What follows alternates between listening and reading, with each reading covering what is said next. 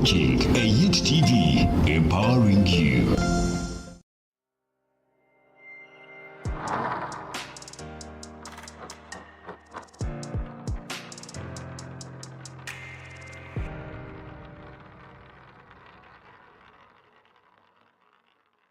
You're watching a Hit TV, empowering you.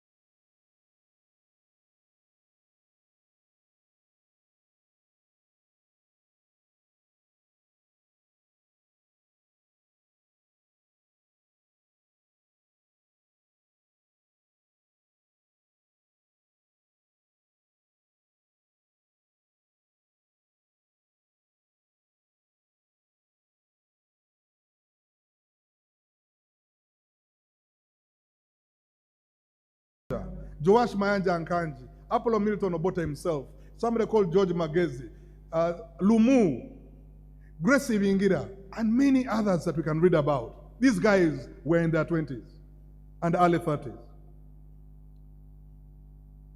They moved motions that were incredible.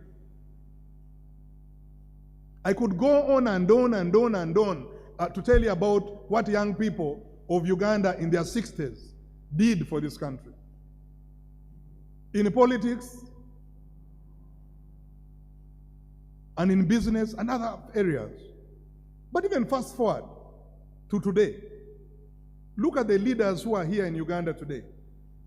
President Yoweri Museveni has told us several times that his advent into national politics was while he was a student at Intare School and later Dar es Salaam University, somewhere around 1965. Even the likes of Mugisha Muntu of the Alliance of National Transformation will tell you he left his university in Livingstone and walked straight to go and join the Bush War to participate in a political process of his country. Dr. Kiza Besigye walked out of Nairobi Hospital as a young doctor to come and participate in the struggle for democracy in Uganda. So many notable politicians of Uganda today crafted their political acumen and focus while they were young people.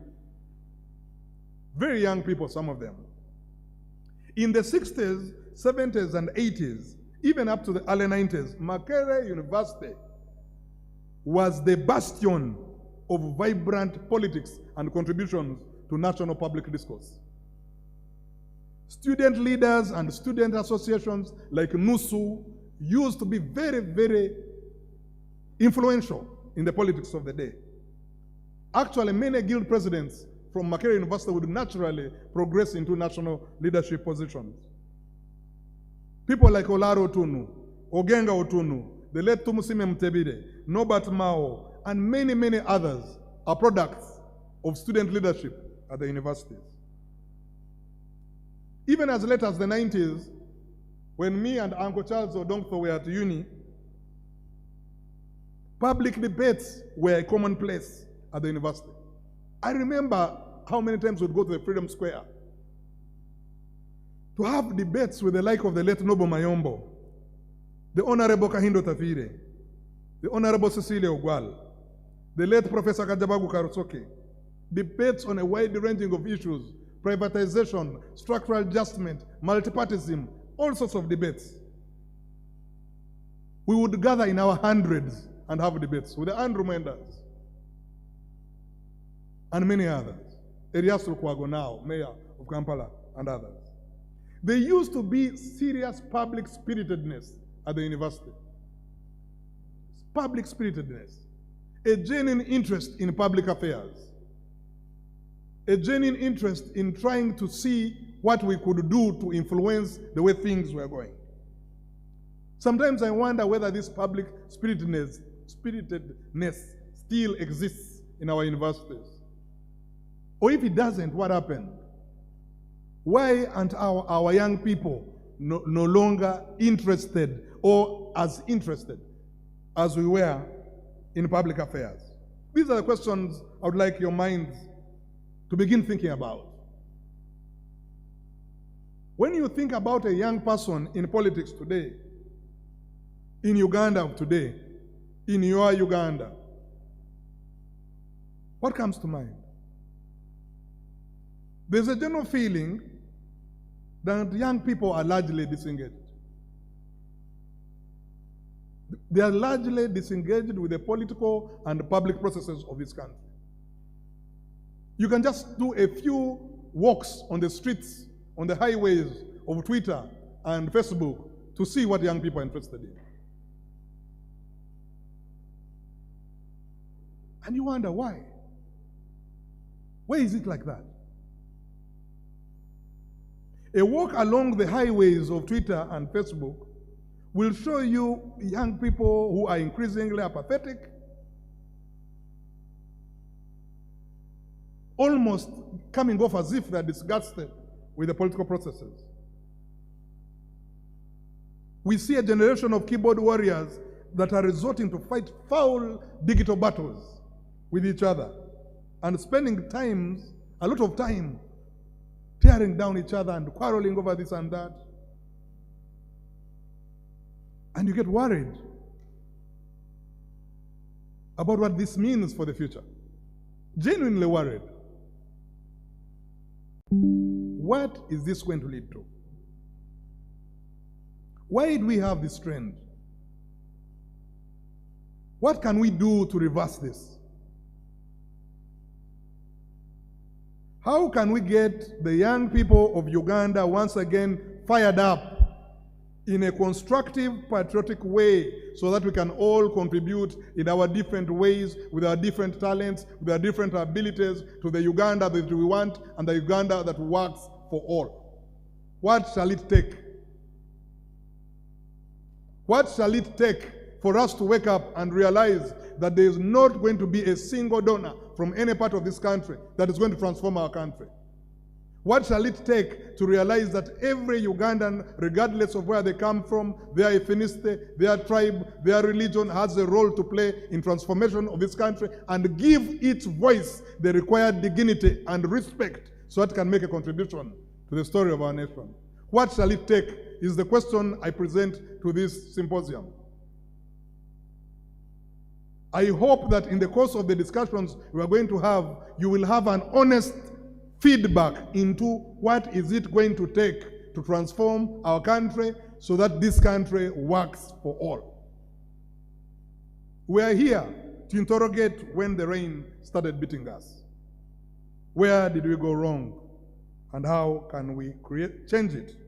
There have been many spaces that have been created for young people to participate in politics. I told you when I was at DGF, we worked very hard to see IOP start, the Interparty Youth Platform. We did a lot of work with IRI, with young people. There's so many things going on for young people in civil society. You've heard our colleague from Open Spaces telling you what they're doing with young people. I do not even agree that there are few positions for young people to participate in politics. No, there may be few positions in parliament, 5 members of parliament, but there are so many positions in the local councils where young people can participate. This country has over 2 million elected positions. Do you know that? We are one of the most led countries, if I may use such a word. Every 20 Ugandans, one is a leader. So there's so much space for elective positions. There's a whole elaborate structure of the National Youth Council with so many positions, and many of you are coming from that. But has the increased number of elected leaders who are young people changed the story of young people in this country? Why is it that we are not translating these positions and sitting on them into serious dividends for young people in this country in terms of sharing the national cake, in terms of real, tangible things that mean things to the everyday person? Could it mean that we're focusing a lot on quantity and not quality? All the main political parties in this country have got youth leagues. All of them, all the main ones, at least the 7 who are in parliament.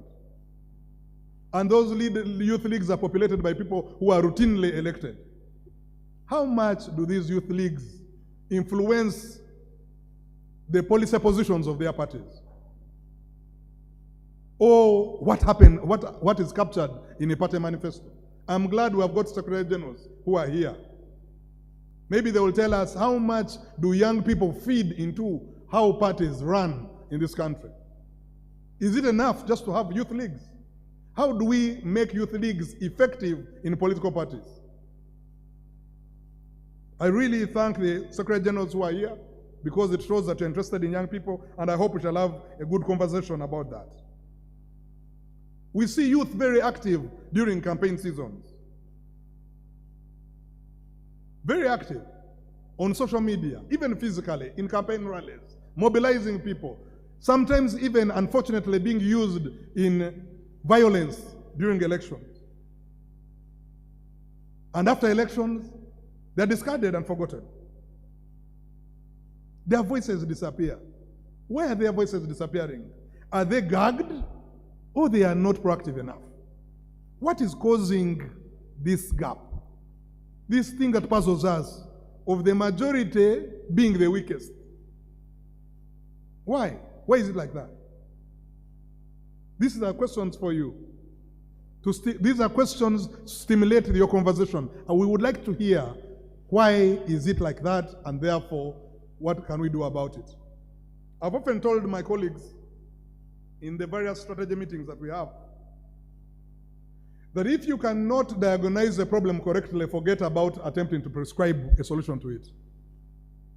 If you cannot go on the drawing board and put your finger on what the problem is, forget about having the ability to prescribe a solution. Because you can't. You just can't. We need to go back to the drawing board to find out when the rain started beating us, as they say.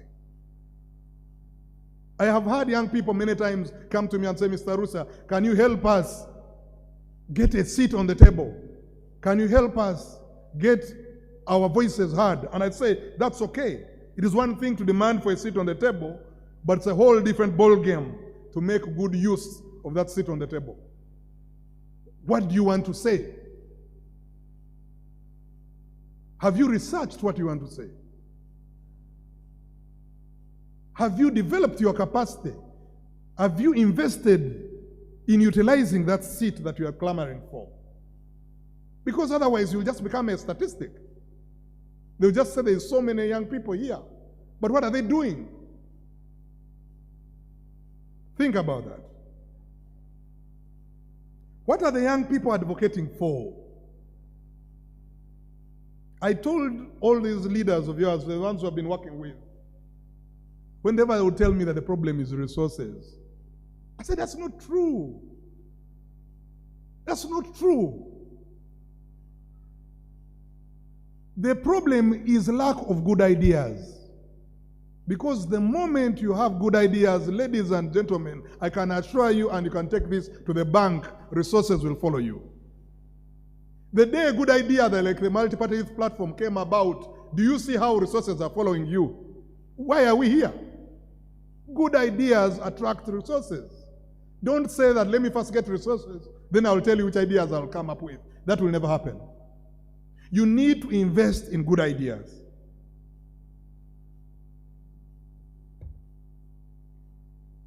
So I think that some of the questions, if we are to make this symposium worth our while, we're going to ask ourselves some tough questions and make an attempt to answer them honestly. Or else we'll be wasting time. How are young people introduced to politics? What are the incentives to participate in politics today? We know about the incentives in the past.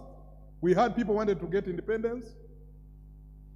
We have had people wanted to see democracy reestablished, good governance, and they went out and did whatever they had to do to make that happen. What are the incentives today?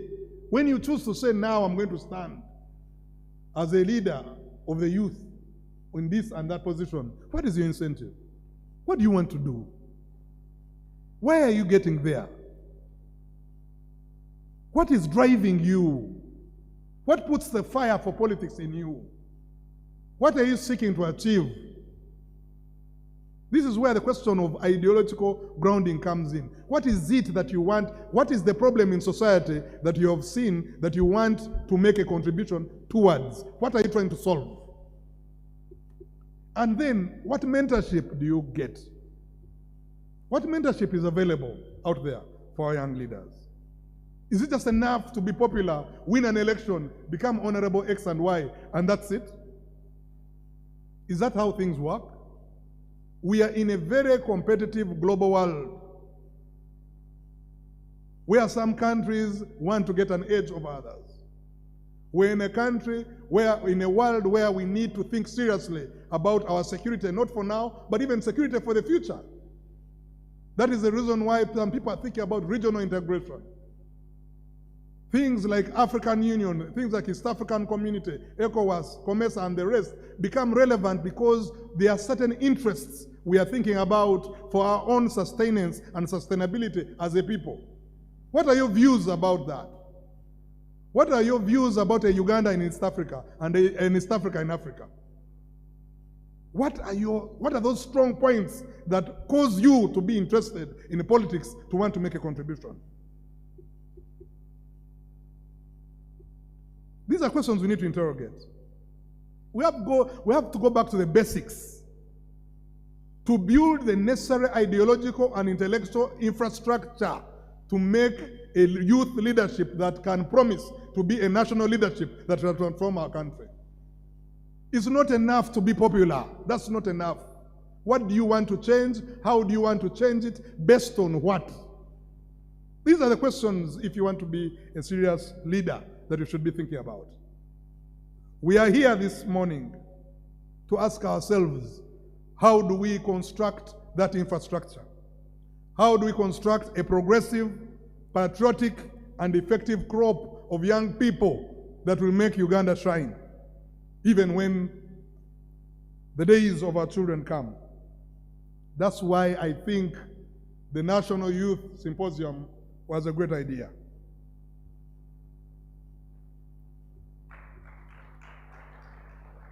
It is important for young people to realize that the challenges that they face are not dressed in party colors. The problems of an NRM supporting youth. One day I had something called NRM poor youth. The challenges the NRM poor youth suffers are not different from the youth from JEMA, or from PPP, or from UPC, or from DP, or from NUP. They're not different. The challenges are the same. The problems are the same. We all want more employment opportunities. We all want healthcare services that work. We all want an education that makes sense. We all want that. So when the political leaders of the youth leagues come together from the different parties and say we want to have a cross-party conversation about how to change our country, how to make things better, it is impressive. It is impressive. I think that the future that we all are hoping for has sent us some demands that we have to work together. We have to respect each other. We have to think strategically and not just tactically. Short-term wins can be great, but they're not sustainable. We all need each other in the struggle for a better Uganda. Doesn't matter which party you come from. Doesn't matter which schools you went to. We are in this boat together. If it sinks, we sink together. The young people gathered in this room represent very many others out there. Some of the people you represent are losing hope.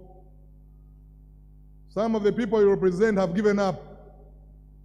It is up to you to go back and stimulate that hope again. We need to get people to believe that Uganda can work. And you can do it. That's why we're here. I am glad that the Uganda Parliamentary Forum on Youth Affairs is here. Because these are the people in Parliament who pass laws.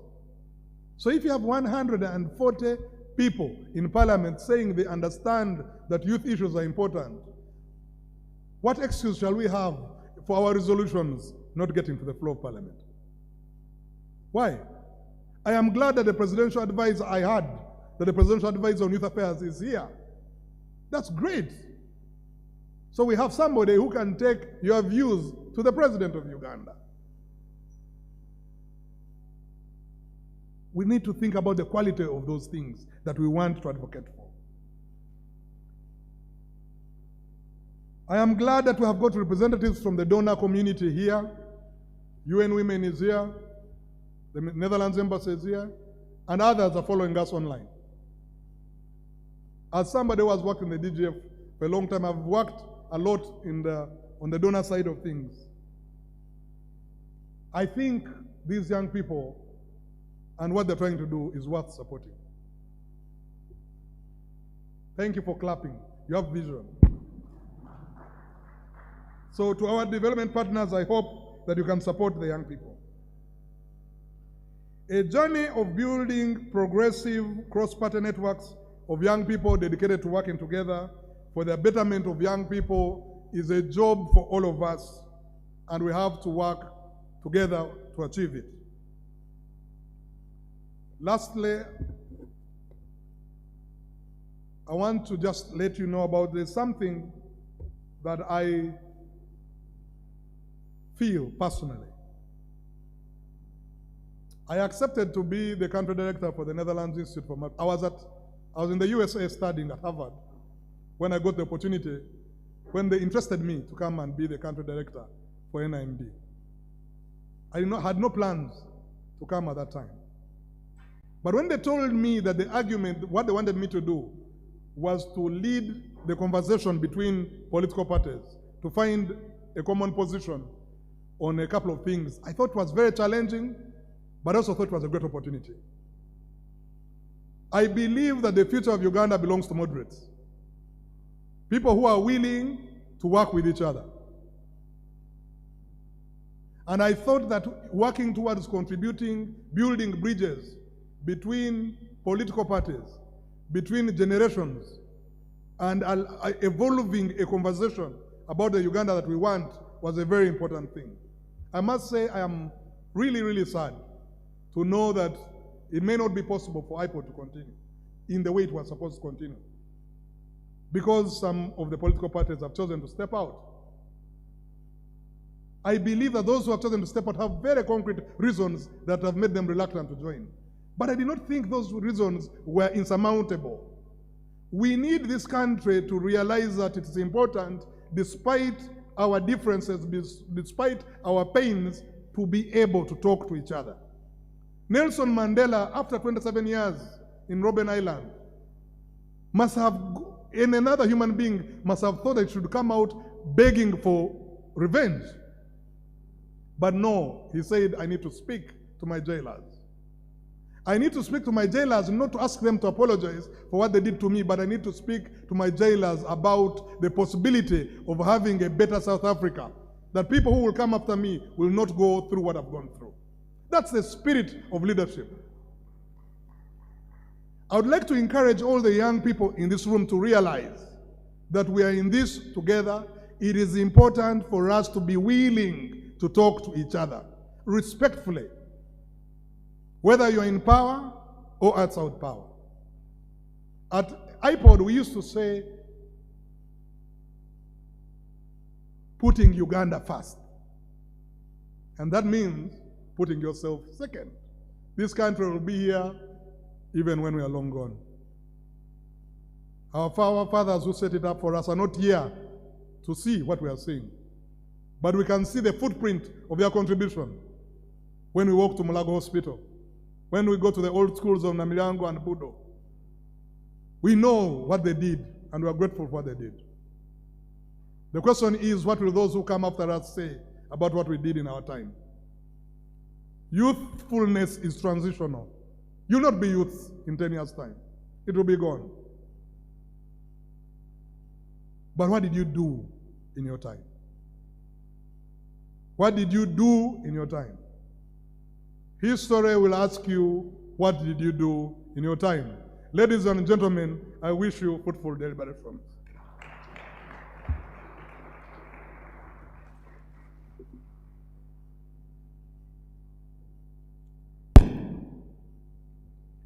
Thank you very much, Council Frank Rusa, for those very enlightening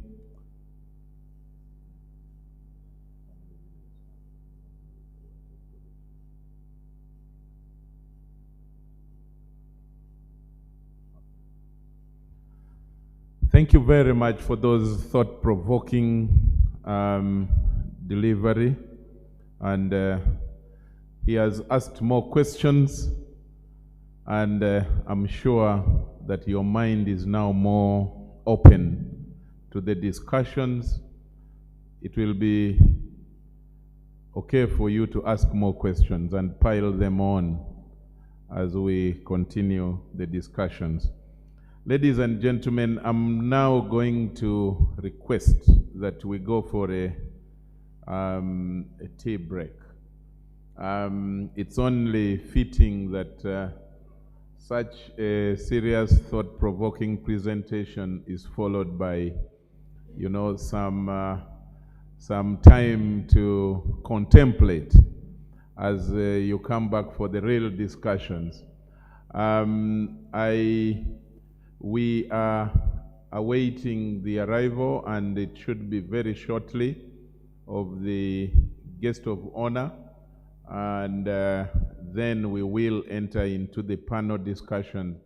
I thought that we could start with the panel discussion before we go for the break, but some members, especially those who slept around here, had not taken tea, so I've been advised that we take break of about 20 minutes. Kindly go and pick your cup of tea with whatever you find, and then you come back and take your seat, and then we shall proceed to the panel discussion as earlier constituted. So let's go for the break now, and by my watch it's 25 minutes to midday. So can we come back here at exactly 5 minutes to midday? In those 20 minutes we shall have picked, all of us will have picked our cup of tea. Enjoy.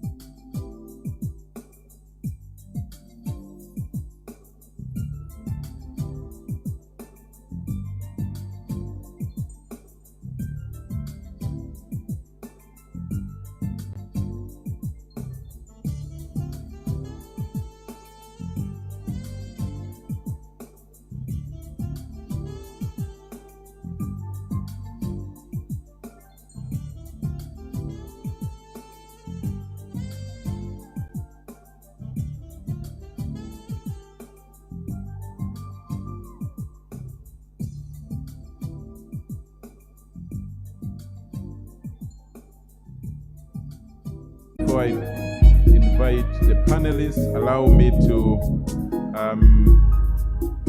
acknowledge the presence of the Honorable Fred Ebil, right here, waving to you. He's the Secretary General of the Uganda People's Congress, or the UPC as we know it. Thank you very much, Honorable, for coming to join the young people at this symposium. Ladies and gentlemen, as earlier discussed, the keynote address has already been delivered by Council Frank Rusa, who is the Executive Secretary of IPOD and Country Director for NIMID.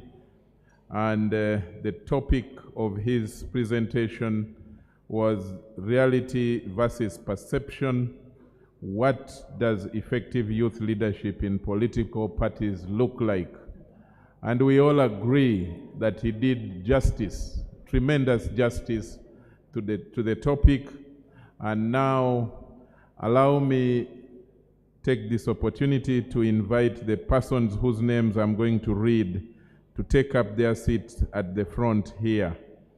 We will have David O. Alira, the Secretary General of PPP. Honorable David Alira, kindly come up and take up your seat. We will have also Honorable Flavia Kalule, woman MP. Honorable Flavia, you're most welcome. On the panel, we will also have Honorable Siranda Gerald Blacks from the Democratic Party and newly elected MP to the East African Legislative Assembly. Honorable Siranda, kindly come up and take your seat. Finally, on this panel, we will have Honorable Fiona Nyamutoro, National Female Youth MP. May I invite those persons whose names I've read to kindly come up and take up their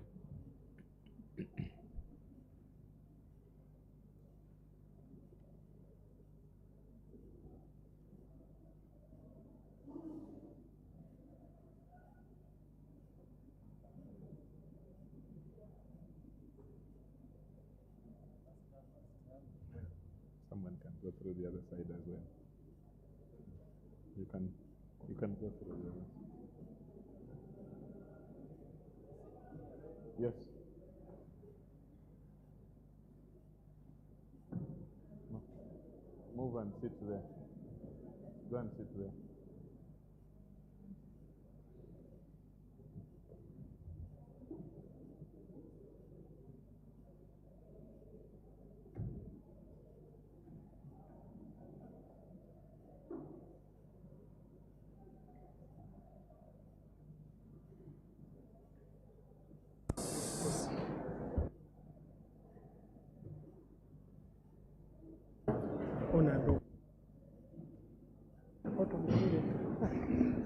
Okay.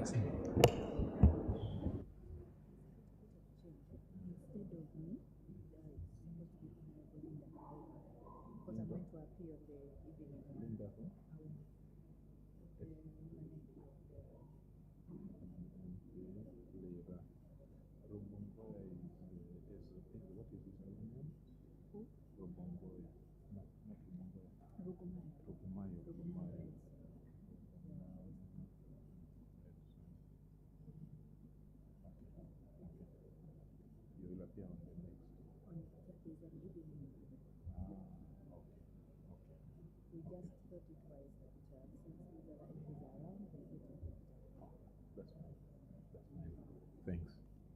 I'm informed we are going to have a bit of a change. Instead of Honorable Fiona, we will have the Honorable Linda Auma, woman MP for Lira. For Lira, not Lira. You're most welcome, ladies and gentlemen. Let's put our hands together to welcome her.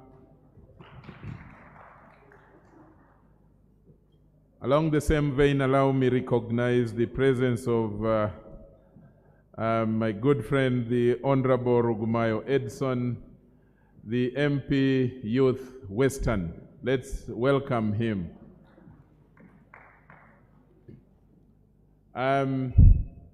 Now we are fully constituted as a panel, and this panel is going to be sharing with us their lived experiences and realities, and following from the keynote presentation on the topic reality versus perception.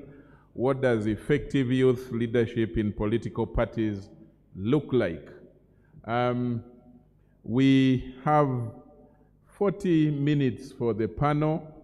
What I'm going to do, I'm going to request each of them to open up with a 2-minute each overview of the presentation they're going to deliver, and then we will follow it up with questions here and there to tease out their experiences and to learn more, and at an appropriate time we will bring in the plenary to also ask them some questions so that we can exhaustively reflect and share the reflect on and share the experiences as they are going to be throwing at us. So since it is a 50-50, there is going to be no affirmative action from the moderator because there is no need.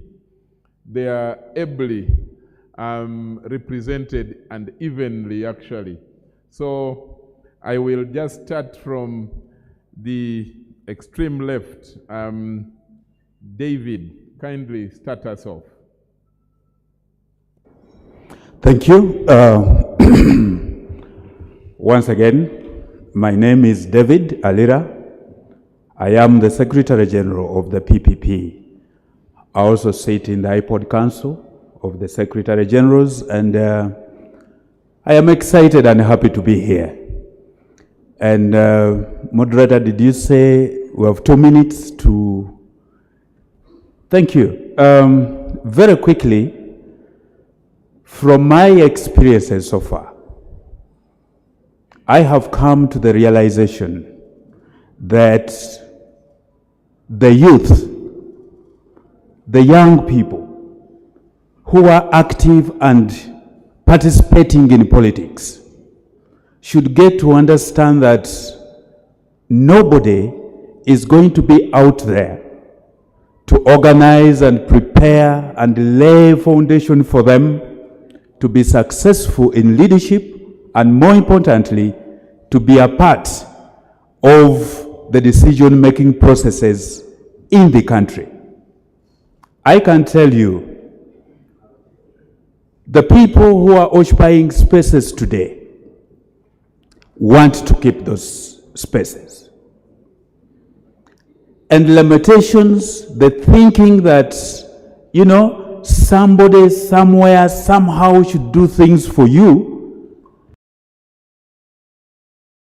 is something you need to reflect over. It is just not going to be there. You have got to, you know, fight your way. You've got to open up the space for yourselves. You've got to penetrate through. I listened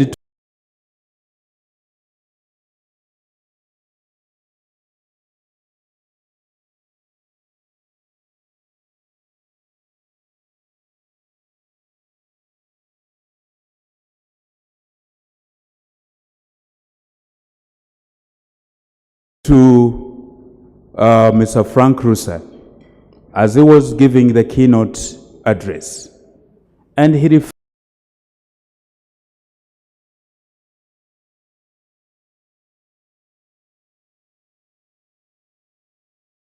referred to, the history of this country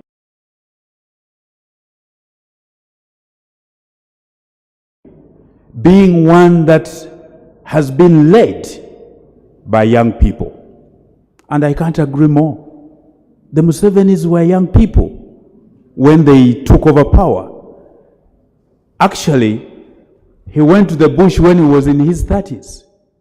And he gave so many examples. Even when you look back, the times of the Obotes, these were young people. Now, we cannot sit and begin to think that for them, the environment was very, conducive. Everything was okay.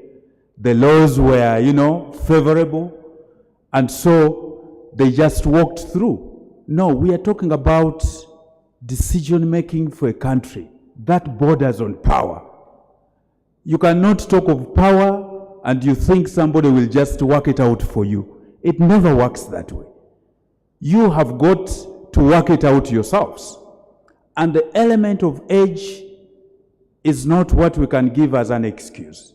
In fact, the youth are at the right stage to make the influences that they need for their country. We've seen this beyond just this country. Look at people like Sankara in Burkina Faso. Young men, at 34 years, he took over power. At 34 years, the environment then was even worse than it is for us today. They managed to beat the odds. So what I'm here to say is that we do not have to have excuses. We do not have to look for, people out there to create room for us. We have to do it ourselves.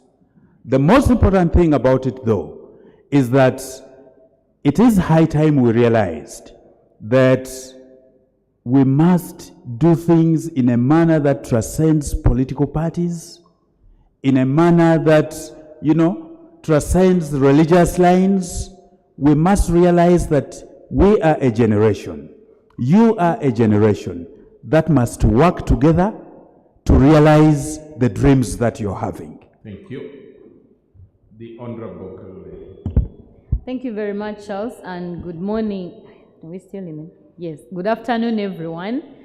My name is Nabagawe Kaole Flavia, Woman Member of Parliament, Kasanda District, Chairperson, National Unity Platform Women League, and IP representative of the opposition. Now, some years ago, I was born to two parents, a woman and a man. The year I was born, shortly after the year I was born, my father passed on, just a few months after I was born. My father, who was a medical doctor, passed on. 16 years down the road, my mother passed on. But she was a person who was highly placed, very politically engaged. She contested in a CA. She contested and lost because she was imprisoned in there. She was a head teacher of so many primary schools, so I kept being shifted from one school to another until I was settled in a boarding primary school in Namagunga by then. And shortly after her passing on, while I was in my senior 4, I was relocated into my uncle's home. And while I was at my uncle's home, I worked so hard to attain a position in Makerere University and be able to cater to my school fees, at the same time cater to my, the whole of residence fees. I am glad that I was able to do that. In my very first year, I contested for Guild Representative Council as a fresher. I never made it, but I learned so many things along the way about politics and leadership. In my second year, moving to my final year, I contested at Makerere University as the chairperson of CCE, Complex Hall. A complex oil? Any crocodiles in the house? A crocodile's oil. And politics being the politics at that time, political parties had already infiltrated Makerere University leadership. The money had already infiltrated the leadership of the university. I am a person who was struggling to raise school fees, tuition at the university, raise the money for my hall of residence, and I am a person who wanted to be a leader at the university. I did not have resources even for posters. I didn't even have resources for logistics. But I never gave up on my dream that I had started in my first year.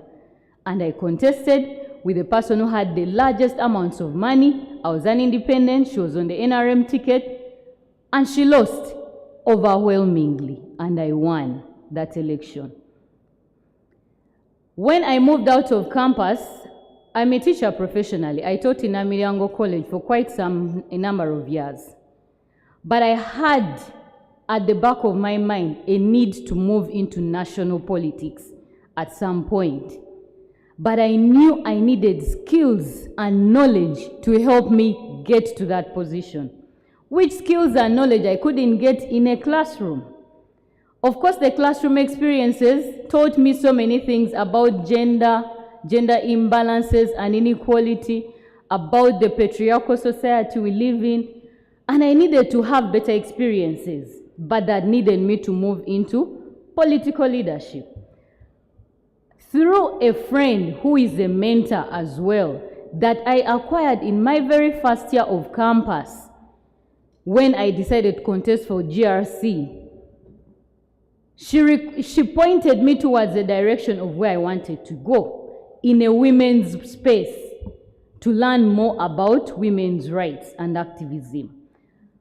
And so I applied, lost a number of times, but later on, a few years down the road, I was approached by that organization and they told me that they had one opening for an intern. And I told them I would take that gladly. I actually started as a volunteer. I left my job at Namiriango College, free housing, free food. I wasn't paying any bills, and I had a very fat salary because I was in a prestigious school. And I knew what I was doing in teaching. But I had to resign to join this organization to become a volunteer, catering without a salary, but catering to my own transport. And I moved into the Forum for Women in Democracy.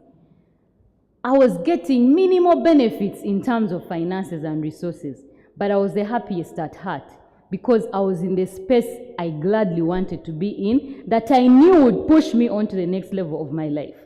Because my vision was to become a national leader advocating for women's rights. And Forward is the space that opened up the doors. It connected me to great women in this country, to politicians of all caliber. And I am glad to say that my very first supervisor in Forward is here with us. That's Agrippina Nandego, who is working with the UN Women. She told me everything I knew about political and civic space. And at the time of 2016, having trained a number of legislators, members of parliament, worked with local government councillors, worked with technocrats, I had acquired enough knowledge and skills to push me into the political arena. I knew that I was now not going to be a part of the number that keeps lamenting that young people need to be in the political arena. I needed to change the rhetoric. So 2016, I was ready with the knowledge, with the skills, no resources, but with the right networks. And I contested for the very first time at national leadership as a member of parliament, Mubende district. Of course, the question of deciding which political party to join was key because we are in a multi-party system. But one thing that was very clear to me was that I was not going to join the national resistance movement. The other options were available except that. So I decided to go into a district where I was born before Kasana district was split. And I contested in an election that was highly contested with a minister by then. And I was just 30 years old. I made 30 years during the campaigns. Thank you. But I was able to do that. And as I conclude, I lost that election for a number of reasons, which I'll be sharing in the experiences we are going to give. But I never gave up. 2021 came back, and I contested, and here I am. The noob came in. I was a young lady that they had never seen, and immediately they trusted me to be the chairperson of their women league of the national country. We are talking about young people who are in the political arena. I think we need to gather our courage to join these spaces, and notwithstanding all the fears that we may have. To recognize and welcome the Honorable Dennis Hamson Obua, the Government Chief Whip, a Jury County MP in the Great Lango region, and he's here with us. At his appropriate time, when I invite him, he probably will likewise share his own experiences, because like many of you, like the rest here at the podium, he came through from that youth position in Parliament. So thank you very much, Honorable Dennis, for joining these young colleagues of yours. Let's now hear from the Honorable Randa Gerald, newly elected MP for the East African Legislative Assembly, representing Uganda at Arusha, but through the DP flag. You're most welcome. 2 minutes. Thank you so much, Mr. Moderator. Ladies and gentlemen in respective capacities, and by the grace of God, I am Siranda Gerard Blacks Lucas Senior. They are juniors, I'm now the senior. And I appreciate God. And by God's grace, I'm the Secretary General of the oldest party, the second oldest party on the continent, the Democratic Party, the party I believe in. And I want to appreciate the Democrats that are here, led by Mama Maxi and Kiria, the UYD president. The league that has nurtured many Ugandans into politics. I sit on the iPod Council of Secretary Generals, together with my other colleagues. I also sit on the National Consultative Forum of Political Parties, and I also sit on the National Dialogue Coordination Team. And all those are by the grace of God, not age, but the grace of God and being a hustler to go and get. I want to share my experiences, but also in a reflection. Frank's discussion was basically tickling our mind and not only apportioning blame on where we want to go. I come from the East. I come from Busia and Palisa, and I have grown up in Mbale.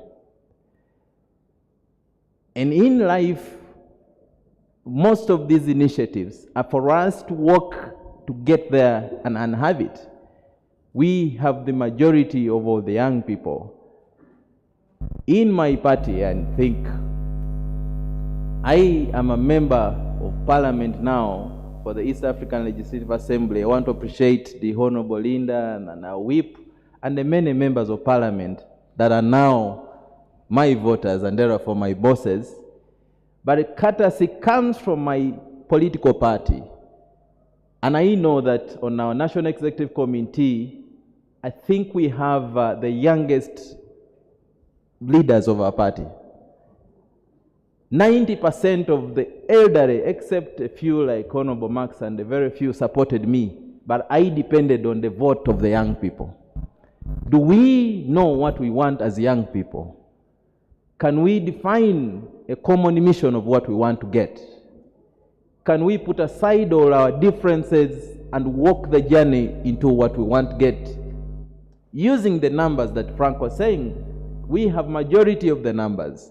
But most of the time, the young people are very active during the time pre-elections and during elections. Post-election, you don't find them. And yet, post-election is the situation where we are talking about the budget line. where we are talking about the resources, we are talking about the money. We were used during the posting of the posters and also during the casting and ferrying people to vote. But when it comes to the post-election, where we must share the good things that come out, we know where to be seen. I came from the village. I am the first person from my village to come and be the national leader. The first person history has written from my village. I am the first non-Catholic to be a Secretary General of my party, and at my age, I became the acting Secretary General of my party at 26, 25. But it is in terms of trust, and I want to appreciate the Honorable Norbert Mao and the leaders of our party, and I want to challenge all of us, who do you have that you can do mentorship for? The question on mentorship and where we want to go is a very serious question. And in life, you can have several mentors. And above all, the accountability in your spiritual inner man. If you believe in something, you walk the journey and get there. Identify right mentors and accept what the mentors do. I came from my village. I was in 2006, when multi-party dispensation had just returned, I became the only opposition chairperson of municipality and the youth council, the only person that was opposition. And then I was in Mbale municipality as the chairman of the municipal council. Across the country, I was the only opposition that was there. It's not about whether you're opposition.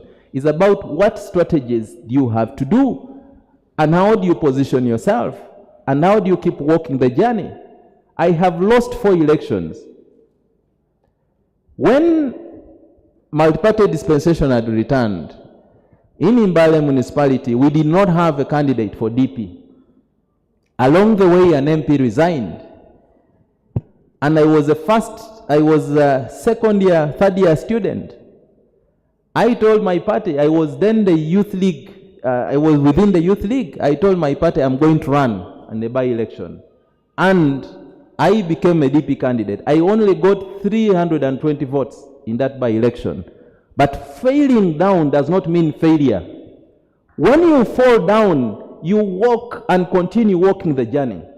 If you fall down, and all of us have fallen down, whoever decides to crawl or you walk painfully, at the end of the day, they will have reached a table where the government chief whip is. And if you decide to say, I've lost, and you lose, you'll completely lose and you remain there. It came a next election in 2011. I still offered myself as a youth MP running against Honorable Peter Gwang. I lost again. Everybody knew on that platform I had spoken well, I was the most eloquent, but I lost elections because the dynamics that come with the college election. The Honorable Msonobuwa knows the dynamics of a college election, which we have also to review and revisit and see if it is properly representative or not. I lost that seat. In 2016, I decided to go home. Now my mother's where I have grown in Palisa. I ran for MP in 2016. I still lost an election. Where I nearly was almost declared, I lost it. I came in 2011, 2016, I again lost an election. But I saw that the way was open. I looked at an opening. Within my party, we had Honorable Mbide, who was serving the second and last term. I offered myself to run in that election. I was written off. I was the Secretary General. We had gone through a very tough election where the party and some leaders did not support the party president. I stick with the party leader. Sometimes it is important to follow what your decision tells you, even if it's a minority decision, however much is right, you walk that journey.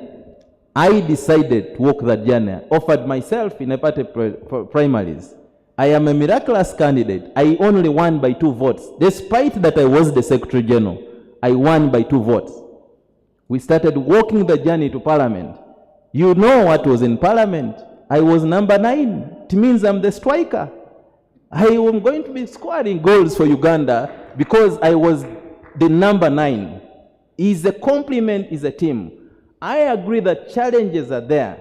But sometimes as young people, we don't even want to accept that there is a journey for you to walk and go. When you lose one election, wake up and walk 22nd one. When you lose that one, wake up and walk to a second one. You may lose that one, wake up and walk to another one. I am sure that the way will be there for you, and stick to what you believe is right. Uganda is a very good country, but we have young people that are now engulfed into colors. I am DP, I am yellow, I am red. I agree that the challenges of young people in this country are the same. People in DP face the same challenges. You got the same water source, you got the same well, and all those. Election is become too much expensive. If you don't have the money, you will speak and do a lot of good talking. When I went to Mbale that election, again, I stood and spoke, and after nomination, my team came and asked, how much money do you have? You've done a lot of good talking. I told them, we are doing very well, we have 60,000. Everybody walked away and only remained with one person. And that one person has remained believing in me. And that's the Honorable Norbert Mao. He continued believing in me that I'm going to be a person. Yes, sometime we need to identify good people that are going to walk with you in this journey.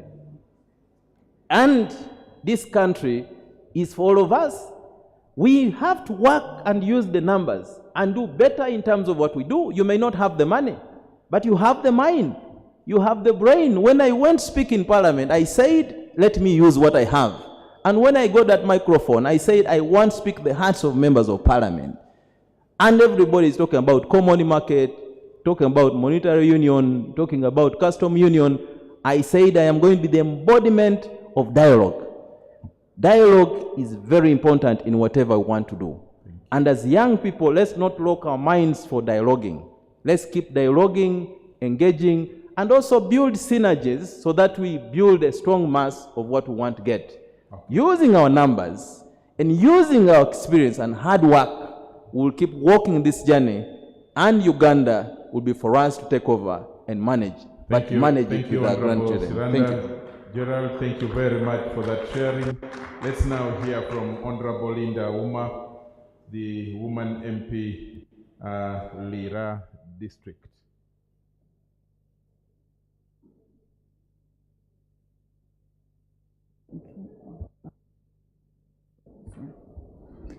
Thank you so much, the moderator,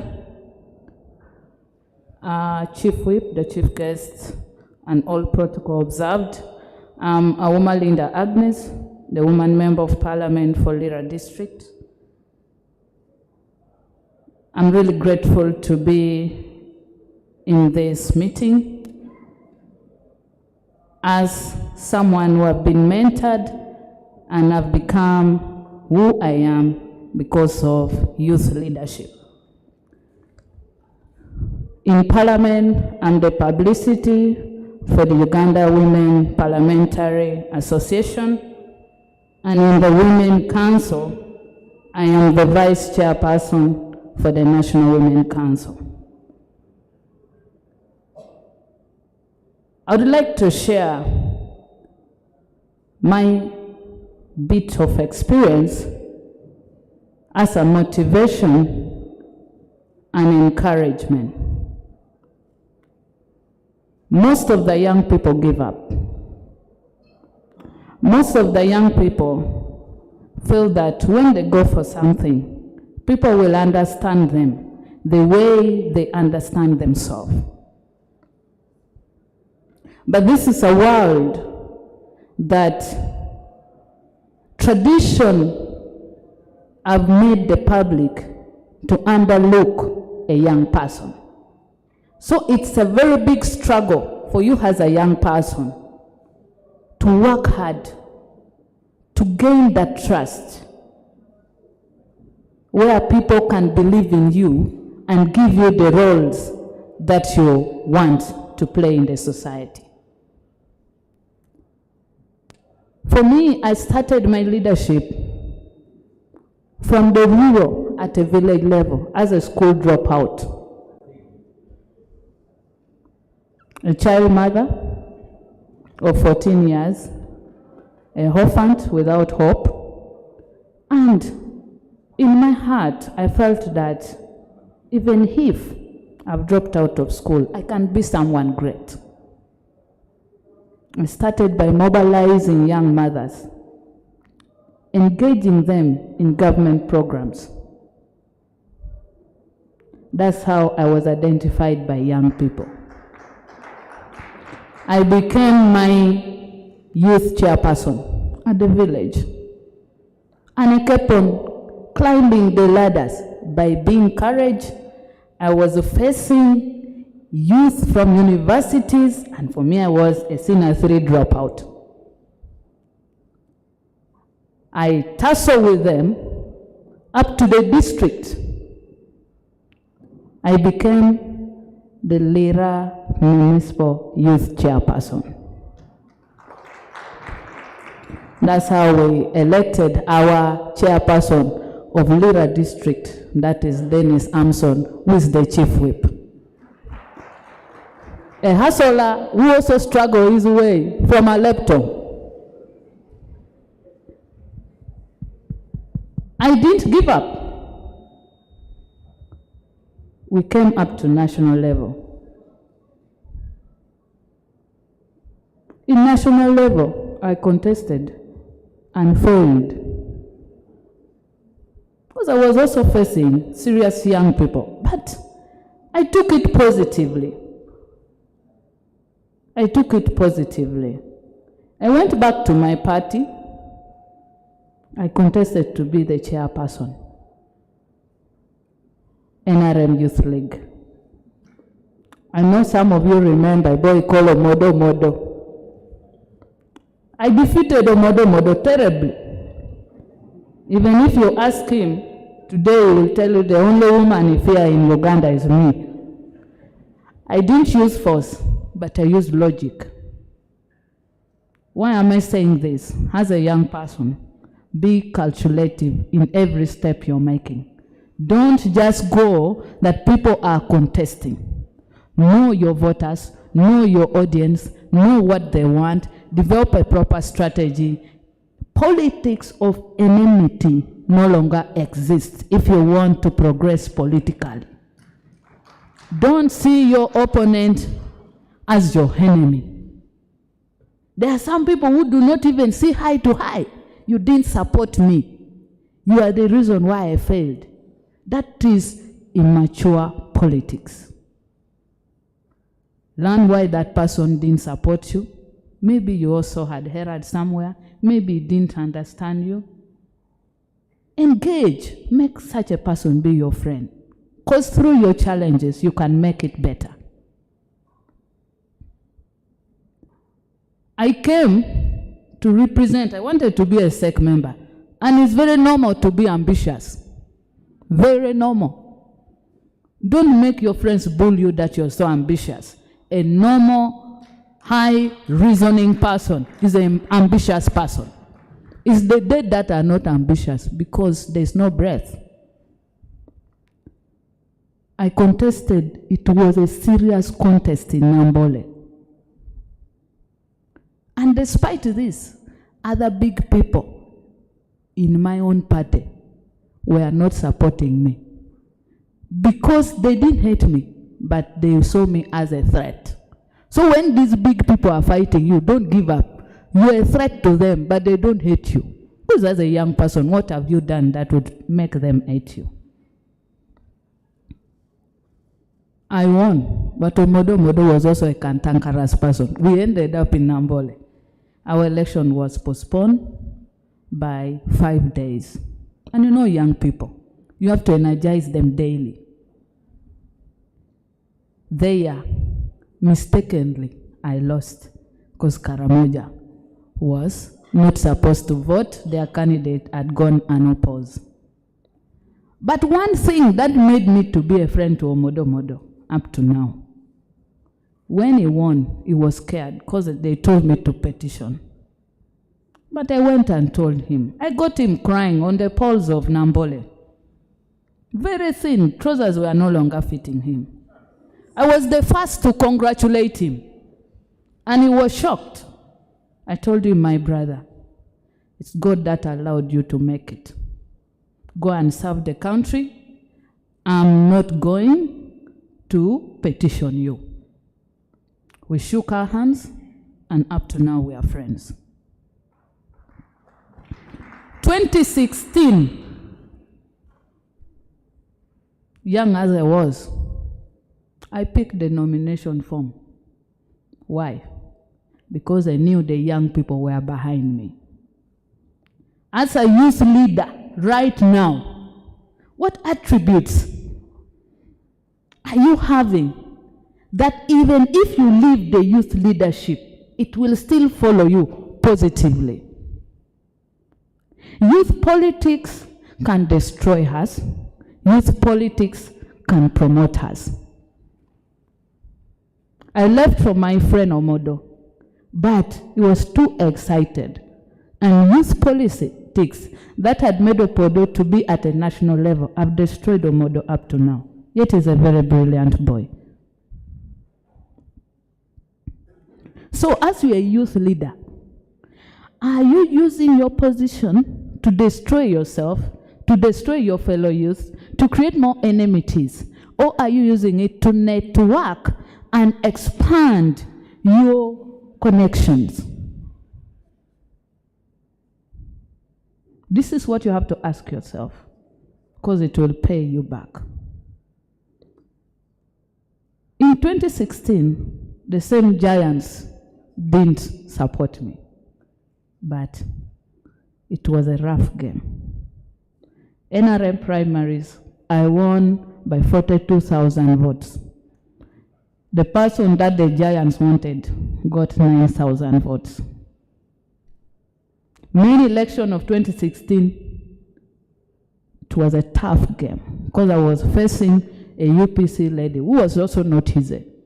One more minute. And she won me. I was told to take her to court, but I told her, I'm not going to take you to court. My time will come. 2021. My people called me. This time I didn't go myself. My people called me because I was working as a RDC. Office of the President didn't want to release me because they still want my service. I told the President, my people are saying, if I don't go, I shouldn't participate in any election. I went 4 days to NRM primaries. I won. The same shots petitioned me. I'm NRM, but I'm in parliament as independent. They grabbed the flag from Chadondo. My people told me, go back. We are going to prove our love for you. I'm in parliament as someone who has not spent money. I wasn't having money. If they say, if you don't have money, don't come to parliament. No. Have your games well. Let your people trust you, and they will give you. Today, this experience of mine is just to motivate you as young people. And I believe that young people can change this country. If our forefathers, the Obote, the president did it, why not now? I know the space is becoming narrow, because as I was sitting there, I was seeing they are merging the youth council with other youth, and this is a forum for helping the young people. Those days of Howard's State House Youth Desk was very active. It's no longer active. The doors for the young people, I'm seeing it getting close. But should we allow it to close during our time? Thank you very Should much. we fight? Thank you. No. We should use the best approach. Thank you so much. Thank you very much. Ladies and gentlemen, let's try to keep by the time so that we can have interactions as much as possible. Very wonderful stories there from the Honorable Auma, and following in tow with the rest of the panel members, stories of never give up, stories of being courageous, take the decision when it matters, and be calculative. I liked the part of ensure that you're strategic and know the alliances that you craft or create. Those are some of the issue, some of the strengths that will get you the victory. Never, never worry when you fail. Honorable Siranda has even said, you know, falling is not a problem. Just fall, dust yourself, get up, and move on. I want to pick, I'm going to give each of them 1 more minute, but that will be, you know, in response to your own thoughts about the sharing and reflections they have just thrown at us. May I request for some mobile microphones, some quick hands up, questions or comments. There is one there. I need 5 at most. There are 2 ladies' hands. Can I? Sorry, Honorable, just turn it off. It's giving an echo. Okay, thank you. There is one lady's hand here. The other one at the, can I call it the DP representatives table? And then there is one here. I'll have those 3 ladies' hands. Then the gentleman, I will have him. There is a hand here. And finally, the other one in a blue shirt. Let's. Thank you very much. Questions very quickly, yes. Not statements, questions. Thank you very much. Moderator, my name is Okwi Godfrey, the Assistant National Youth Leader of Uganda People's Congress Party. We are trying to run away from the realities of the current politics. Yes, the speeches are good, they are very motivational, but we get back to the reality of money. As young people, as long as we don't have money, no life in politics at all. The dynamics of the politics in Rwenzori, in Fort Portal City, where I come from, are not the same dynamics of Lango. In Fort Portal, people don't even listen to a message. It is one way. You have to look for the vote, you have to buy it, you have to steal it. That is the reality. Thank you. Thank yes. you. Point has been made. Thank you. Panel members, some of you have said how much you slept hungry on the campaign trail and yet won. Your colleagues are saying that that's not the reality. So I don't want to create a debate of whose reality now, because there is that question as well. Whose reality is the reality? But I guess we are all sharing. So let's share and see how the different realities can contest. Thank you very much. And then the next. Thank you so much. My name is Hayuni Helen. I'm from the Democratic Party. Thank you so much for the motivation, dear panelists. My question is, it is seemingly that actually all of you became successful when you were at the youthful stage, not when you were youth. So I'd want to know what exactly was the cause of the losing of those elections, or even in other fields, and what you did after that to make sure that you go through at a youthful stage, so that we don't make the same mistakes that maybe you made and we go through now when we are still youth.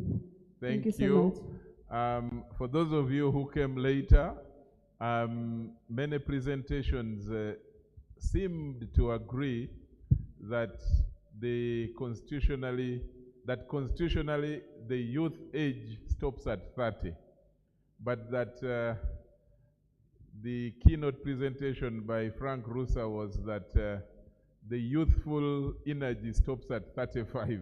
So I guess that's why she is asking that question. So there are some who are youth, but others are youthful. But let's hear from the next person. Thank you so much. I'm called Mutes Hadija. I'm a proud feminist. I'm a leader at Makerere University. My question goes to the female honorables. We have all heard that you had mentors who pulled your hand when you were at your weakest point.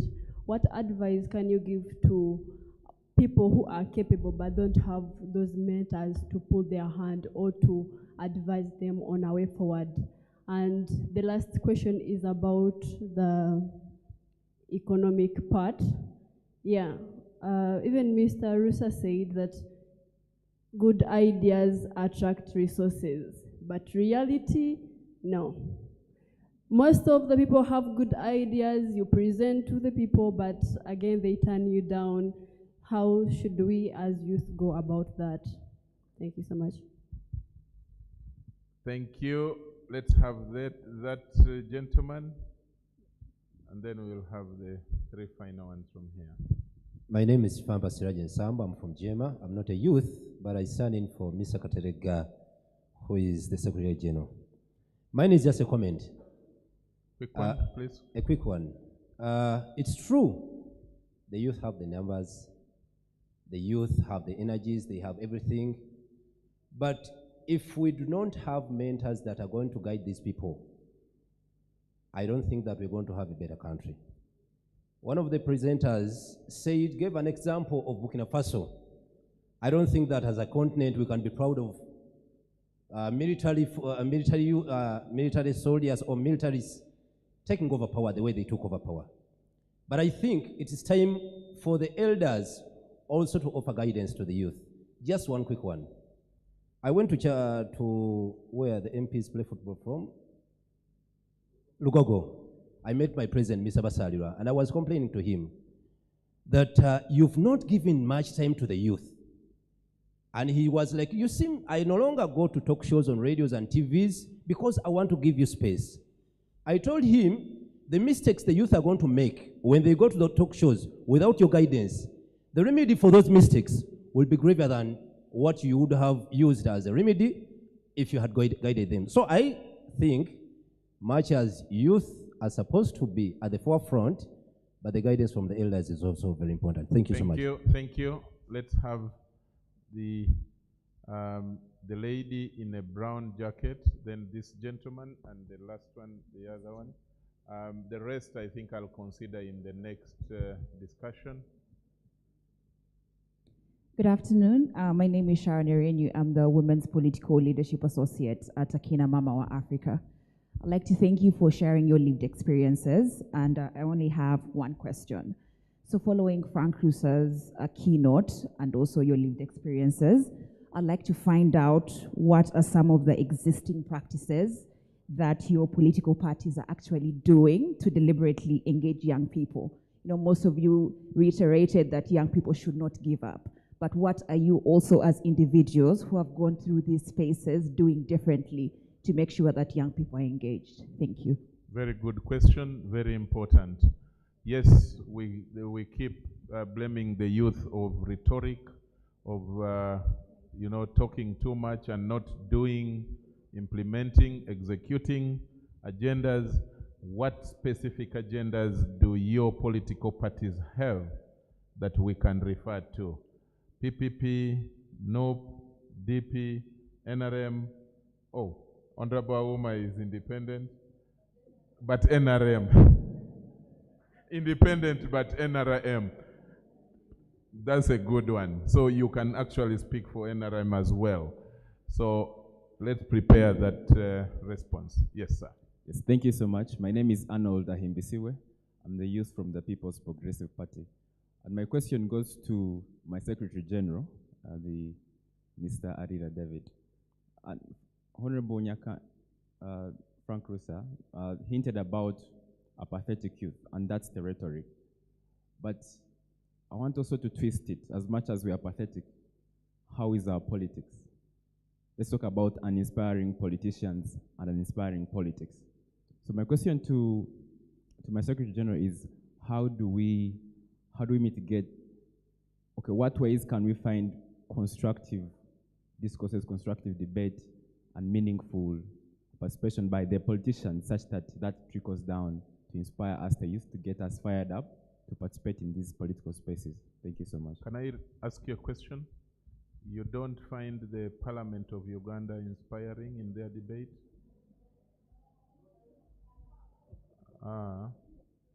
Okay, you pass the microphone to the next. We will answer that. Honorable Bua, you are the government chief whip. You have the biggest membership in the current parliament. Your parliament and the MPs are not inspiring enough, according to the young people here. I didn't want voting to be done on the consensus, but I just heard the loud voices coming through, and you can judge without doing the ayes and nays. Let's have the last hand, the gentleman in blue. Yes. Give the microphone there, right?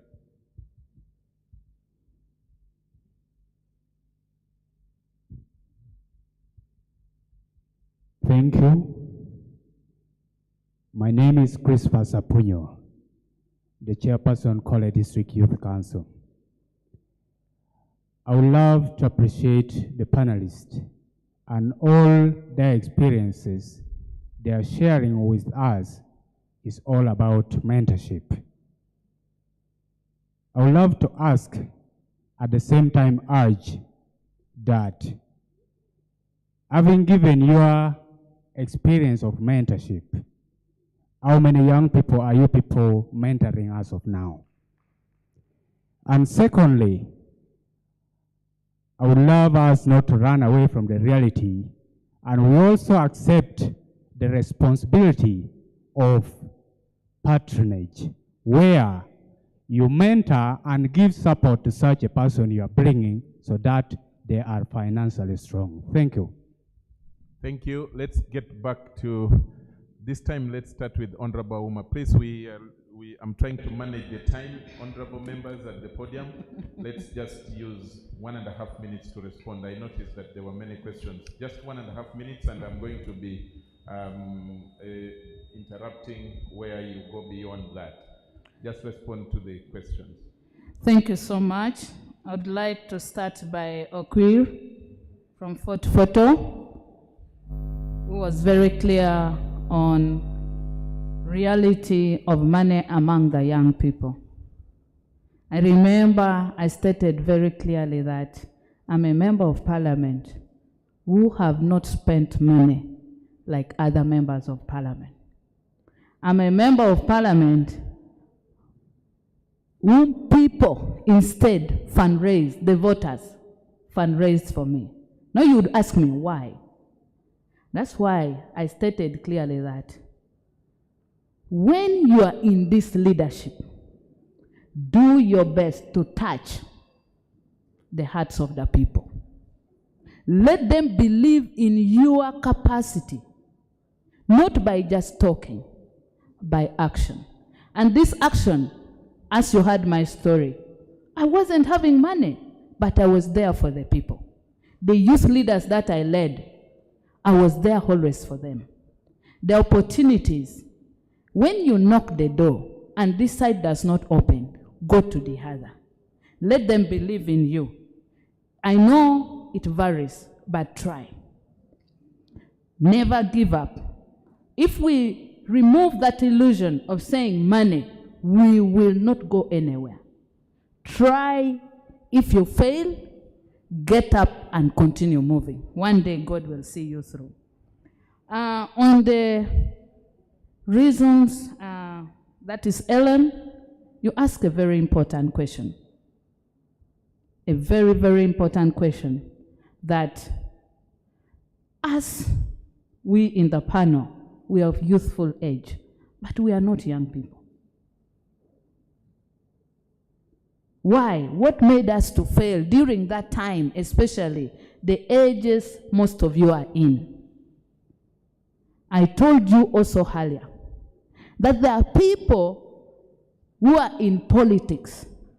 Whenever they see your strength as a young person, they will not allow you to move a step. And I know majority of us failed because of that.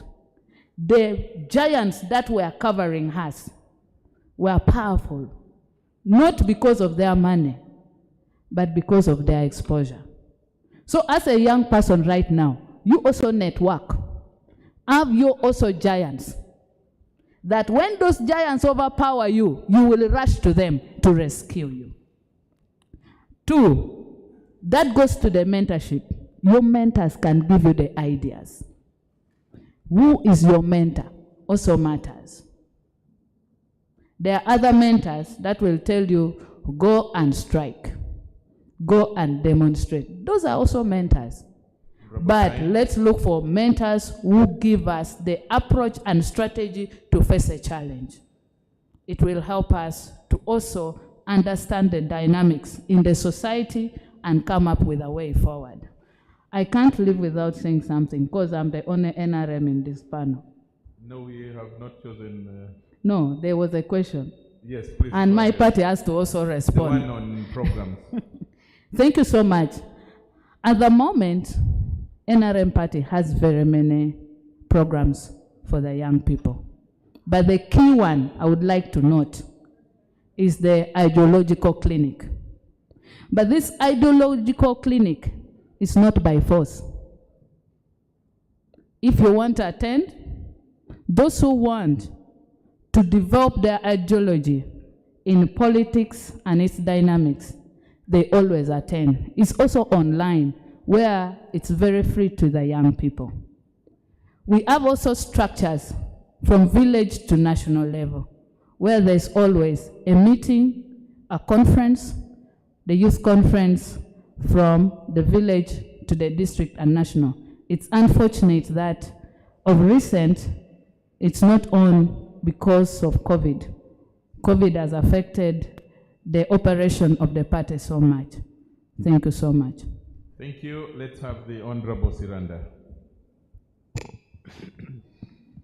Thank you so much, comrades, for the contribution. These have not been questions, but they're basically contribution to enrich this discussion.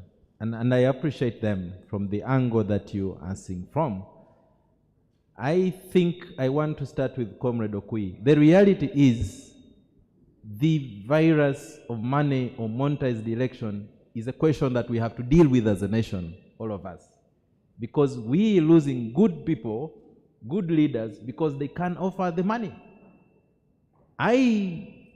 With the iPod team together and ACFIM, trying to craft a law on how do we deal with the question of commercialized election. But at the end of the day, the implementation is down on the ground.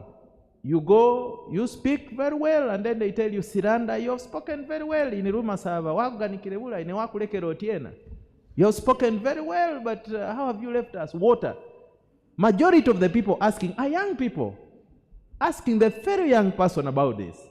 I think is a question that we have to define our constituency, ourselves jointly together, so that we know these are the challenges that we have, and then try to deal with this question. When we were in Ayop, we even moved the motion. We went to Parliament, tried to petition the Legal and Parliamentary Affairs Committee to even scrap nomination fee for young people and disadvantaged people and women.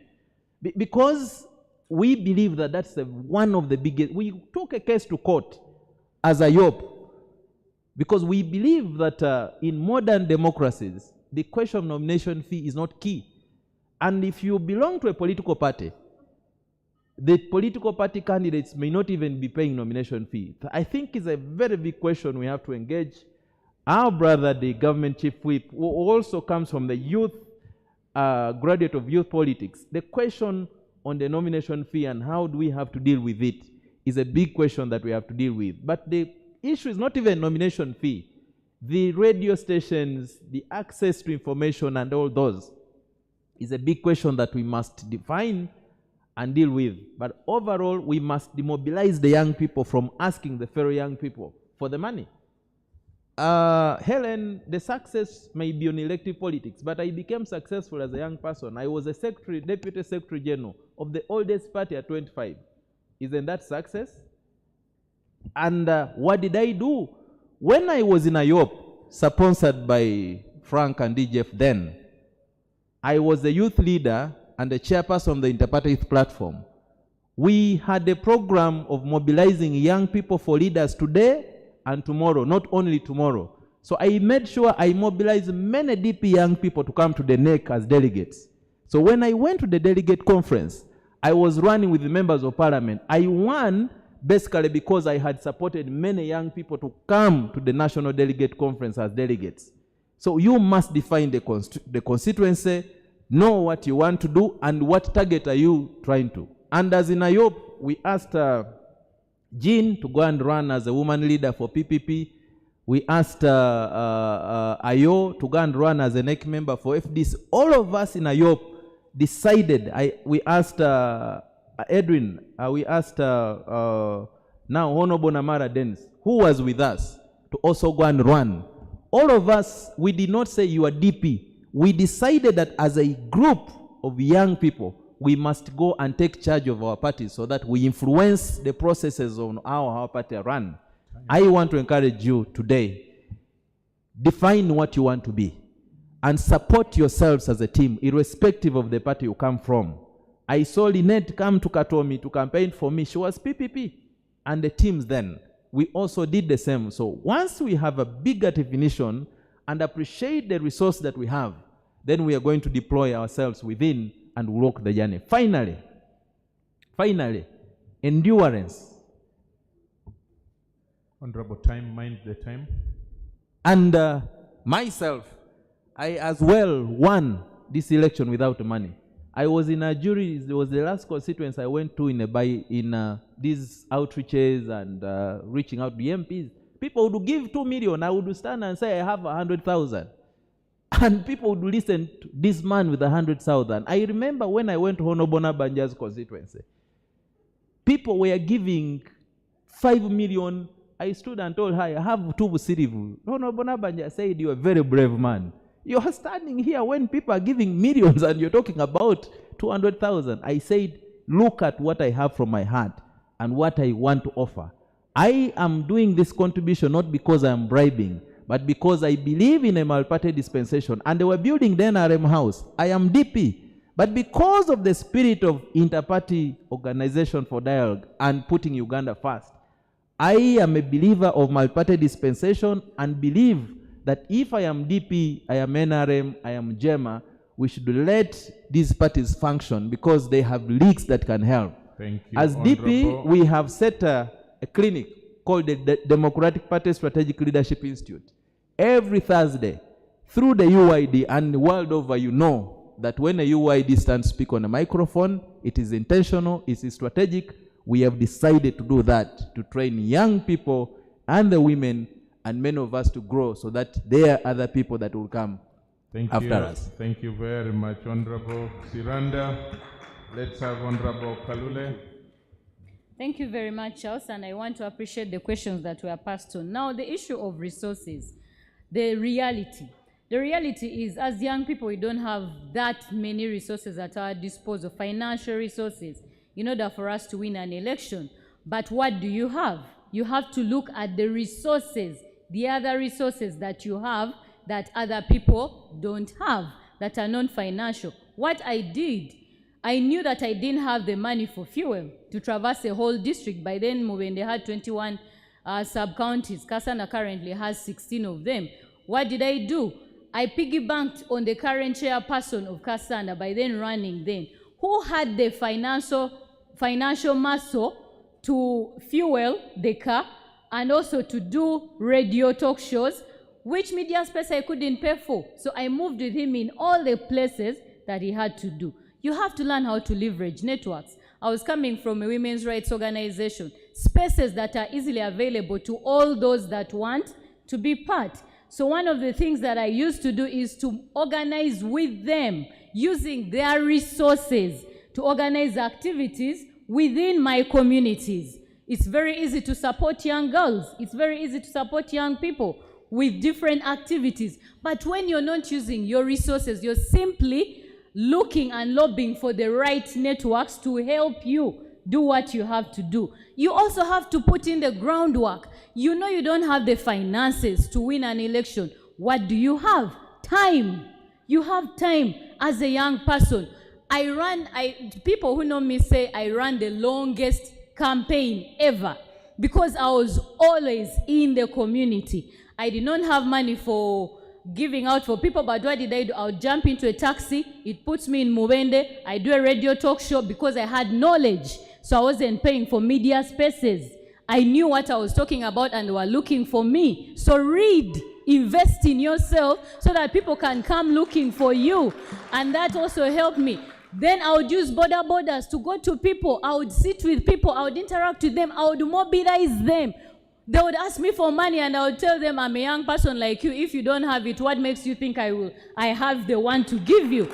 You have to do civic education while you're mobilizing. So some of those challenges that we have, age, you're a young person, I cannot entrust you with my vote. Can you educate them, the people that you're looking for votes from, the people you want to lead? That age is just a number. What is more important is the ability and the skill for you to deliver on the tasks given to you. Can you be reliable as a young person? That even older people can effectively say, oh, we are looking for a young person who can do this. Can you go to Flavia? Can you go to Trisha? Mentorship. I have mentored a number of young women and men. Some of them are right here in this building. A number of them. So we lead as we lead as we act. This morning, mentorship is a continuous process, even for your support network. This morning before coming here, I had to first meet with my coach. At my level, you would think I am already there. But I have a coach who sits me down and says, this is what you have to do to become a better leader. This is what you have to do to lead NUP Women League better. Can you have aspirations and passion? Politics is extremely difficult if you're not passionate about what you're doing. There are times you get there and you get so frustrated that you start hating everyone that ever pointed you to that direction, if it didn't come from within yourself. So can you have the zeal and find the courage within your space to say, whatever happens, I'll be there? How did I lose an election? So when I was contesting, I got involved in a car accident. In 2016, during the elections, actually 2015 prior to the election, because we start earlier, I got involved in a car accident and I was hospitalized for close to 1 year, for those that know me. From April 2015, I went back in the constituency on December 2nd for nominations. That whole time I was at Mulago Hospital. I had to undergo a major surgery. But what made me win? The courage and the hope not to give up. I used media. Media was my biggest tool. Go to all the radio stations, all the TV stations, interact with people in the villages, listen to radio, talk to them. I did civic education. Now, when you go into an election, you have to know why you're going into an election. For those that want to participate, for those that want to join political parties, you have to know why you're joining a certain political party.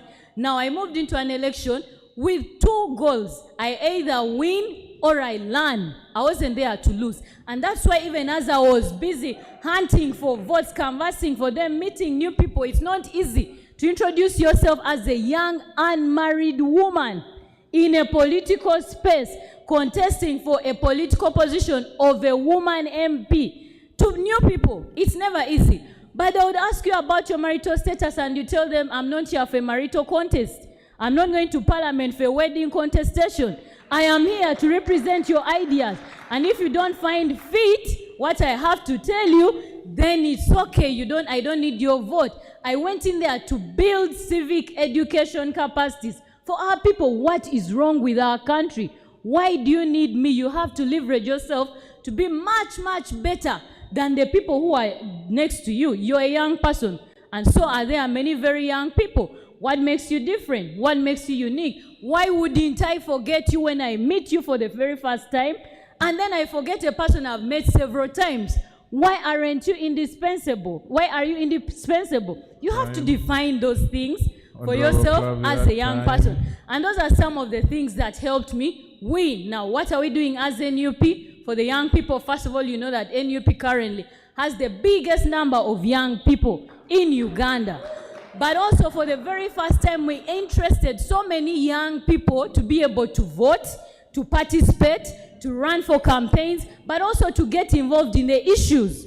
Now, we have developed a youth policy that is inculcating so many of our ghetto youth, because most of them were being left out. But now we've brought them forward. We have so many young people who are women we have just finalized our sexual harassment policy to be able to cater to any sexual harassment issues within a political party. We have built our gender policy, and we did this with the resources and the help of organizations that come and help us. And currently, as the Women League, we are developing our strategic plan to encompass more young people, to entice more young people, to organize better, to mobilize better. We are doing a number of activities within regions. We are not just seated. We are here to remove a dictator. Thank you very much. Thank you very much. You know, teachers are not a joking subject. When they start talking, and then too, Honorable Flavia is what we usually describe in media and communication, TV talk, as difficult guests. You know, difficult guests are those, when they start talking, they make so many points that you fail to know where to put the full stop. And then finally, when she said that NUP has the biggest number of young people, I was looking around the room, then my eyes fell on Honorable Bua as the government chief whip, and he was consulting the Honorable Rugumayo whether that is true. And I'm sure that he's going to include the response in his presentation that NRM has more youth than the NUP. But that is what I read on the mind. Now, there is a big problem with body language. So I may actually be wrong in all that I observed. So we will see from Honorable Boa's presentation. And then I want to recognize, let's clap for Honorable Tusime Julius. Honorable Tusime Julius is Rwampara East Constituency MP. And you know, these are your allies. We are talking about what kind of alliances do you craft when you need to win or you need to be on the right side of success as a young person. Thank you, Honorable Julius, for being passionate about youth issues. Finally, PPP, in 1.5 minutes. Thank you so much. Hearing the questions that were coming, it gave me a picture that all that you seem to be very interested in is getting to be inspired to do possibly what some of us could have done. I want to start from that note, that for me, success in politics is not defined at the level we are talking about by simply the position that you get. And I want to say that all of us in front here, I wouldn't define us as successful politically. I think we still have a very, very long way to go. Your decision, your focus has got to go beyond just attaining a political position. I don't want us to think that becoming a member of parliament is a success for the country, because that's where I want us to have the discussion running at. There is individual success, and what we have shared here could have inspired you very, very much to be successful at individual level. But we are talking about a nation. We are talking about a country. We have got to go beyond that. We shouldn't be interested in building strong individuals. That's the mistake we have always made as a country. We are talking about a generation, we are talking about leadership to influence society in totality. And so we should be more interested in building the strong teams and not the strong individuals.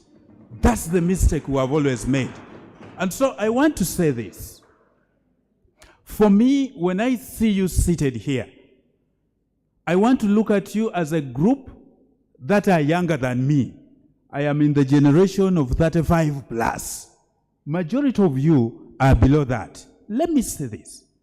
Those of us in the level where I am, if we don't work hard, if we don't refocus, we're already losing it. We're already losing it. That cohesion, that mindset to focus on a country, to focus on change, is not there. We are all about ourselves. And so for you who is below 35, you have got an opportunity. And that is what I feel you should be focusing on. That's what I think this forum, this symposium, should help you achieve. You need to be looking at yourselves as possible leaders who are going to influence the country tomorrow. And so you need to build the networks beyond just the individuals, beyond just your own institution. You need to realize that you need a person from another party, you need a person from another institution to help you achieve that. So my brother, when I was giving an example of people like Sankara, it wasn't that I was, saying they have done so well, but they built networks within their generation, networks that helped them to achieve what they wouldn't achieve individually.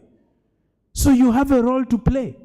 You've got to see yourselves beyond just you, the individual. And that is where the focus should be. That's where the discussion should be.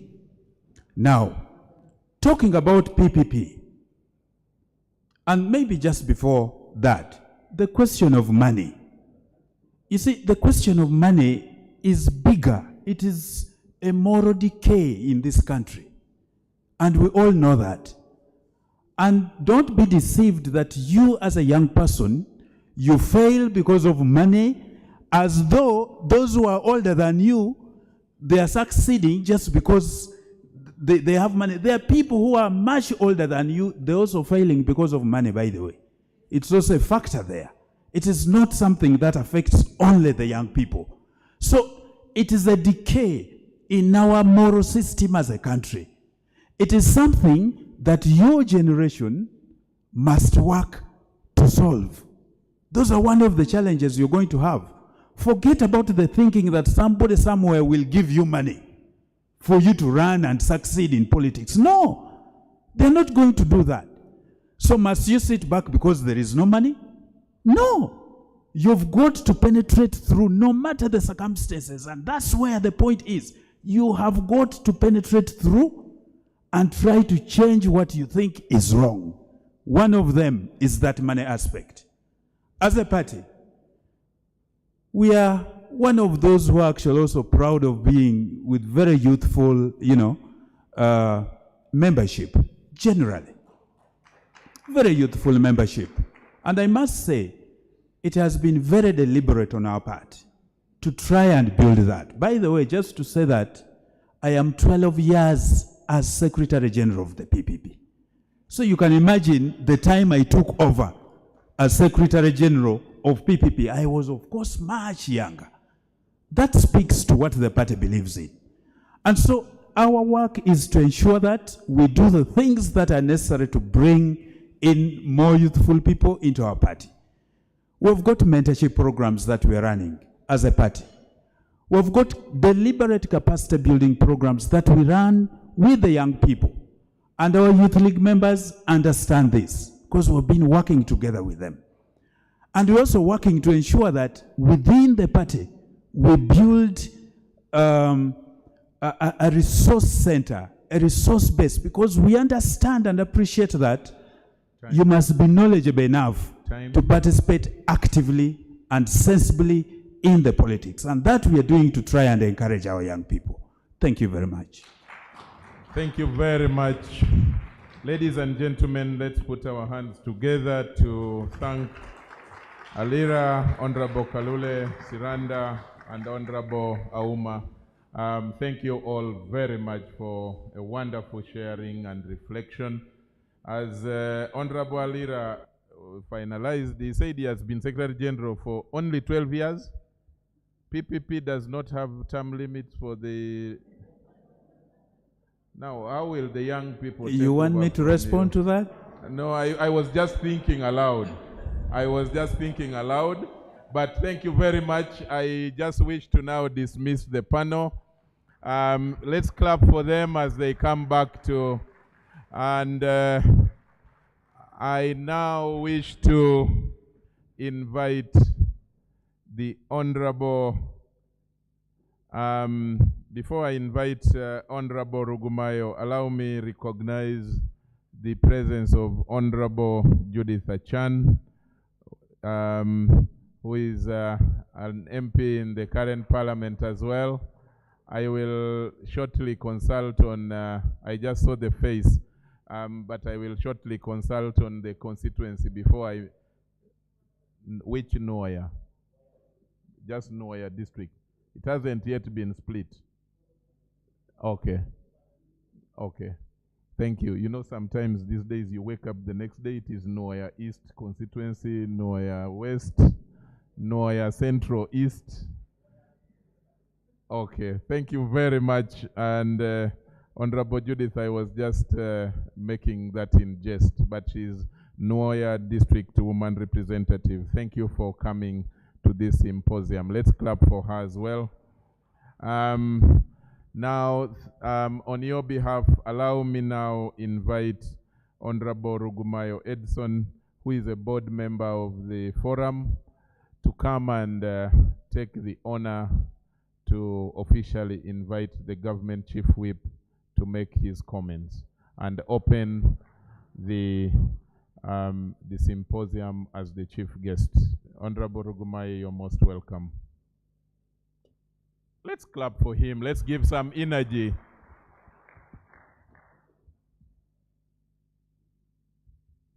Thank you, Charles.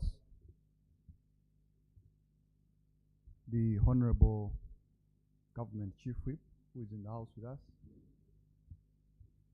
The Honorable Members of Parliament who are here with us, and those who have continuously supported the work of young people. The Netherlands Institute of Multi-Party Democracy,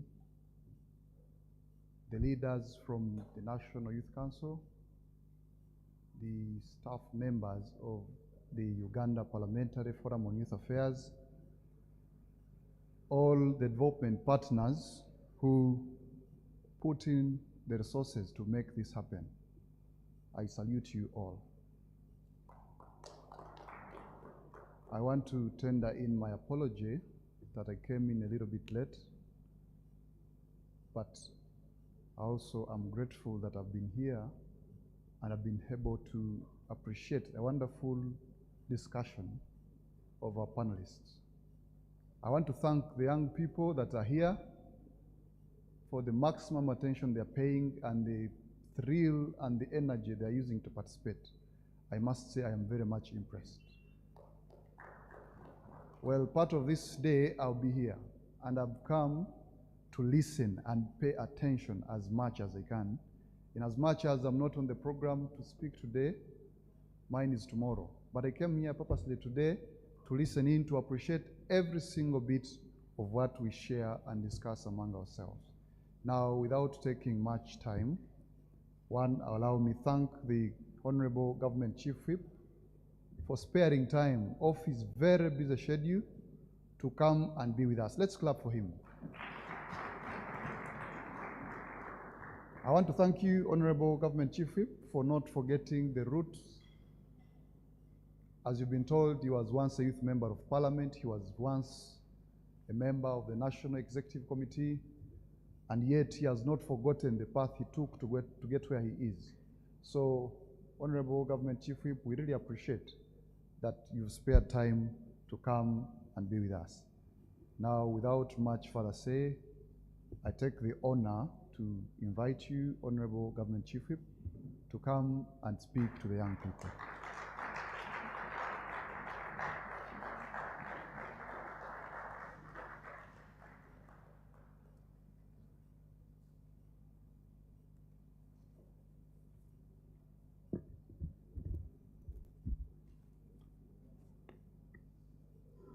God is good and all the time.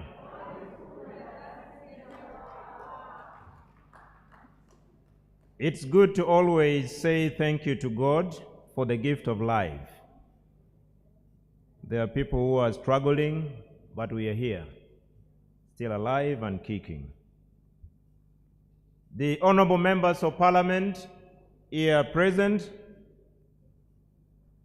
the leadership of Uganda Parliamentary Forum on Youth Affairs, development partners, the leadership of the youth from all over the country and different political parties, the delegates to this National Youth Symposium, all protocol duly observed, ladies and gentlemen in your respective capacities.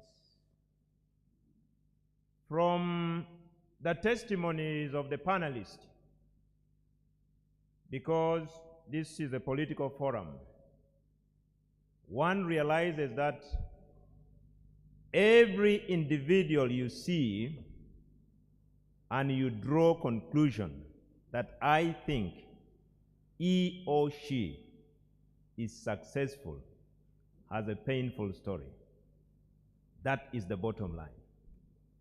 Think about any great man or woman that you know, be it Barack Obama, be it President Museveni, be it President Ruto, be it the first woman president in East Africa, has a painful story. And all their journeys are full of peaks and valleys. It is a bumpy ride. It is a bumpy ride. That is what I picked from the testimonies of the four panelists. I am humbled and honored to be here to preside over the opening ceremony of this National Youth Symposium. I commend the leadership of Uganda Parliamentary Forum on Youth Affairs, together with the National Youth Council, for this great initiative. I thank and salute the different partners, the Netherlands Institute for Multi-Party Democracy and Akina Mama wa Africa for the financial and technical support in the realization of this great convocation of the youth of Uganda. Personally, I am now a friend of the youth. My journey as a youth ended about 11 years ago. I am now your friend. I am now a senior youth. I am now youthful. But if I were in Sudan, I would still be a youth. Because the definition of the youth differs from country to country. When I was a youth leader, I think in Sudan, a youth goes up to the age of 45. And I would still be having some good years to enjoy my youthfulness. But since I am in Uganda, I am legally limited and barred. And I accept it because it is good to give space to other young members of the society. I served as chairman of the Village Youth Council of the village where I come from in Aleptong. I served as chairman of Lira District Youth Council, the Greater Lira, not the current Lira. Then Lira had Aleptong, it had Otuke, it had Molatar, it had Dokolo. That was the Greater Lira. I was the chairman of the youth. I served as Secretary for Finance of the National Youth Council of Uganda. I represented the youth of Uganda at the regional level, at the Commonwealth Headquarters, Africa Region, Zambia. I served as the spokesperson of the Commonwealth Youth Forum 2007, and I also served as the youth member of parliament for Northern Uganda for 5 years. But before that, I had served under Uganda National Students Association as the chairman of Lira District. Having served as a school chair, then I was elected by the student leaders of Lira District. 1994, at the age of 13 going to 14, I represented Northern Uganda at the parliamentary mock debate for the children, where we debated what needed to be part of our national constitution as the rights of the children of Uganda. So that is me, but what you will not take away from me is the fact that I remain a village boy, a village man, and that is me, and proudly a village man. But by the grace of God, you can see now, I am a villager in Prado, a VIP. That word VIP you keep talking about is a villager in Prado. I am one of them. So when we talk about matters of the youth, I am alive to that fact, because where you are is where I was, and where I am is where you are coming. Is where you are coming. It may not be all, but some of you will come where I am. That is the journey. There are things that you just need to do in life.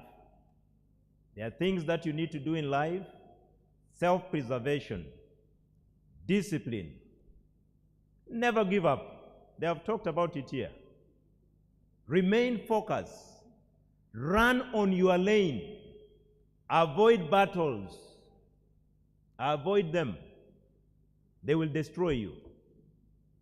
That is why we are who we are. Serving the youth was a great honor to me and a privilege, which I will forever be grateful. Even those who are talking about parliament, there was an issue here that the debate in parliament is not appetizing. Someone raised it. But if I'm to ask the members of parliament who are here to rise up, then let me do so. And you point one of them who is an elder, you may end up pointing at me because of the gray hair. But the rest are youthful. Let's all rise up, the members of parliament. Look at them. Let's all get up, those who are here. Do you see any elder here? The only elder could be myself. Are you sure? I am not. I am the elder by virtue of the gray hair that God has given me. So, when we talk about debate, first of all, I ask, where are the alumni of Uganda National Students Association? Where are the alumni of the youth structures deliberately put in place?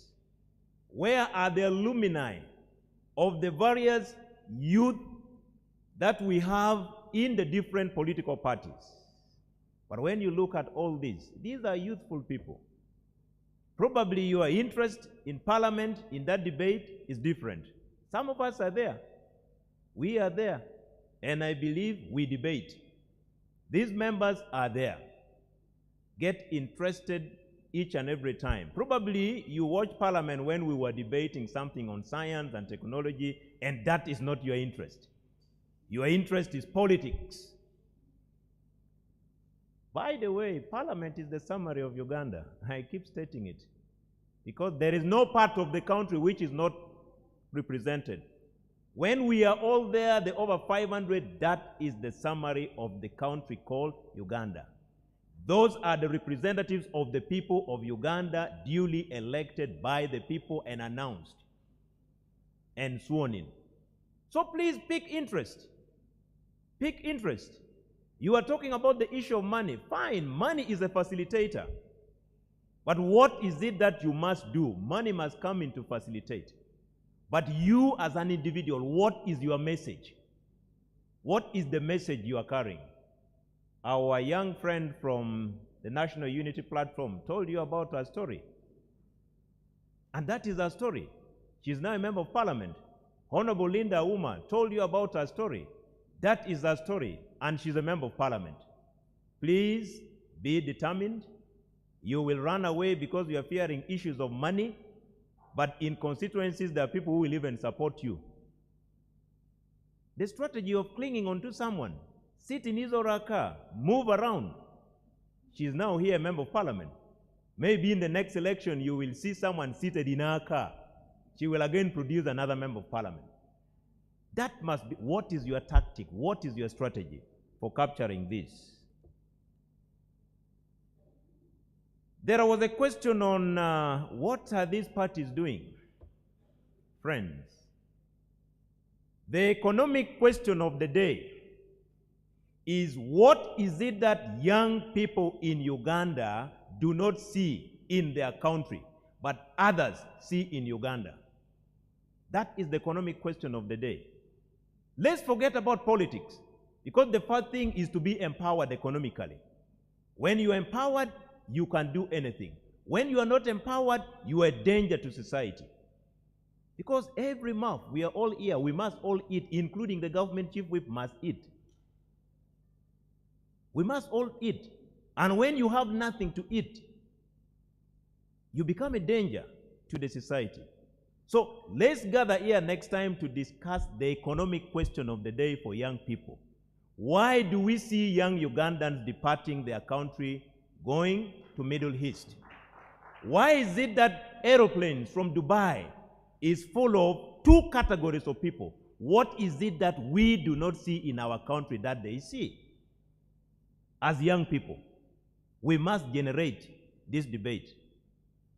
Talking about the numbers, I am not in a political contestation, it ended, but there is absolutely no doubt that the national resistance movement has the biggest numbers in terms of membership of the young people, without any doubt. Without any doubt.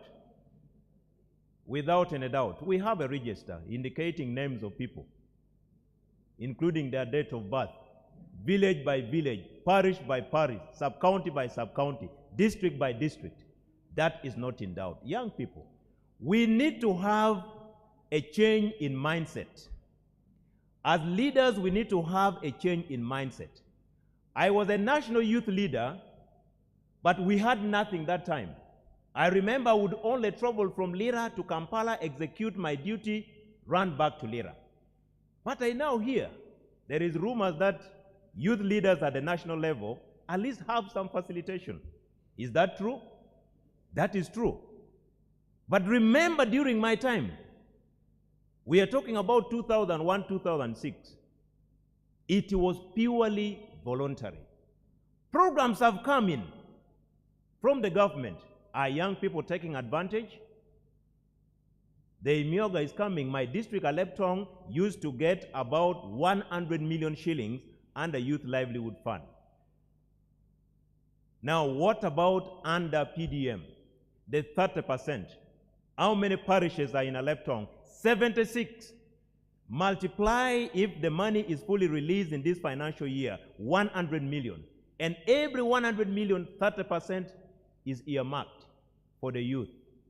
We need to salute the leadership of the National Resistance Movement under General Yoweri Kaguta Museveni for these deliberate programs that are coming in for young people. As leaders, whether from NRM, DP, NUP, FDC, UPC, first mobilize your community to embrace empowerment economically.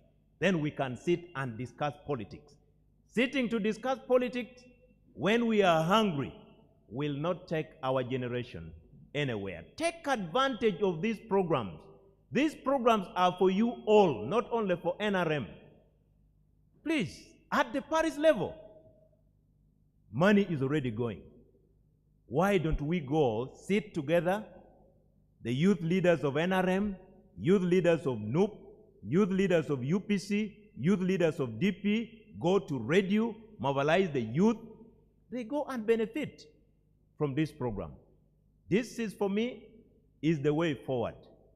Otherwise, we will continue living on hope. My definition of hope is that hope is a poor man's income. It is only sustainable during the day. For how long will you live hopeful? You must do something to put hope into action. A poor man wakes up in the morning, he or she has nothing to eat. The hope for breakfast turns into lunch. Time for lunch approaches like now. There is nothing to eat. It changes now to dinner. Time for dinner comes. There is nothing to eat. At night, the poor man must either sleep or go to your home or my home to look for something to steal. Is that the future we need for young people? When government is channeling resources up to the second lowest unit, the parish. Young people, let's take advantage.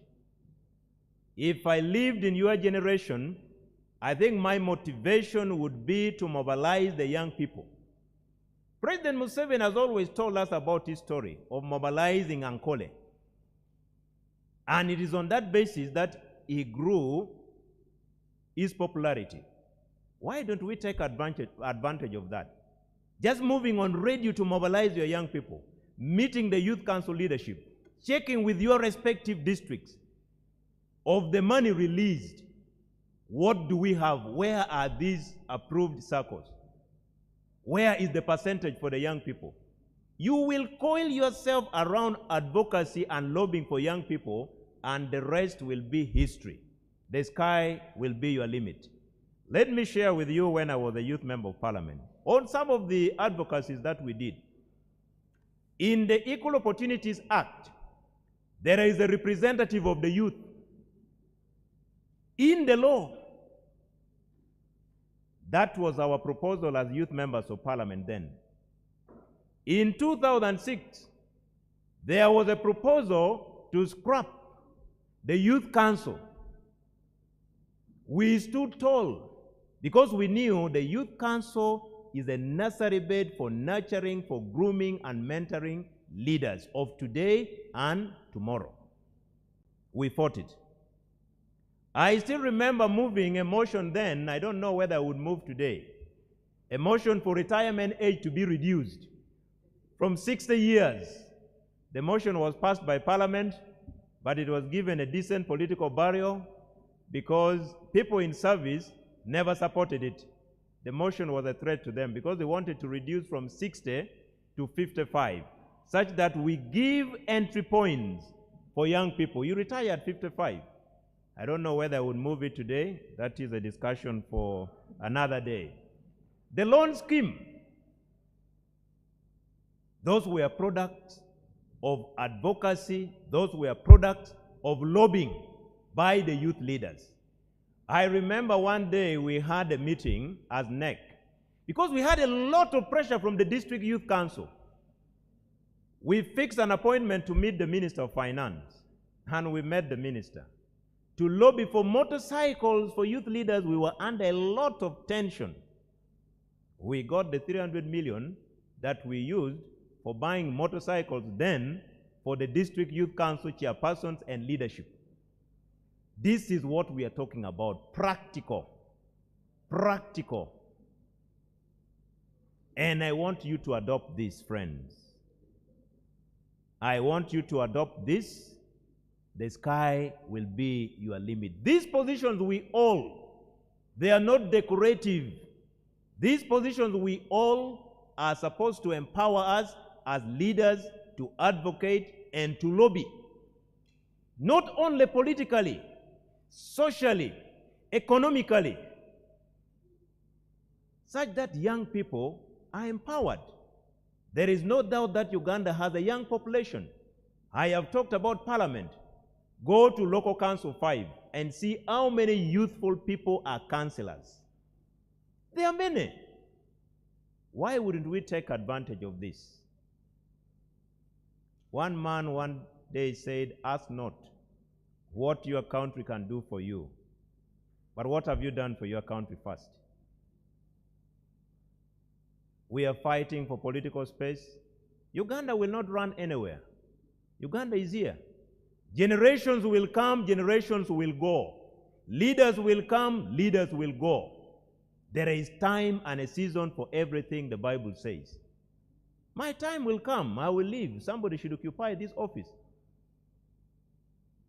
But maybe people will only talk about my record. That at this time, he was the youngest cabinet minister, which is the truth now. That the youngest cabinet minister in the cabinet of Uganda is Obua. When you go to ministers of state, there are those that are younger, but at the level of cabinet.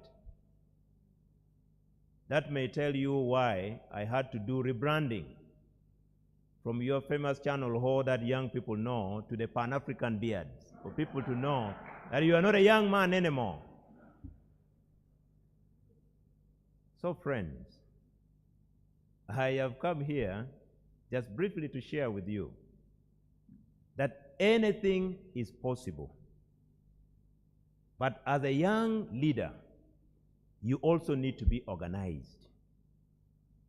I was in Gulu. There is one thing that I saw that did not make me happy of the leaders who were in Gulu.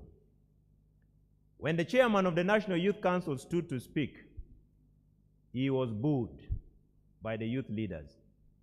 And to me, the journey from where he was seated to the podium would have been the longest journey in his life, because every big shot in Uganda was present in Gulu, including the president of Uganda. But there is one thing I admire. I met him and told him, when he reached the podium, he changed the negativity into positivity. By the time he concluded his speech, the young people who booed him were even clapping, chanting him. That is one thing I admired of him. But that journey from where he was seated to where he went on the microphone was the longest walk. Friends, the Bible says, do unto others what you think should also be done to you. Just imagine one day in your district, you are hosting a president, you are invited to speak, and the youth leaders from those villages, those parishes, those sub-counties boo you. If you do not have the tactic and the strategy of the chairman of the National Youth Council, you can collapse as you walk. You can collapse. So these are things that we need to change. If there are issues, sit like in your council, discuss, come up with resolutions. If the chairman fails to present the resolution before the powers that be, you can blame him. You can blame her. But the man was very strategic. From the time he accessed, he said, Your Excellency, as you can see, the youth leaders are not happy. And there is that.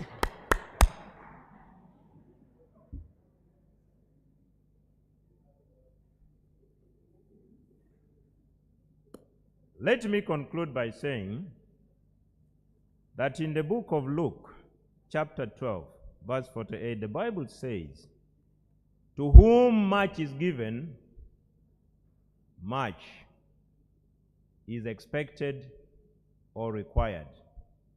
Whether you like it or not, all of us here gathered in one way or the other, you hold a leadership position. And to you, much has been given. And to you, much is required. Uganda is big for all of us. It can accommodate all of us. There is no need for us to fight in our small political parties like we want to tear ourselves apart. This country is big. It can accommodate all of us. And it is the only country we have, unless you have a second choice country. For me, my first choice is Uganda. My second choice is Uganda. My third choice is Uganda. I do not have any other second choice country. The future is in your hands. You can choose to betray. You can choose to build. Whether you like it or not, your generation will take charge of this country one day. But your history will also be there to speak for you. We were in Arusha. I see Mbappe. This is one of our very good strikers in the Parliamentary Football Club. Maybe you rise up, you came a bit late. Honorable Silas. We call him Mbappe. We went to a place, and these were dead people speaking. There was a big signpost. What did we read? We were once like you. This is in a cemetery. We were once like you, and you will one day be like us. For some of us, we say now we can't proceed inside there. This message is good enough. Let's walk back. My message is, irrespective of your political party, If young people of Uganda are poor, poverty attacks them across board. Irrespective of where you pray, if young people of Uganda are not employed, the unemployment is across board. Let us discuss how we can make it much more better to accommodate all of us. And that is my message for you. Run your race, run your journey, but the most important thing, our country is bigger and can accommodate all of us. One thing that has kept me longer in politics is the fact that at times I call my coordinators. Because you see, in politics, you will go to a place, they will say, only you here. The support here is only yours. But let people vote, you will be shocked. So for me, one thing I do is that I call my coordinators. And my message to them is, today I do not want to hear anything good. Because there are some of them, they know how to manage you. They only want to tell you about nice things that you will hear. You know, in my parish, you are doing so well. No, honorable, only you. Say, no. Tell me something negative. Tell me something negative. Because you can build from there. You will find a church crying that, oh, you have never reached them. Then what? You take note. After 2-3 weeks, go there. That will be the end. Of course, there are areas that they will tell you here whether you do what. Your support base, we know your supporters. Because politics is also like in a family. Let's look back home where we are all from. There's always a black sheep. There is this one girl or one boy in every family who is the headache. Yes, I see you smiling from all tables. You are reflecting. That is also politics. You will find this parish, or this village, or this sub-county, because of reasons known to them, they will never support you. That is also a black sheep. I'm now giving you my strategies. Because God has kept me for some time. I came to Parliament at the age of 25, going to 26. At 41, going to 42, I have been around since that time. You hear of high attrition rate, 78% have lost. I am part of the 12% God has brought back. Can you imagine how God has been so faithful? That's why I'm sharing with you my tips, such that when you move, you can also live longer. You can also stay longer. I came as youth MP. But since then to date, God has kept me. With a number of history, the youngest parliamentary commissioner in the history of Parliament. Now I've just told you another history I've made, that in this season, you can also make the same history. Be reliable, be dependable, you are already tested, you are already tried. At the right time, God will place you where your dream is. The time may not be now. There are people who tried here, elective politics, 4 terms, 3 terms, losing. The DP is now going to the regional parliament. He wanted to come to the national parliament, but God said no. He was starting from a regional parliament. Now he has gone to Arusha. My brother Honorable Bill is here from UPC. He did not make it. But he was in Parliament, in the National Assembly. So in all situations, everything happens for the better. God may close for you one door and open even a much more better. May pick you from a big room and take you to a smaller one. But in all situations, friends, don't blame God. Always say thank you. Remain hopeful. With all these words, I now take the opportunity to declare the National Youth Symposium of the Youth of Uganda officially opened at Maystil Hotel. God bless you, for God and my country.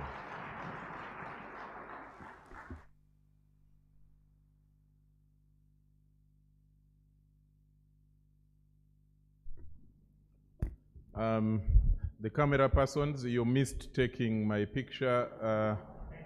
The official greeting with the Chief Whip.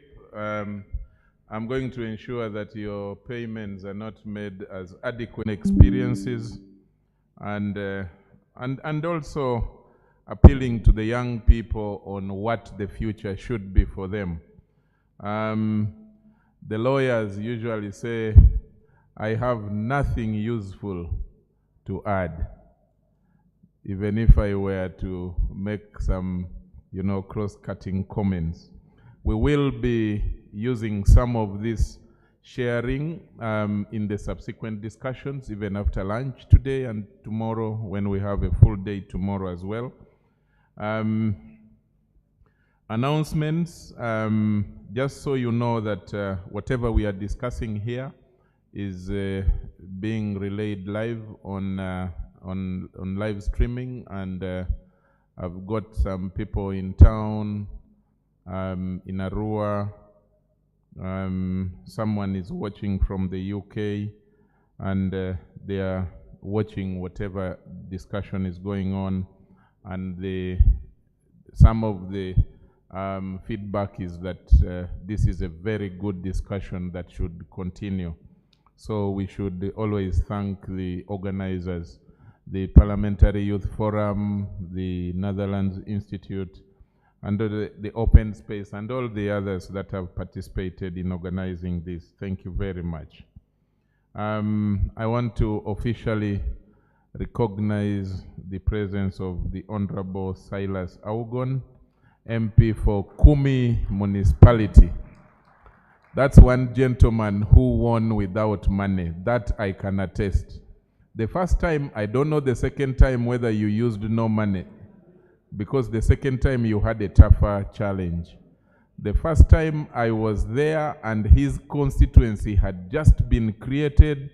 I had gone for a friend's wedding where I was supposed to be the spokesperson, and this villager, and I was wondering, he came and was praising someone he has seen on television from Kampala, and he just requested, almost kneeling, that please here allow me be the one to be the spokesperson so that I use it to talk to people in the village somewhere in Kumi. And I said, but who are you? Then the person says, I'm called Silas, and I live here, but I'm going to contest. That was, I think, 2016, 2015. Then I kept following, how is this villager performing in a municipality? Only to see him going for swearing in. Then my friend says, Charles, have you watched the other guy swearing in for Kumi municipality? That's the guy who was a spokesperson at my wedding. So I have followed him since then, very interesting character. And then he paid back for me allowing him to be the MC that gave him some more votes.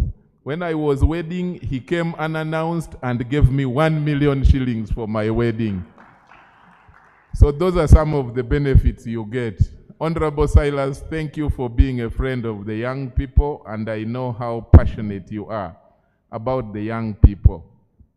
Thanks for having you. We are going for lunch, but before lunch, and I hope that my colleagues, the ushers, have given all of you. Has everybody got a coupon? Everybody got a coupon for lunch? Good. I don't see a hand in the negative. I'm going to invite the Right Honorable Chief Whip with the Executive Director of the Netherlands Institute, Council Frank. There is a freeze to introduce.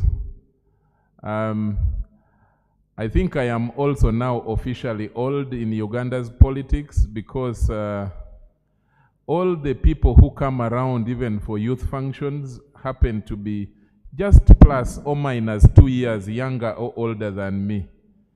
The Honorable Namayanja is the Deputy Secretary General of the NRM party. In the Youth Parliament, if I were to tell her story, photographers ready. It will be done here so that we can have the banner in the background. Honorable Rugumayo, kindly lead the Right Honorable Government Chief Whip to stand here, and then the MPs follow with the organizing entities. The organizing entities, the Open Space, the Netherlands Institute, the Parliamentary Youth Forum, kindly come and join Honorable. And Honorable Bill, kindly come and join the team. The SGs, the Secretary Generals of the participating political parties here. You're very important in this. This is a political function. Honorable Namayanja, join the Chief Whip. Let's have that, and then I see if there is any other picture to take. We will follow from there. But let's have that team take the picture. Where are we having the lunch from? Which hall?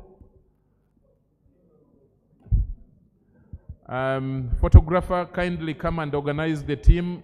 They may not know what to expect.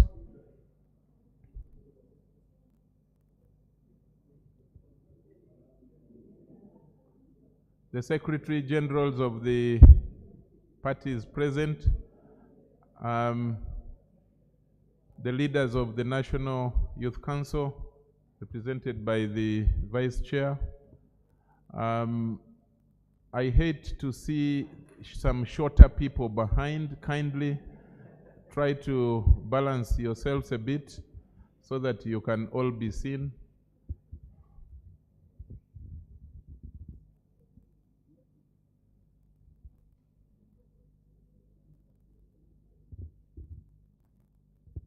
Can we have the UN women representative to join this picture, please?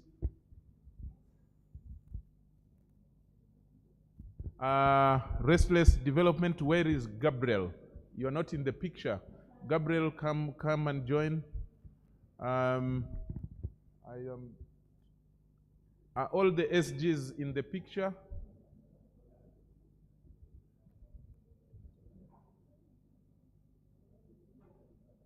Deputy President of UNSA, where are you? And Ouma, Deputy President of UNSA, come. And Ouma, Mr. Ouma, kindly help him forward to be in this picture. Camera person, sorry for delaying you a little.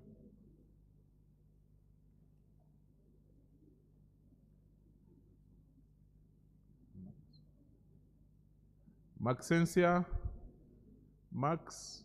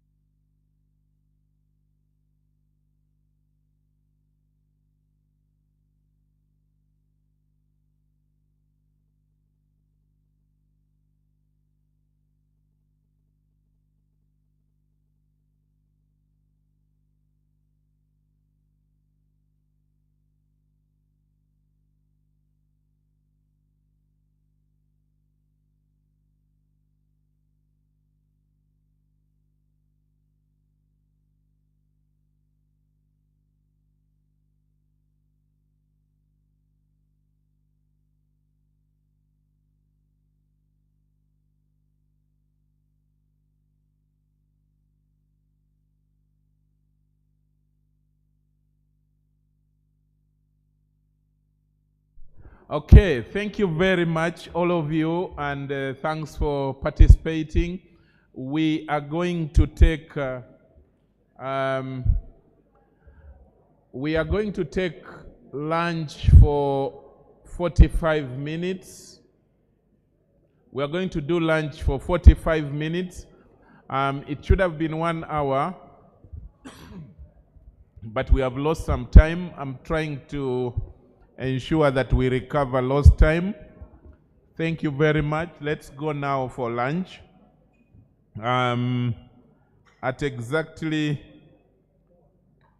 At about 10 minutes past 3, we all have to be here for the second part after lunch. Thank you all very much, and God bless you as you go for the lunch. Thank you.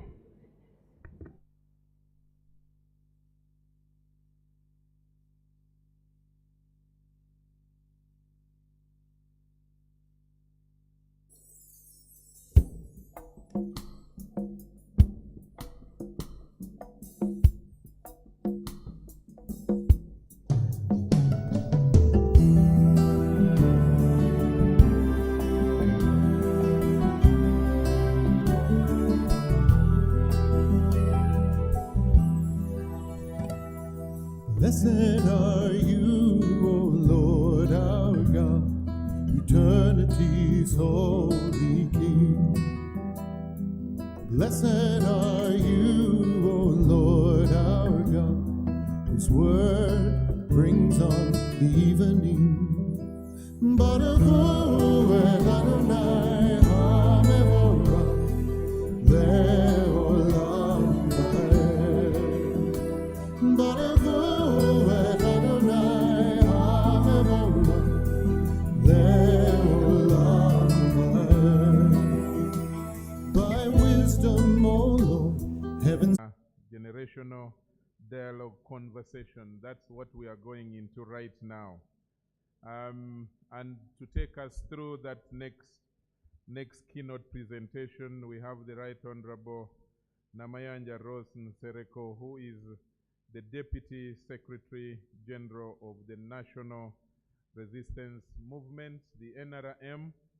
And let's put our hands together to welcome Honorable Namayanja. As I said earlier, Namayanja is someone who at a young age walked down the path of youthfulness, youth politics, and has navigated all the corners, if you like. She has a very rich experience, and we are only privileged that she can come and discuss with us, to share with us her experiences that she has had serving as a minister, as MP, and then going on to serve the party at the mobilization and administrative level. Honorable Namayanja, you're most welcome.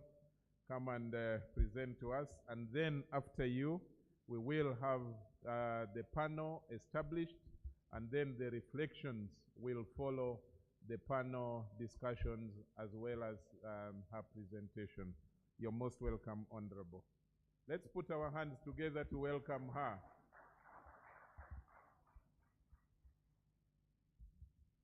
Thank you so much, Charles. And allow me to take this opportunity to thank God for the environment we are in and this interaction, to thank the organizers for making it possible for us to have this intergenerational dialogue, and to thank all of you for turning up in big numbers to come and share about the future of our country, because the state of the young people is actually the future of our country. And it's not on many occasions that we have, to me, it's not just intergenerational, but also interpolitical engagements, where you see young people from different political persuasions coming together to discern and to investigate, to study the issues that affect the young people, regardless of which political party they come from. I was told that I'm coming to give a keynote address. Now, a keynote address connotes that you come with a paper, written, researched, and then you come and present. I want, Mr. Chairman, to beg for your indulgence. I didn't come with one, because what I'm going to talk about, I do not have to research it anywhere. I have lived it. And basically, I'm just going to share my experiences. And I know you can pick a leaf here and there, but also it will be an opportunity for me to also learn from your interactions. I've been a youth leader in different facets of our society. I've been a student leader at all levels, from high school to university and the national level. And that means, of course, like I said, high school. Incidentally, I didn't go to these big schools. For me, I did my O and A level in Masulita, in the Luelo Triangle, in a school called Light College, Katikamu. But I found myself at the university, and to me, that opened all the opportunities. So I was a leader at student level at high school. I was a leader at Makerere.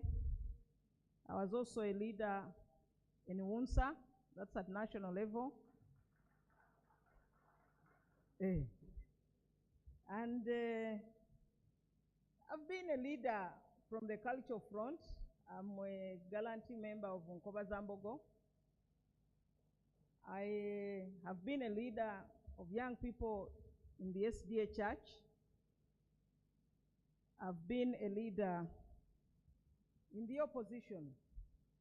I'm a founding vice president of the Uganda Young Democrats.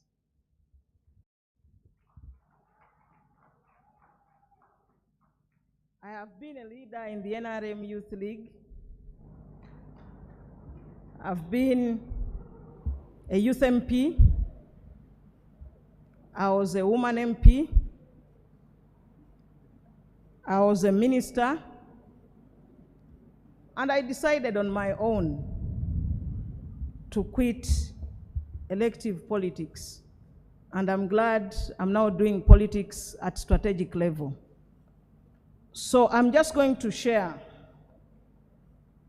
and I'm so glad about the topic, breaking through the barriers. Is it mentorship or patronage?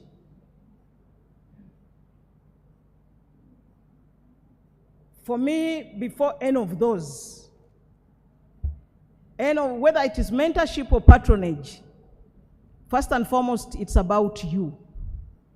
It's about me. Because before anybody mentored me, before anybody patronized me, if they ever did anyway, but me as an individual, before anybody knew that there existed a Wanuna Mayanja Rose, I personally knew I existed.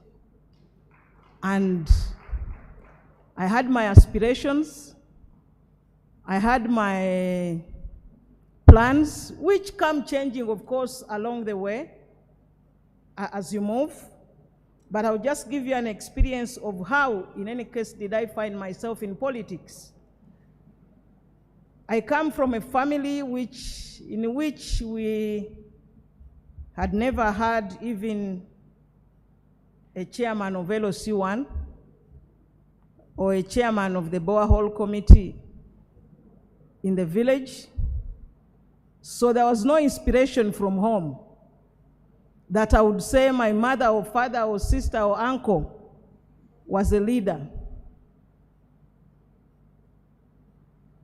And even when I come from Luelo district, many of us who come from that area, we always say our parents fought, and therefore we are what we are because of our parents who paid the ultimate sacrifice.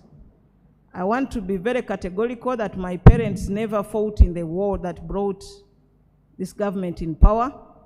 So there was nothing to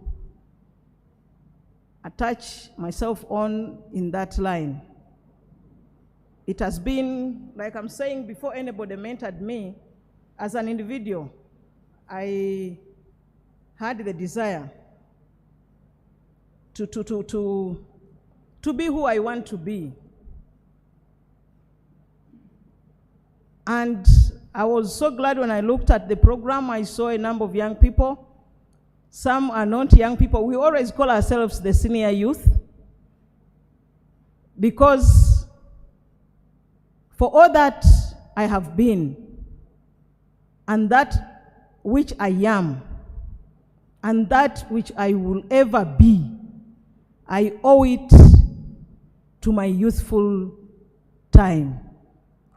I owe it to how I handled, to how I harnessed the opportunities, to how I overcame the challenges between the ages of 18 and 30, which is our constitutional limit for young people. So any young people who is here today, and you are in that bracket, I just want to say that you can be anything that you choose to be. Before anybody mentors you, before anyone patronizes you, you have what it takes to be even a president of this country or the African Union or a president of the UN. So how you handle your period of, because being a youth is a transition. You can't be a permanent youth. It's just a transition. You come, you go. So for me, how I found myself in politics, like I've said, I come from a very apolitical family. I don't know what political party my parents espoused. I just imagine, because of the politics at that time, that maybe they were sympathetic, not even supporters, but sympathetic to DP. But at home, I never saw anybody put on, as I was growing up, anything to, any colors or talking about politics at home. But because I was active at secondary level, at school, I was the leader of the debating club. Like I said, it starts from within you as an individual. Now, when I reached Makerere, politics there was more versatile. And at that time, I was in Makerere between 95 and 98. At that time, there was a very vibrant debate club. And the time we came in, I think it was led by the likes of, it was Mr. Joseph Luzige, the late Bob Kasango, Andrew Mwenda, the old man of the clan, and many others were there. So and that was a time when the Constitution was being made, the Constituent Assembly. And just like it is today, many young people at the university, we tend to be on the opposite side of government. And even in our faculties, and as you talk, this is what we're talking about, and the media, of course. So there was a debate in the university hall quadrangle. And the motion was that the constitution-making process is a total flop and poses great danger to national unity, peace, and development. So for me, when I saw posters around talking about a debate, I said I should be there. And I was a non-resident. By that time, we used to be called non-residents, but on government sponsorship. So government would pay for your, even the hostel fee would be paid by government because you had the basics to start with. So I went to that debate with one of my colleagues with whom we stay at the same hostel just to see what's going on. And Dr. Semogere was there, the late Kajabagu Karusoke, and John Kenny Richams, the man, on one side, and then there was the late Mayombo on this side. There was another Honorable Pole Tumwine, he was a CA delegate, and I don't remember the third one. So when they finished speaking, they opened the debate for the audience. And people started debating and debating, but they were only the male gender. So Joseph Luzige, the former chairman of Mitiana, was the one chairing that debate. And he was like, is there any lady who wants to contribute? So as an active debater at high school, I also had my opinions. And I put up my hand. So when I put up the right hand, my friend put it down. And she was like, Gwerozo ogenda kwogera biki wano?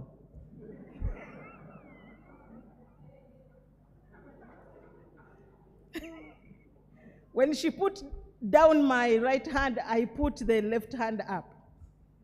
And Luzige saw it and said, okay, there is a lady there, there is a lady there. I was in first year, first semester. And when I went at the podium, of course, I tested Makerere and everything. I said, I'm Rose Namayanja, BA1. And they're like, fresher, fresher.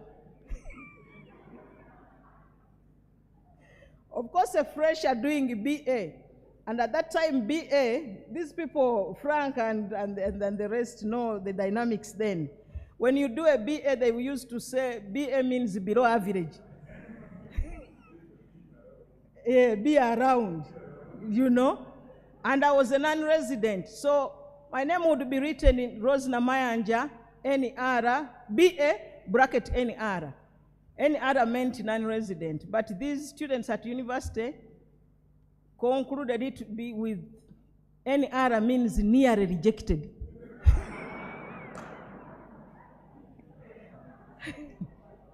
So you can imagine being below average, nearly rejected. You were like a second class student. And to be honest, for me, like I said, I went through a school in Masulita. We didn't have teachers so well. I am a beneficiary of the 1.5 points of affirmative action. Because when they calculated what I got plus the cutoff point, by then they would use cutoff points. The cutoff point in our year was 16. And when they added everything, including the 1.5, I got 16.1. So when they say you are nearly rejected, you also know it deep inside you that you are nearly what? Nearly rejected. But like I said at the beginning, for me as a youth leader, what has made me who I am today is that I don't mind what others think about me. It's about me and what I think and my potential.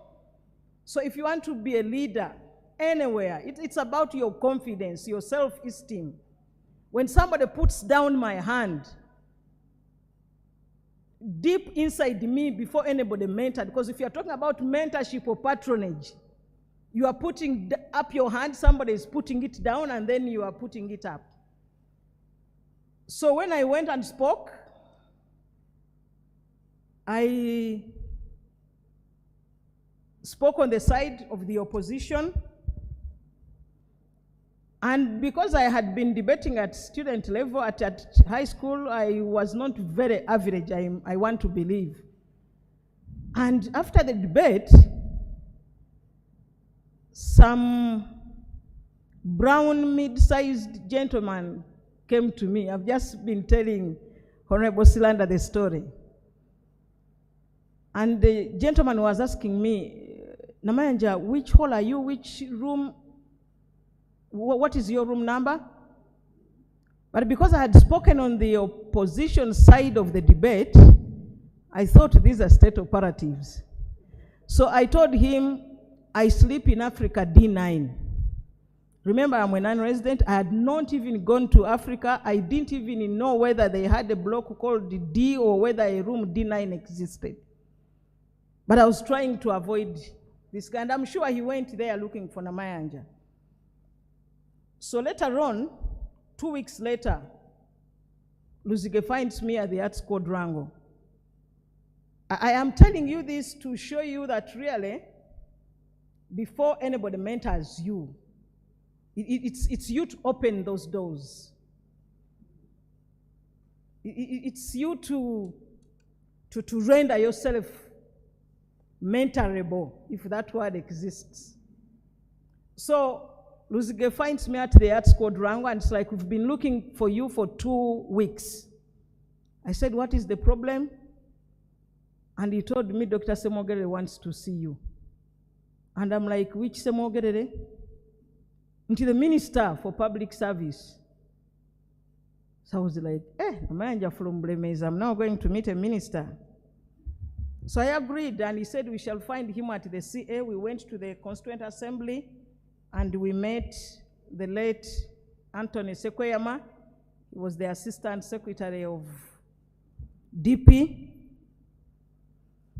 I don't even remember the debate, but what intrigued me at that time was that as we were waiting for them, Luzige went to the reception. They gave us some papers, some small paper like the coupon they gave me today, and said we go in the Strangers Gallery of the Constituent Assembly. So I sat in there. I saw the likes of Honorable Miriam Matembe, the likes of Honorable Speciosa Kazibwe, the likes of Honorable Byanyima, and of course other women, and I'm like, okay, women have space here. And then I saw the Honorable Romushanas, the Honorable Mayombos, I saw the youth delegates, just like you have youth MPs now, and I'm like, even young people have space here. So I want to believe that I literally went to the Strangers Gallery on a daily basis. Even when I was not a CA delegate, I will tell you who said what in that house. But to me, that was the inspiration that I got. And by the time I finished my first year, I had an idea of where I want to be and what I want to do. So, of course, later on, we formed the Uganda Young Democrats. But one thing I will say about that period in Uganda Young Democrats, because Mr. Chairman and the organizers, when we come in such fora, for me, I disabuse myself of the political bias. I want to debate it as is, and such that somebody can get it. Of course, I give credit where it's due, but not coming to say, this is it, this is how we do it. I want to give the whole overview. When we started the Uganda Young Democrats, we had a mantra. A mantra is something you keep talking about, you keep reminding yourself. If you are a youth leader and you say, I am going to go in parliament, I want to be an MP, and you stick to it, it really becomes part of your psyche. So in UID, our mantra was that we are going to hit headlines in this country. Every time we would find, because we are talking about breaking through barriers. At that time, it was very difficult to oppose government. And, I mean, everybody would not understand you. But I want to say that was our mantra, and regardless of where we are or which political party we subscribe to today, we have hit headlines in this country. Because some of us were in NRM, me, Luzige, and the rest, and then the other side, when you see Honorable Mpuga, Honorable Mwanga Chivumbi, Honorable Lulume Baiga, Mr. Mukaku Lubega, that was the team. So at that time, as young people, we had something that drives us. So regardless of which political party you belong to, whether NRM, DP, NUP, or any other, FDC, or any other party, there must be something that you fight for. And for us, that formed our time there. So later on, when I joined students' politics at national level, UNSA, that's when I interacted with a network of young people who are the leaders today in this country. I must say many MPs have gone through that, many other leaders, and from UNSA, that's where we found ourselves in the National Youth Council. Now, because I knew what I wanted, before I would get the mentorship in the National Youth Council, I had made up my mind that I want to be an MP. By the time I left Makerere, the position was very clear. And the easiest I would go for was being a youth MP. I asked others around me, how does one become a youth MP that they are elected? How are they elected? Through youth councils. What are youth councils? That is the National Youth Council Statute. What does it say? And then I got a copy. Brigadier Katavaz is one of those that really played a part in many of our generation's politics. There was Right Honorable Chidega, Mr. Shaft Nasa Mkwaya, Honorable Wilson Kazwenje, the MP for Nyabushozi. Most people thought he was a new entrant, but he's one of those fighters. Honorable Baka Mugabe Stephen. So we decided we go for youth council elections. Now, at that time, for a graduate to go and contest as a village youth chairperson or even to be on a village committee was like, how do I begin contesting at that level? But because some of us knew that you want to be an MP, yes, the law allows you to contest, to be a candidate, but you want to be a voter. Now, if I can't be a voter, how do I begin contesting? So I looked around at the national level and I realized we come from the same district with Mr. Shaft Nasa Mukwaya. We sat down and we were like, what do you want? Mukwaya said, I want to be a national youth delegate to the National Youth Council. And I told him I want to be the district youth chairperson of Luwero. So we went down to Luwero, we did our politics. When I told them I want to be a district youth chairperson, they asked me, have you ever heard of a girl chairing a district youth council? Because when I was reading through the concept, that issue of the female youth empowerment came through. And like I said, we have lived it. They told me there is no way. Have you ever heard of one? You go for secretary for female youth. Go for your seat. Because out of the 9, there was that one seat for female youth. And I'm like, but what does the law say? I read the National Youth Council statute, and it allows anybody between 18 and 30. So we did our politics, of course, and later on, I won. You know, contesting, as somebody who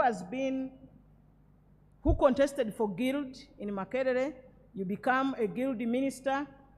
You have been the vice president of the Uganda Young Democrats, calling press conferences in Kampala. You now go to Kalaji Village Youth Council.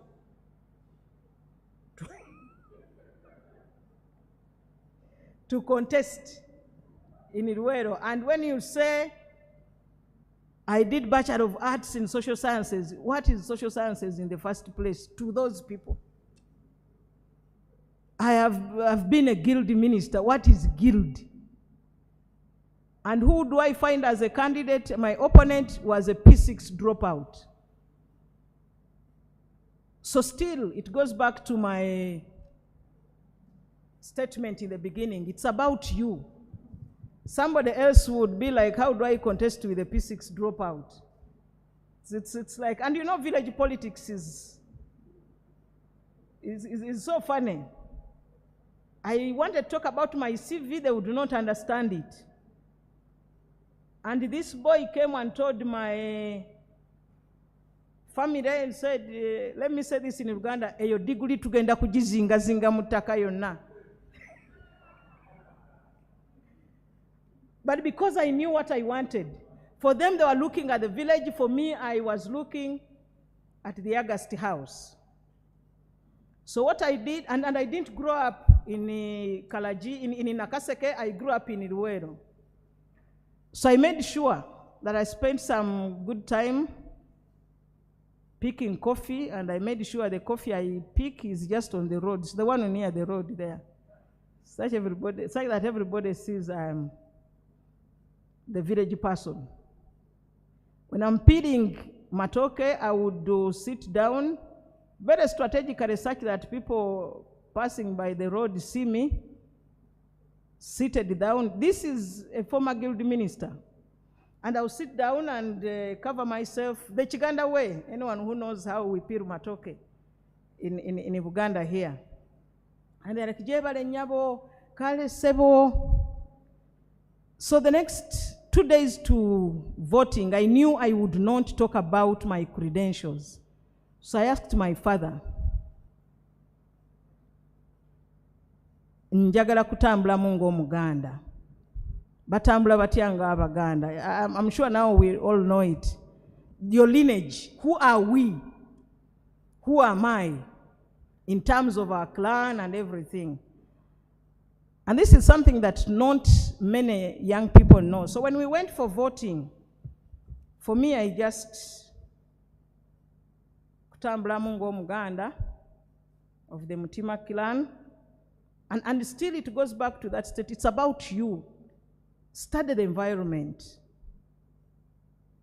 And how, and then your programs, your plans, your strategy will be based on that.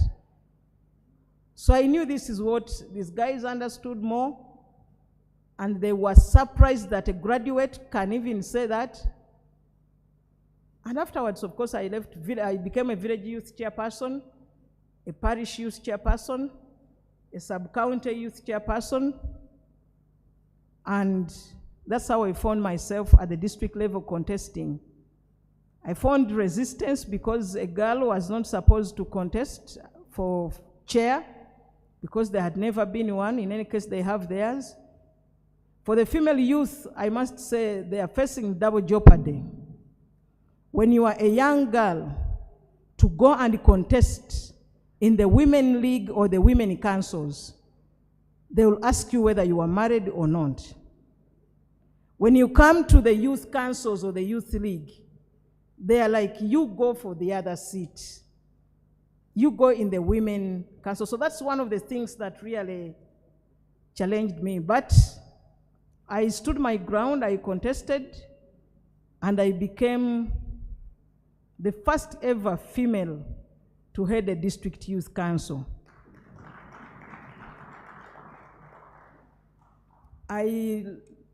Because I gave myself an ultimatum, if I can't be a district youth chairperson, then I can't contest as a youth MP. Because if I fail to mobilize the young people of Luweero, how do I mobilize those of Uganda or Central Region? So when I won, in 1998, we came for elections for youth MPs.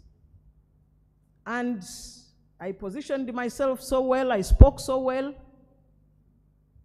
But when we had started voting, you'll again allow me to say this in Uganda, there was chemical that was moving around, and they're like, Ssaabasajja Kabaka tunaamugamba tutya. Ti abasajja be bonna baaweddeyo ne tuleeta omukazi akiikirira Obuganda mu parliament. You get it? How shall we tell the Kabaka that his men could not stand and that we brought a woman to represent Uganda in parliament? And because of that, I lost by 3 votes to Honorable Faizo Salichikulukunyu. And for me, even after losing, I was like, because the MPs at that time, the Honorable Kanyas, the Honorable Tiperu Nusula, and others, they served for only 3 years. They went in late. I was like, I'll wait for the 3 years. I'm still within the age bracket.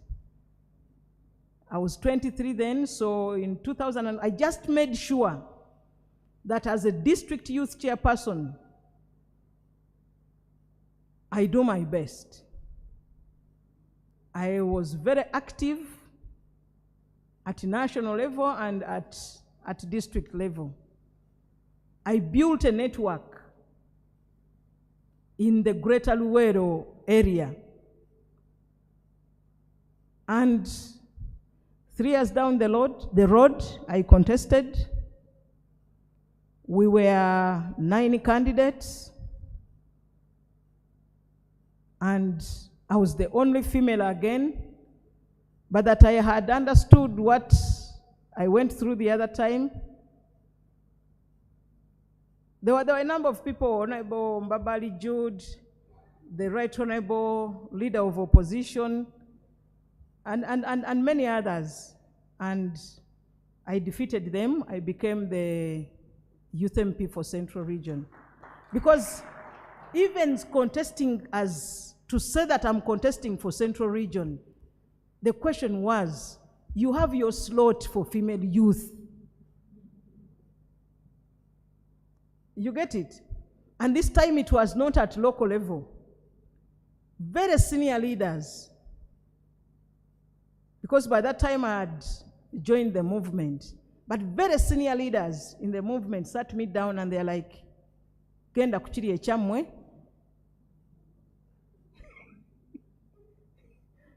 That you go for the other and for female youth, and I had to look some of these, our elders in the eye, and I'm like, this is what I want, and I have what it takes to win it, and I'll take responsibility if I fail. So that's how I became a youth MP and became active. Now, for somebody who is a youth leader, if you become a member of parliament, or even when you go to the district youth, to the district local council, what we go through as youth leaders prepares you for any position in this country. You can't be from the youth councils or from the youth league and you be an average MP unless you choose to. So I was active as a youth MP, and one person sat me down and was like, Katina Mayanja, you are a youth MP, but you know you are not going to be youth in 2006. And that was Honorable Mao. Honorable Mao said, you be active here, but identify a constituency. When you get that constituency, you become a national leader. There are many people that talk to you along your journey of leadership. And as a young person, everyone will give you advice. But there are those people that come and talk to you and you really keep that with you. So Honorable Mao was the MP for Gulu municipality, and together with him we were on the executive of Amani Parliamentary Forum. It's a regional youth body. He told me that and I was like, okay. So that's when I started now my activism for woman MP for Luwero, and they made it easier for me when towards elections, Nakaseke was carved out of Luwero. And because of what I went through as a youth leader in students' politics, in WUNSA, as a youth MP, that's why I told you that for what I am and what I'll be, I owe it to that time that I was a youth leader. So when I went to contest in Nakaseke for the primaries in NRM, and you are a young person, everybody's like, achari muto, achari muto. Because let me also say this, as young people or as the youth in this country, we have not reached where we want the young people to be, but we are not where we were. That's also for a fact. When we entered parliament, we were endangered species. You stand up to speak, and they are looking at you, they're like,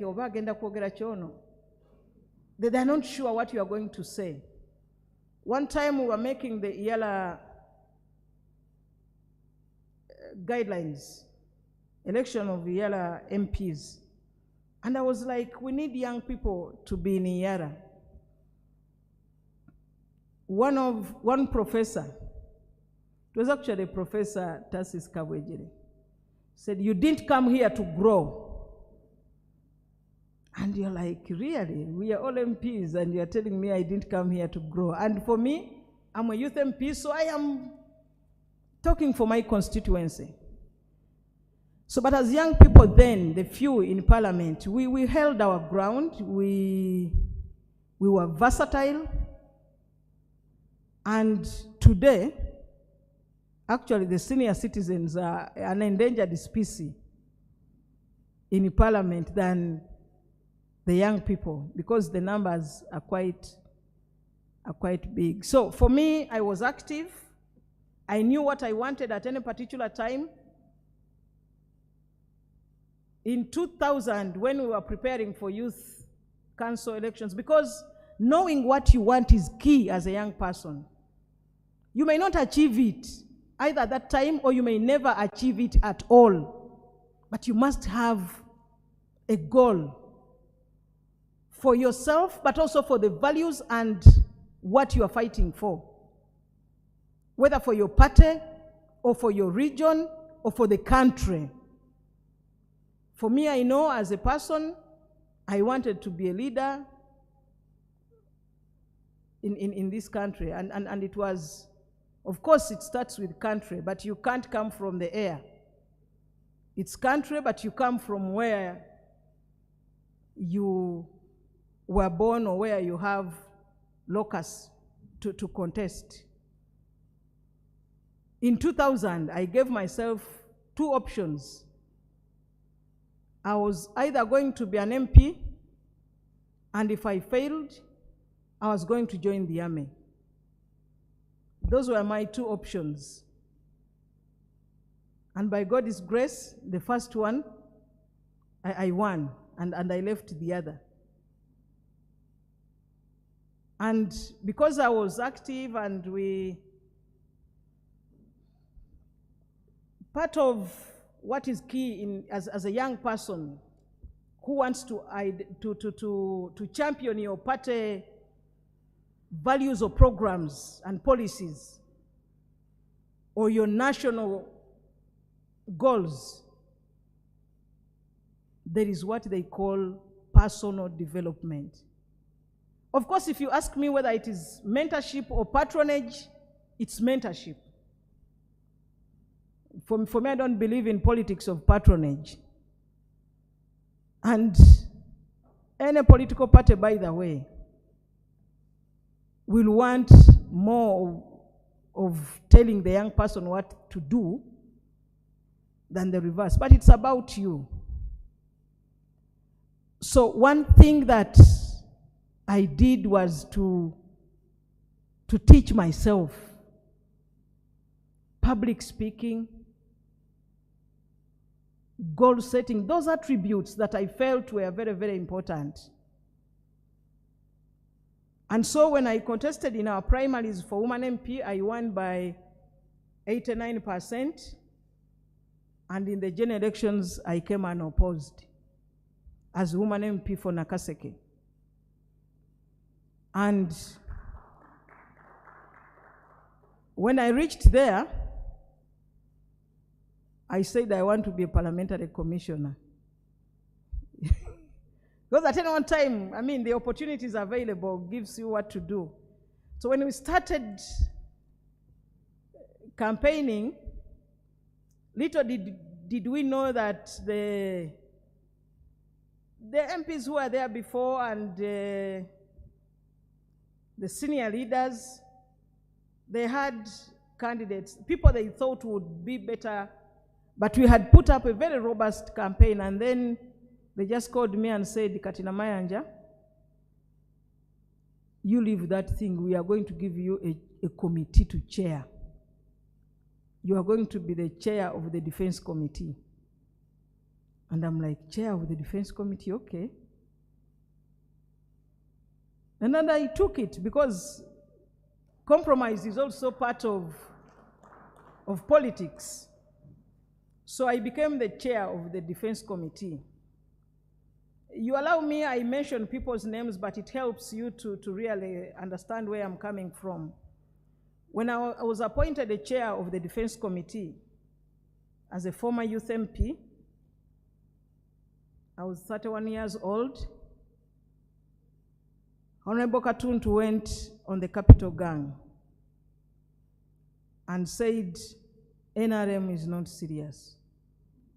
How do you get a kid like Namayanja to chair a very sensitive committee like the Defense Committee?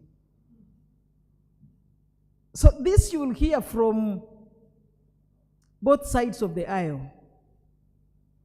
Even from family, I should also let you know. Even your spouse, we have had cases where spouses contest for the same seat. You will get negativity. Actually, you get more of negative vibes than the positive one. And it comes back to you, how grounded you are. So when Honorable Katuntu said that, I said, this one is joking. I am going to invest my time, energy, and brains to become one of the best chairs of the committees, not only of defense, but in the August House. And I gave it my time. I read widely, because for me, I've never done even Mchaka Mchaka. The time I should have done Mchaka Mchaka, I was in UID. So as an MP, there's no way I would go for Chaka Mchaka. But I really understood the security architecture, not only of Uganda, but of the region and Africa. And later on, we had some conference, we presented, and I got an offer to go and do a master's in security sector management. And I took it with open hands, open arms, and I was supported by our president, and I went and trained at the Defense Academy of the United Kingdom. So I'm a security expert in one way or the other. You get it? So, but what I'm trying to say is that people will put you down even in your political party, before you talk about other parties, in your own house, there are those that will fight you. In most cases, if not all, the senior leaders in your party, especially when you come from the same area, it can be the same district, it can be the same region, they will see you as a threat. So it's really, before they, if you're expecting to be mentored, you will be fought.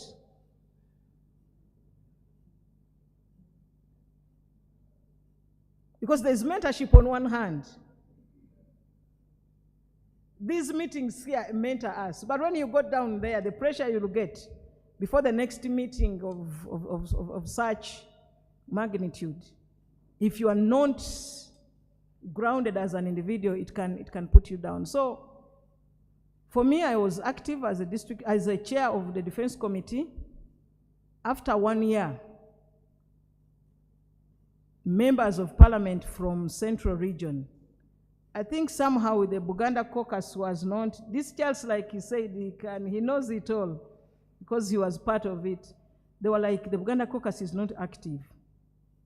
So they said, we are going to elect a new leadership. We went down there with his colleagues and we were like, who is going to be the chair? We're looking for people on this day of voting. And we said, Honorable Najemba wanted to be a chair, but he's out of the country, so let's go in and see. That was around 11 a.m. At 2 p.m., Honorable Mariam Nalubega calls me and it's like, because we have been in youth politics for long, we call each other Kapo. It was Kapate Kakati Ononya Kalulu. I said, which Kalulu? Said the chair of Buganda caucus. I said, I don't know about it. Some of my colleagues came to me and said, we are going to vote for you. I said, no, I can't. Because you know the dynamics of Buganda caucus versus central government. And that was the time when the hostility was at its peak. So I literally was dragged by senior leaders within parliament from Central Region. And they said, you are going to be the chair of Buganda caucus. Some people called me and they're like, you are finished. You can't handle those two. You can't be an RM and then at the same time be a chair of Buganda caucus and stand ground. But because of what I went through as a young person, because of what I went through in Nkobazambogo, because of what I went through in Unsa, it's always fighting. The Unsa people are here, they know it. The National Youth Council, the dynamics there are totally different. Because of what I went through, I was able to know what I'm supposed to do. And still, I performed well. In the most controversial periods of the caucus, and this was a caucus where you had a Muganda Vice President, a Muganda Speaker, and a Muganda Prime Minister. There are those meetings of caucus that would chair, and all of them are in attendance, and you're like, who am I to chair this meeting? But because you know what you stand for, you read. Let me tell you, leaders are readers, and readers are leaders. Read. You can't be a leader. I don't mind which political party you subscribe to, but you can't be a reader who is uninformed. I mean, you can't be a leader who is uninformed. So, to me, that when I went back in 2011, somehow I did so well as chair of Uganda caucus. I did so well as chair of Defense Committee. I think I also did well as an MP, and I won in the primaries by 93%. I am one of those who did not struggle to be an MP. But it all goes back to the foundation. So I won primaries by 93%, and in the general elections, I won by 92%. In 2011, I was appointed the Minister of State for Luero Triangle. In 2012, I went and told my voters that I'm not contesting again. Because for me, I treasure writing my script and follow it. I took a decision to serve 3 terms in Parliament in 2004 when I was still a youth MP. And I stood by it, and that's why I said, let me go and do law. But that with what you'll have gone through as a young person, as a leader, there is what you think you are, but there is also what the public thinks you are. And the perception of the public about you, the values, because as a leader, for me, that's why I said, I don't mind which political party you belong to, but wherever you are, the value systems are universal.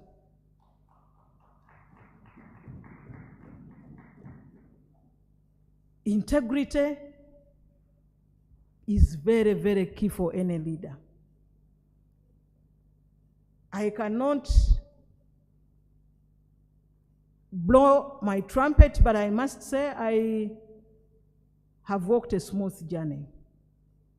And for me to be in leadership for over 20 years, and you can still walk with your head high, is something that, because you are a leader, you are in this fora, you are going to go everywhere, but your character determines your journey. Your character determines your journey. For the female youth who are here in leadership, a lot has to do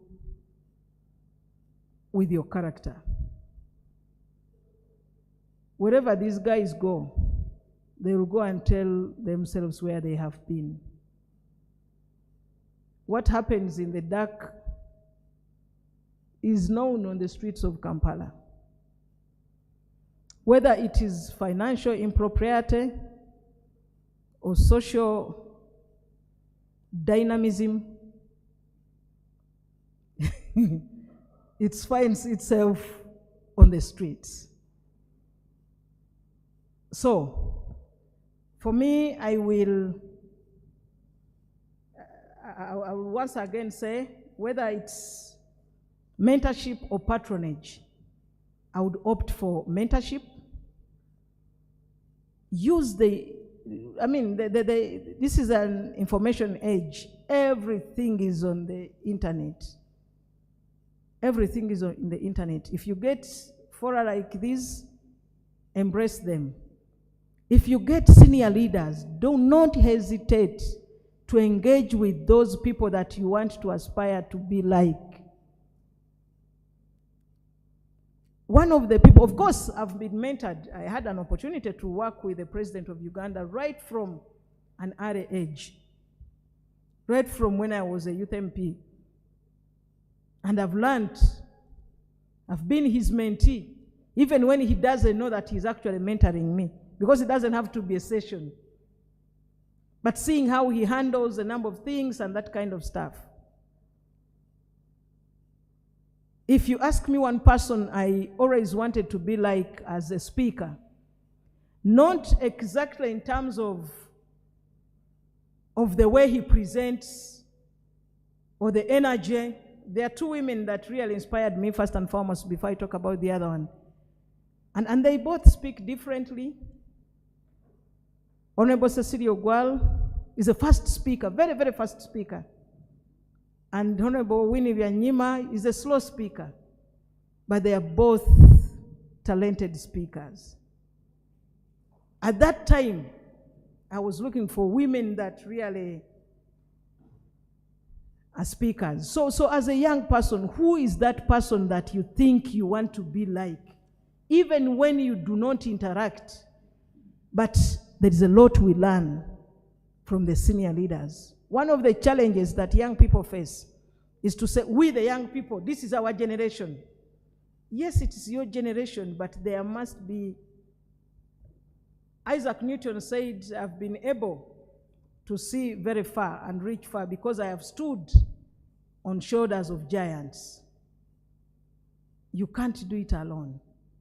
Now, the person who, during the CA debates that I used to watch, inspired me so much was Honorable Jaberi Bidandi Sali.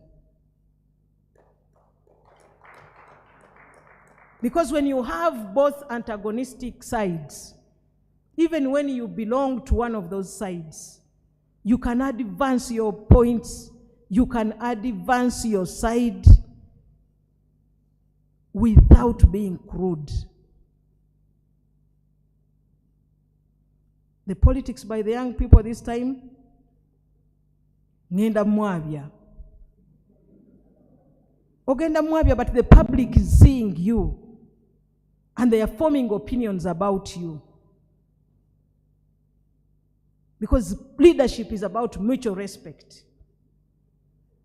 I used to see Honorable Bidandi Sali. There was one time a debate in the CA of whether the movement political system should be included in the national constitution. And the movement system was very combative. The opposition side was extremely combative. And they all spoke. Afterwards, Honorable Bidandi Sali stood up and said, we have concluded 98% of this constitution. He went back to the journey where they came from, and he highlighted the achievements they have made together as a constituent assembly. And you would see the opposition clapping and the movement doing what? Clapping. And he cooled the tempo. At the end of the day, of course, he was movement and he advanced his side and everybody went on board. So there must be those people that you think you want to be like. Don't fear to engage them if you can.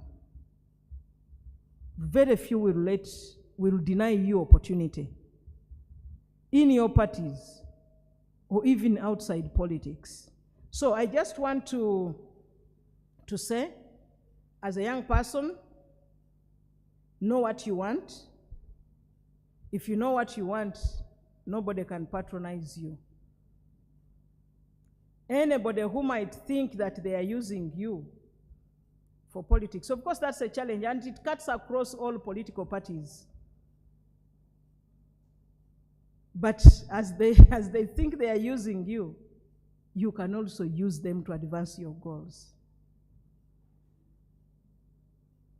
It can be a two-way. The biggest problem now is transactional politics by the young people. Transactional politics. This is the journey we are going to take, and somebody is like, Mfunira muwa. Mtemera. Yes, vajja kutemera, but you will also bury your political life. So I just want once again to thank, as I conclude, the organizers for this event where you bring young peoples from different political persuasions together, where you bring different speakers to come and talk about their journeys and their experiences. And I just want to appeal to the young people that how you use this time determines your next journey. There is no time that you'll ever find that the environment, the political environment, is 100% conducive. It will never be. But whatever the situation is, they say it's only when it gets dark that you can see the stars. Whatever, of course we want a fair ground, and it's what we we are working for. And as on the side of NRM, I can't fail to say this. Like I said at the beginning, we may not be where we want to be, but we are not where we were.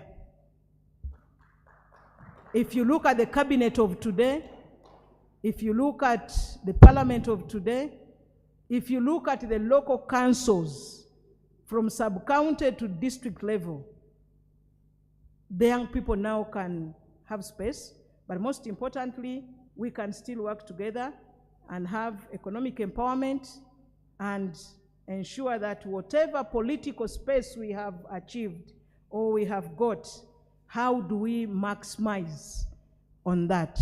I thank you so much.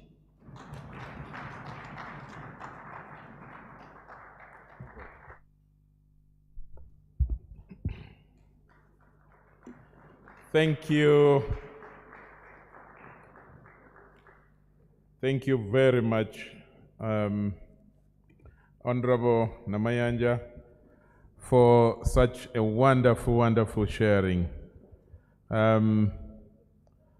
I found it hard interrupting you and added you 20 minutes on top of what you had been allocated, the 45 minutes. But the time allocated plus the extras were all worth the sharing. I've taken lots of points, and some of them are things that these young people must never forget. It is the Dutch who like starting with the good things. They say, however bad the situation is, the Dutch usually say, can you start with the positive? And when you said we have not reached where we want to be as young people, but we are not where we were. And you said, you underlined it saying, for sure. I liked that. And some of them are very good reflections. On mentorship, one thing I liked about what you said, following people. Many times as young people, we tend to think that you must be attached. Not necessarily so. You can actually follow someone from a distance, and you follow their value systems, you follow their trails, and you follow in their footsteps, even if they don't know that you're following them. It's still part of mentorship. I think some of the problems we have in this part of the world where mentorship sounds a new term is that we misunderstand the whole context and the concept of mentorship, and we think that you must be tutored, you know, a physical class of sorts. Far from it. You can actually follow the Honorable Namayanja like some of us have done. And I was already an active journalist when you contested when you were elected, because I didn't see you campaign for Buganda caucus, but I recall very vividly on the steps of Parliament, my colleagues, especially Buganda journalists, saying, now a woman to be chairperson? And for us, we didn't understand the politics of Buganda caucus, and only to hear in the evening that Honorable Namayanja, a woman, had been elected. And how you navigated it is a question for another day that we can learn from. So thank you very much. And we are going to have a panel discussion to discuss this. And it's time now that I have to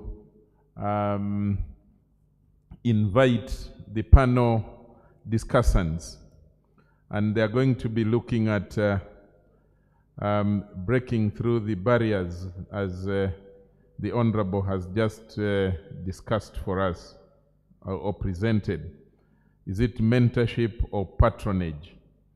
The Honorable Matanda Abubekar, is he here? Yes. I like the clapping. You know, you can tell from the clapping whether you are going to pass an election on a day or not. Whether you are going to withdraw from the contest or not, you can tell from the weight of the clapping. So Matanda, thanks for being a popular guy on youth issues. We will have Honorable Nyamutoro Fiona.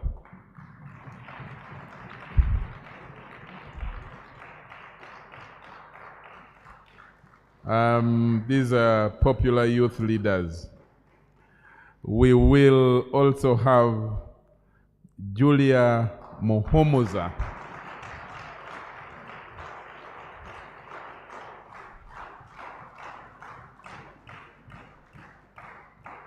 Julia Muhumuza. We will have Dennis Ouma.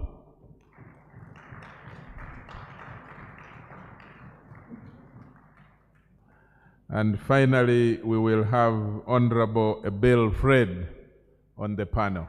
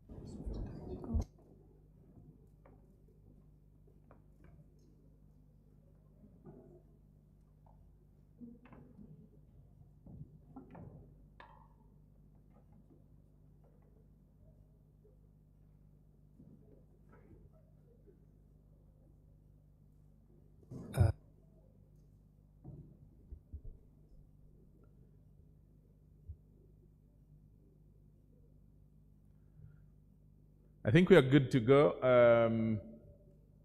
We are good to go, and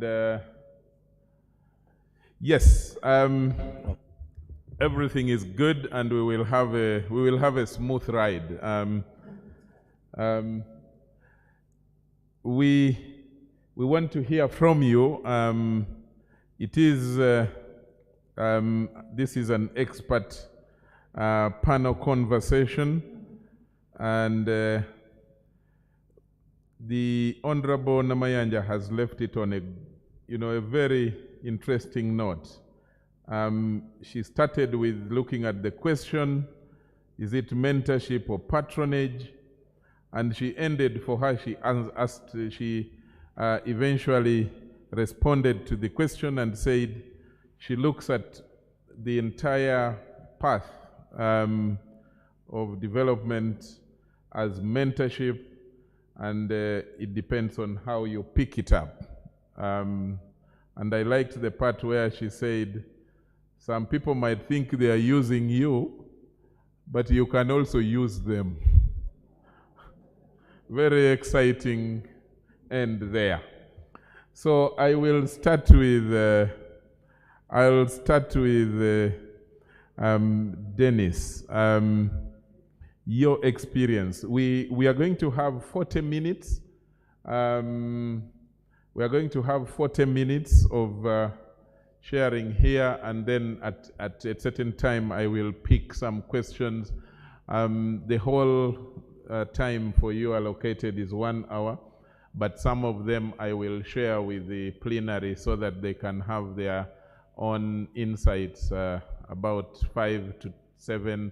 So start preparing your thoughts so that when I call on you, you already know what you want to say in a minute so that we can have as much discussion as possible. So Dennis, what your thoughts are in the first 2-3 minutes of, breaking through the barriers? How do you go through it? What is your story? Move it closer. That's okay. Hi everyone. Good evening. My name is Dennis Ouma.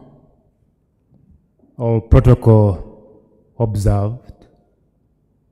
I'm humbled to have been invited as a panelist this evening. Among other things, I am the national chairman for the Persons with Disability League of the Forum for Democratic Change political party.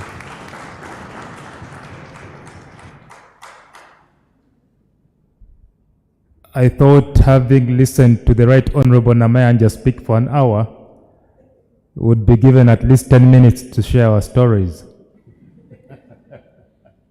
But we'll manage.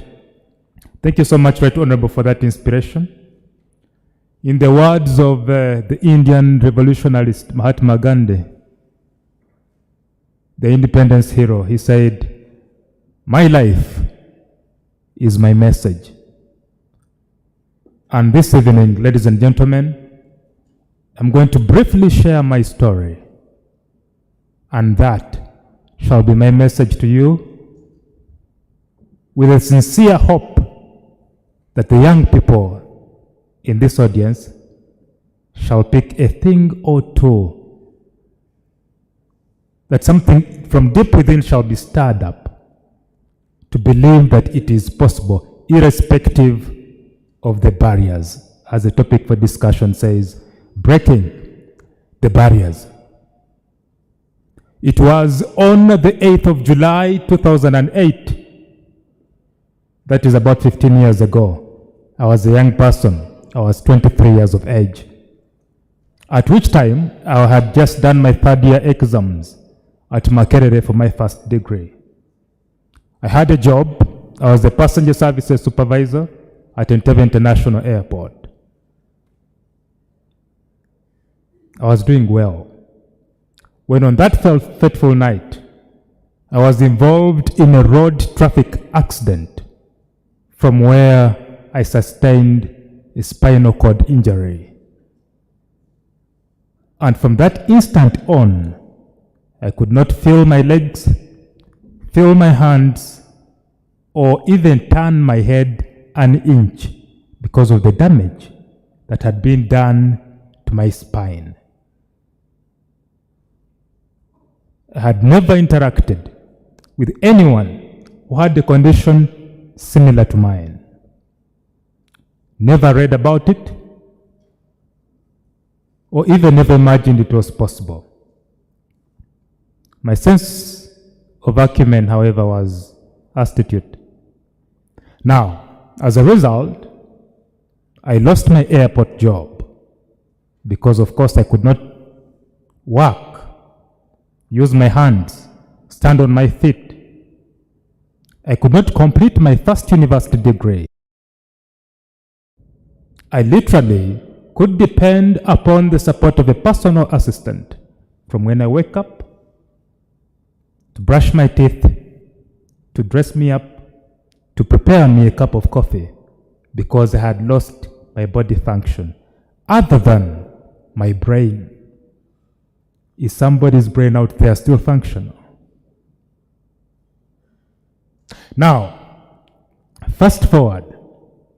Of course, people said somebody had bewitched me and all that. I was 23. I had 2 cars at the time, living in a mansion, completing my first degree, had an airport job. It came down crumbling. Of course, I thought 3-6 months down the road, my story would change. I would get back on my feet as advised by the hospitals from where I sought rehabilitation. That was not the story.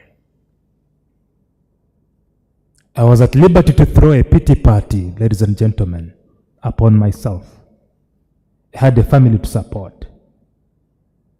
Now, I took it upon myself to read and establish what else there was for a person with disability. Remember, that was only one person making a statistic of more than 12.5% of Ugandans living with different forms of disability.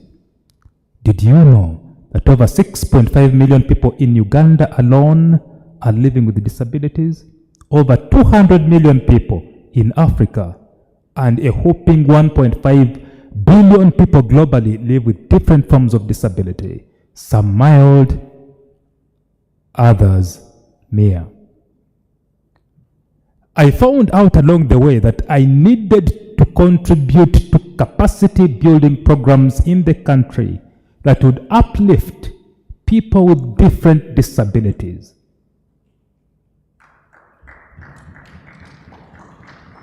I read widely. I committed to get back to class and complete my first degree. I made attempts at several universities to do law. One university after the other rejected me for the reason I was too disabled to be in class. And genuinely so. They would say, but Dennis, you can't try it. How are you going to sit your tests? How will you sit your exams? How will you ascend to the third floor to the library? I had no answers myself, but I had read the Constitution and was incumbent upon both state and non-state parties to make sure that everything I needed was in place for me to be in class. I went to the next university, and to the next, and to the next, and knocked at the next, until when I found a way out. Makerere opened doors for me to study. To sit my exams, I had to hire 2 writing assistants, a recording equipment, and a full-time invigilator to have me complete my tests. Through my first degree, I enrolled, ladies and gentlemen, for my postgraduate. Through those barriers of commuting, among other things. And as I speak, most recently, I was even awarded a scholarship, a prestigious Chevening scholarship to study in one of the leading universities in the UK for another master's program. Now, along the way, it is often argued that, like Proverbs 13:20 says, you walk with the wise, you become wise. For the companion of fools suffers harm. We often rise only to the level, we do not often rise to the level of our potentials, but rather we rise to the level and quality of your relationships. Who are your mentors has been the subject of study today. I'll simply say it: relationships. The relationships each one of us cultivates either pushes you forward to your purpose in life, or rather drifts you away further from your purpose in life. The relationships you nurture and cultivate on a daily in your immediate environment. After my second master's degree in business, I committed to be a business coach with an aim to pursue disability inclusion, but not through advocacy and running down the streets, but through business. I know all over my years in politics as a person with disability, I've had to reach out to my NRM colleagues in the disability fraternity, petition Parliament, petition the President. I've contested for National Member of Parliament in the last election, where I came out the 8th out of 14 contestants, and I will contest again because I've identified the problem. Issues of no money are coming out in this symposium, but as a business coach, I don't want to forget this. Entrepreneurs are compensated for solving problems. Nobody is going to reach out and give you money without a solved problem. Look closely around your environment and seek to solve a problem. Start a business. As a young person, invest in yourself, bet on yourself, and pay tuition for yourself. I have done that. I have done several businesses as an entrepreneur. Most recently, having started corporate disability inclusion consultancy, so that as young people here and as leaders, as development partners, as implementers, government ministries, departments and agencies, we are out to empower you all institutions, to prioritize the minority groups of people, the young leaders, the people with disability, at your planning, your programming, your implementation, your monitoring and evaluation. Where is the disability? The National Youth Council, I hope you have persons with disability in this audience this evening. To be intentional on bringing to the forefront the underprivileged, the disadvantaged.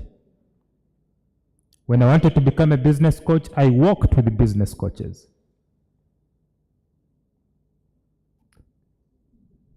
As I conclude, I see Charles looking at me with a suggestive eye.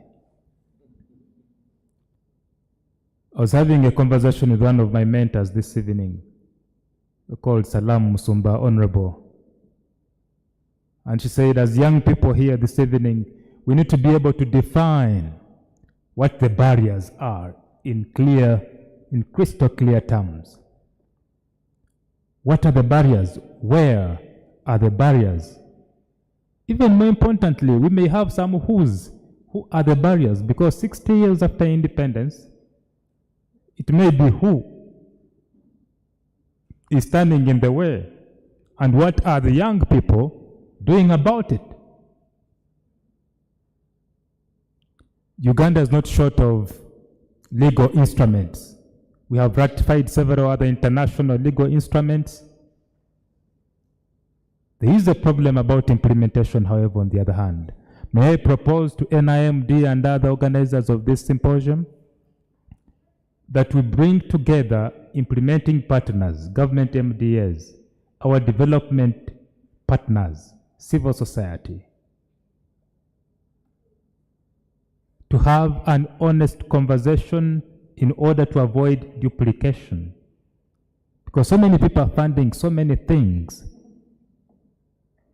and there is no accountability in the education sector, in the health sector. I had a chance to go across the country in the last election, and I interacted with persons with albinism, people who are unable to reach out and work under the sun. They are visually impaired as well. The blind people, they cannot get a job unless they have other equipment that is bought or personal assistants to support them. People with spina bifida, physical impairments like myself, people who are hard of hearing, people who need sign language interpretation to even be in an audience like this one. Where are they? I interacted with a gentleman, a father to a 7-year-old son, whom he had been carrying on his back from baby class to primary 2 every single day of school, until such a time when he could not do that anymore. Reason, he had no wheelchair. When they reached out to me saying this young man has been first in class every single day, but is unable to go to class because he doesn't have a wheelchair. Service delivery to the ground is missing. The other secondary factor, the father could not buy Pampers for the young man anymore, because after all, the toilet systems at the school were so improper for him to be able to access. At the implementation level, there is duplication. And therefore, implementing partners, development partners, civil society must have a conversation, ask each other the hard questions, find solutions. At the end of the day, the less advantaged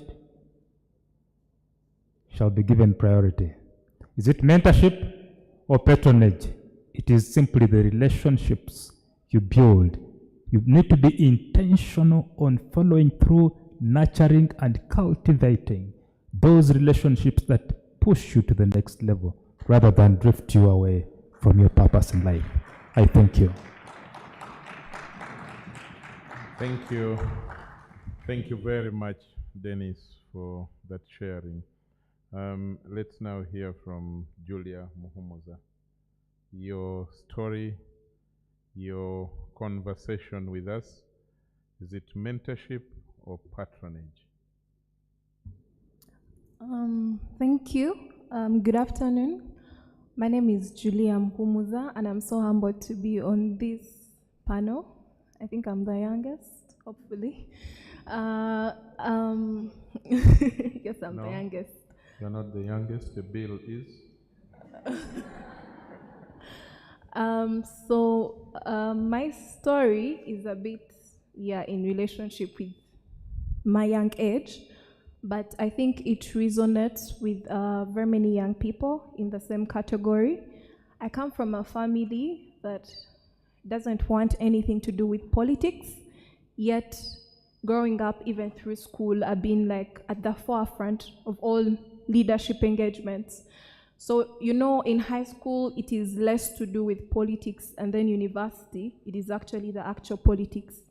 So for me, when I joined Makerere University Business School, I take on the elective positions, the junior ones. For those ones, you don't really feel the real political fire until I ran for guild president. So when I tell my parents I'm running for guild president, they're completely out. It's a no from them. So you don't expect any form of mentorship, any form of support from them. And I remember at that time, I was really young, and I looked out for people who have maybe tried to be in these positions before, and they were all closed doors. And long story short, I finally lose the election, but I want to mention something here, and I'm sorry I will not be so specific. We have very many mentorships going on across the country for targeting different young people. And I happened to apply to a couple of these at a time when I felt like I needed to benefit from these mentorship programs. I am a very young, vibrant soul. I need to be out there. I need to be groomed. I need to be mentored. I need someone to hold my hand and show me, this is how it's supposed to be done. This is how you get out from this and all that. I applied to all of them, and they all rejected me. I don't know, maybe because I had failed. So eventually, when fast forward, when I win Vice President UNSA, I wanted to test something. I applied for the same programs as Vice President UNSA, and they gave me.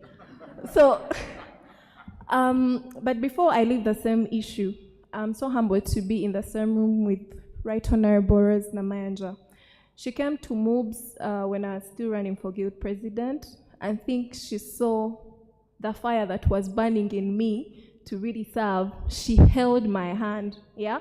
So she, among very many people, is the category of the very many that have made it and are willing to hold someone's hand and mentor them. Eventually, even when I lost vice president, she kept on looking out for me. Sorry, when I lost guild president, she kept looking out for me. There is something here. Do you want to participate? That is her. I have been a beneficiary from the Rose Namayanja Foundation through mentorship, yeah? And when I get here, so when I get these other mentorships, in my head, I just told myself, I did not want, I was just testing out something. And that's the reality, the sad reality. There are very many young people who would eventually be the leaders we want to see actively engage in politics.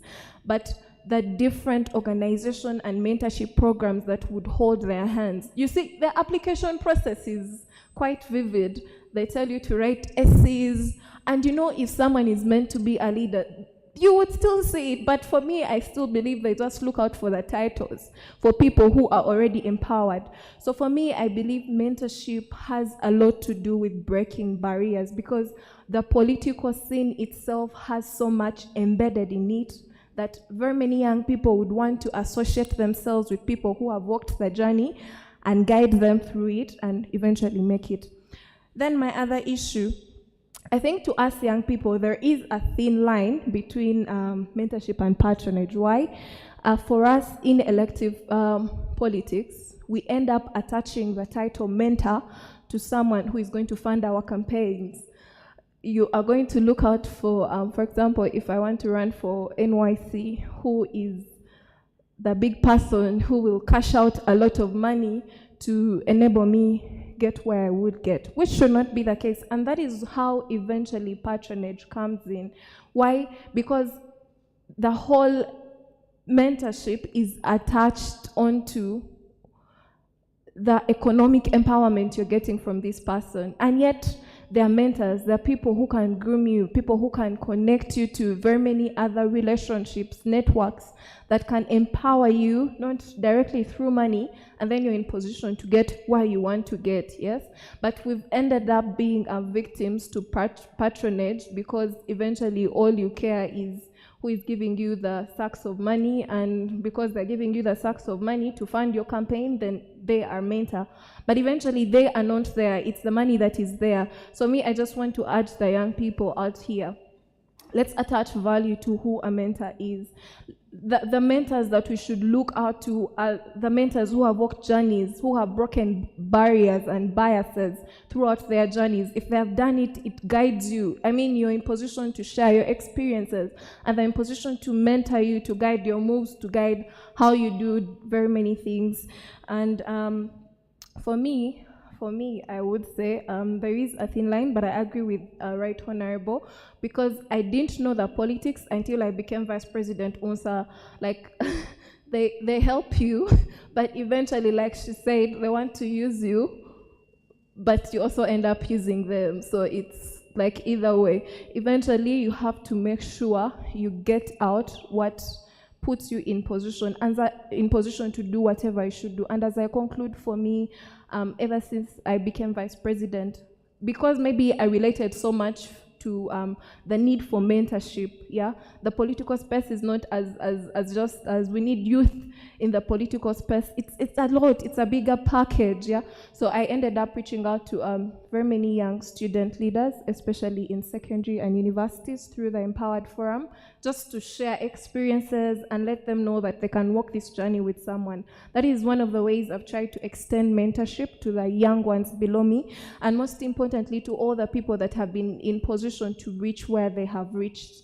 You have to believe that there is someone out there who can benefit from your mentorship, and someone we can create more spaces for more people, or we can have more young people in different spaces through mentorship. Thank you. Thank you very much. Later on, perhaps I'm beginning to like and think through this. They use you, and you also have to use them. Perhaps we should also interrogate the concept as well. When NRM is a political party and recruits you, do you think you are going to a convent or to mobilize for NRM? And when they say go and mobilize in the hardest area, are they using you, or they are actually deploying you rightfully where they want you to? Honorable Fiona Nyamutoro, I hope that you will tell us whether you think NRM is using you or you are using them. So it's your turn. If you are on course for a politically aligned journey, you would probably take up the opportunity, and they are using you while you're also using them in a different kind of way. So you can both achieve your goals in that sense. The measure here, I think we all learn from Honorable Namayanja, is that, yes, you should never be used. They use, you use. We balance interests, and then we can say that, yes, we are talking politics. Right, Honorable, thank you very much for the wonderful remarks. On whether barriers can be broken, absolutely. Exactly how? Ask me how a young person that is from a rural village like mine in Nebi district is able to break barriers.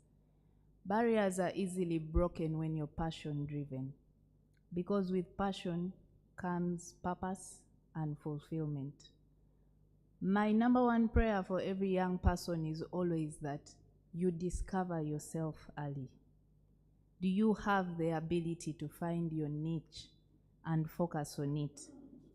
One of the challenges I've had with being a national leader is that these national podiums expose us to a lot of visibility and admiration. And sometimes it also comes with a lot of misconceptions. I have had very many young girls from the time I was elected, not just for National Female Youth MP, right through my political journey. Every position I have attained, they are always people looking up to you, ladies or gentlemen. Now, some of them are confident enough to reach out and say, I admire you. I wish I could be like you in future. Would you be my mentor? And the first question I always want to ask, why? What is it you admire about me? Just recently, about a week ago, a young lady walked into my office. She had seen me on Twitter. She was looking for me for about a year, so finally she had the opportunity to see me, and she had come all the way to ask me to be her mentor. And I asked her, why do you think I should be your mentor? Her response was, she thinks I make the job look cool. She said, you know, Honorable, you look so cool when you're doing these things, so I think this is something I can pull off well. Really?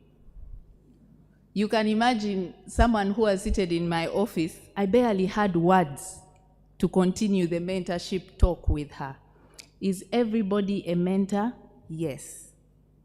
In this room, do you see yourself as a mentor, or you just want to be mentored? The earlier we get to discover that each and every one of us, in our various capacities, from the different backgrounds that we come from, each of us has very many people that are looking up to you, and you can't afford to do less.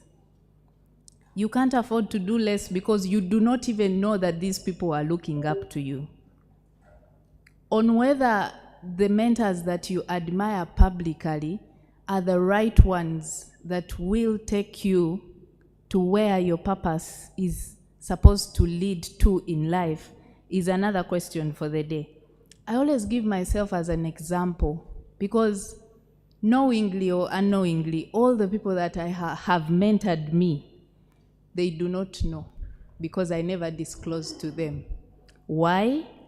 Being intentional about what exactly you draw inspiration from. And I also do it purposely because from my experience, I have learned that mentorship does not necessarily have to have physical interaction, that I am supposed to look out for this person, get to know them, because I've also been disappointed a couple of times. There are people that I looked up to, and then when I go to interact with them, I told myself, okay, it is not as much as I expected. Have you found yourself in that situation? And then all of a sudden you are losing the inspiration that was driving you. Who is my greatest mentor? Myself. I am my first greatest mentor. Reason being, it is me exactly, it is only me who understands what my objectives are. I admire, I acknowledge, and appreciate great works that are done by phenomenal people, figures, and I learn from them. I relearn and unlearn all the time. But how best I can incorporate all that into my vision can only be determined by myself. And do you know what the power of that brings about? It makes you unstoppable. And when you reach that point, tell me which barrier will stand in your way. Absolutely none. The earlier we get to have young people ride more on their self-esteem, have a visionary lens for the future, the better we get to utilize mentorship. And while we were having all this breakdown unpackaged by Honorable Namayanja, I was wondering and asking myself, how many young people look up to all of us in this room, maybe us on the panel here, and just think you could wake up and be me? You can wake up tomorrow and be the next National Female Youth MP, but you will definitely not be me, because we probably don't share the same values. We don't believe in the same objectives. We don't have the same work methods. And guess what? That is exactly the same circle of people that you are supposed to be drawing attraction to. People that share your values, people that share the same sentiments as you do, but also keeping in mind that you have the ability to appreciate the differences of others and see how best you can incorporate them. Can mentorship be misleading sometimes? Definitely. I have also seen very many young people lose it because of mentorship. Because in this whole space of admiration and everything comes blindness and obsessiveness. You have seen young people lose themselves because they want to be like a particular person. Now they spend most of their time with this person, then even they want to talk like that person, they want to speak like that person. I met a friend of mine last time. I said, "You never used to talk like this. What is wrong with you now?" And they were mimicking a particular politician. It is not bad to say that you share probably a fashion sense of style or something, but in the value of all this, of mentorship and everything, please never lose yourself. Always make sure that you are on top of the game and you are the engine that is determining the pace you should run at. I think I would tell that to every young person at any given opportunity. Thank you. Wow. Well done, Fiona. Now we want to hear from Mr. Matanda Abubakar. Thank you very much, Charles, and thank you, colleagues. Thank you, the Honorable Namayanja, for setting the pace for this discussion. Breaking barriers, is it mentorship or patronage? I quit politics. I now serve as a judicial officer, and therefore my conversations may not be as interesting as they used to be because they are now apolitical. And right from the onset, I want to start technically, because I've been listening to the politicians and you joined them in saying that in mentorship you don't have to meet the person. And from a technical point of view, I want to disagree and say there's a difference between role modeling and mentorship. And we can add apprenticeship and so say, I think what is making Honorable Nyamutoro and Honorable Namayanja to somehow draw us from mentorship and push us towards role modeling is out of the understanding that we do not have any mentorship model to speak of as a country. And so you're on your own. And if you're on your own, and I agree, if I draw from my experience, I had an opportunity to serve as a guild president at the Islamic University in Uganda and President UNSA, and eventually into the National Youth Council and the Youth League of an opposition political party. I agree that if you're a young person in Uganda and you're in leadership, you're on your own. And therefore, because you're on your own, you have to take the advice. And I want to give it to Honorable Rose Namayanja, since we don't have a lot of time, drawing from my experience, which was quite related to her experience. I could share what I did. When it became clear to me as a guild president that there was no mentor, you know, I decided to become my own mentor, or to go and move towards role modeling, where you identify someone who is doing something you would want to do, and then you see what you can pick from them. And that's what I did.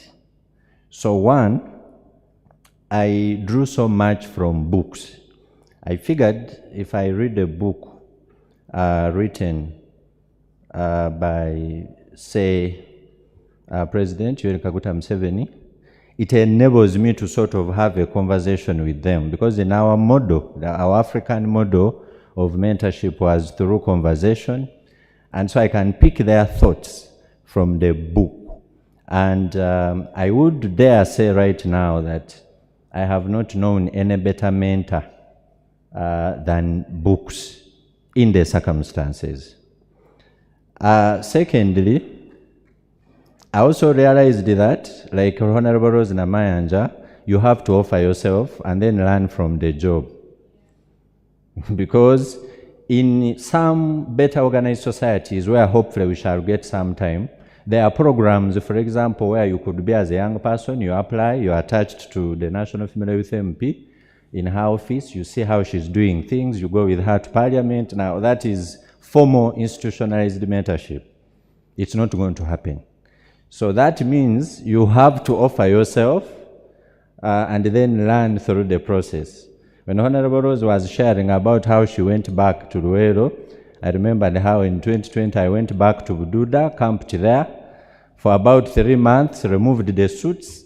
They didn't even know they were dealing with a lawyer because I had to win elections at the village, at the parish, at the sub-county, and I could not win them as a former UNSA president or as a lawyer.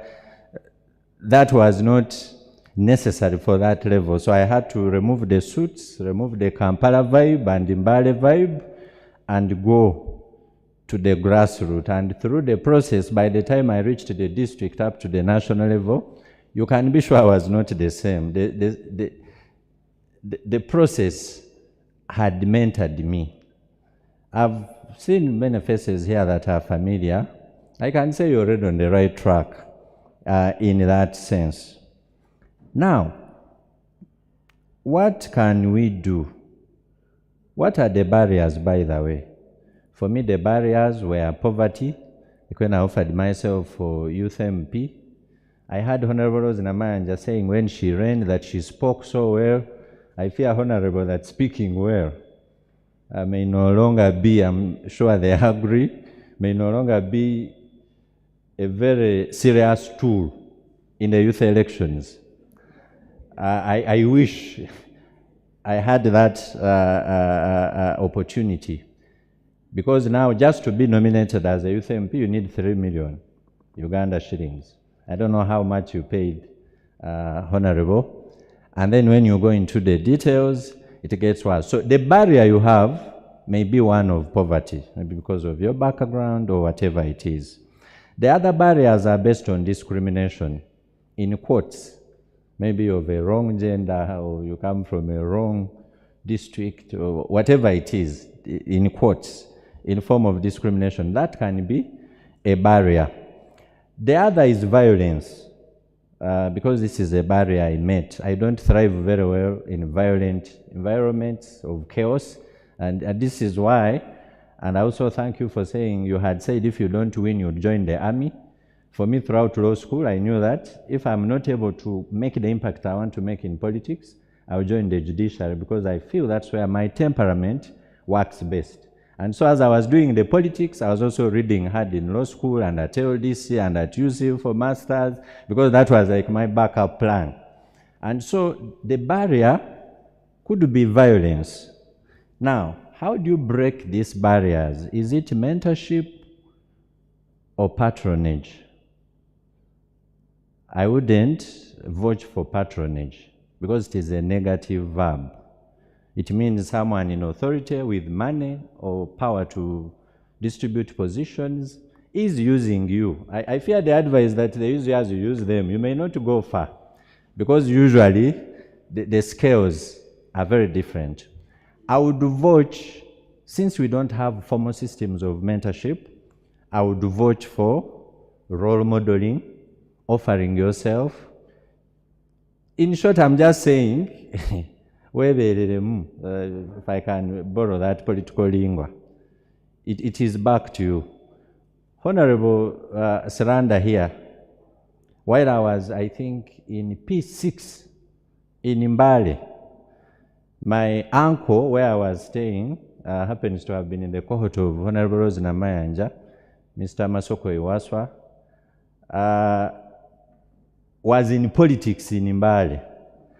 This Honorable Gerald Saranda you see here, I saw him sleeping on the couch in my uncle's house. At that time, my uncle, since they had come through and the National Youth Council, you know, they had the vibe. They were what you people are now. And I don't know what aspirations he had in his heart, but he decided to kwesibako, if I can use that word, kwesiba on these processes and move through and observe.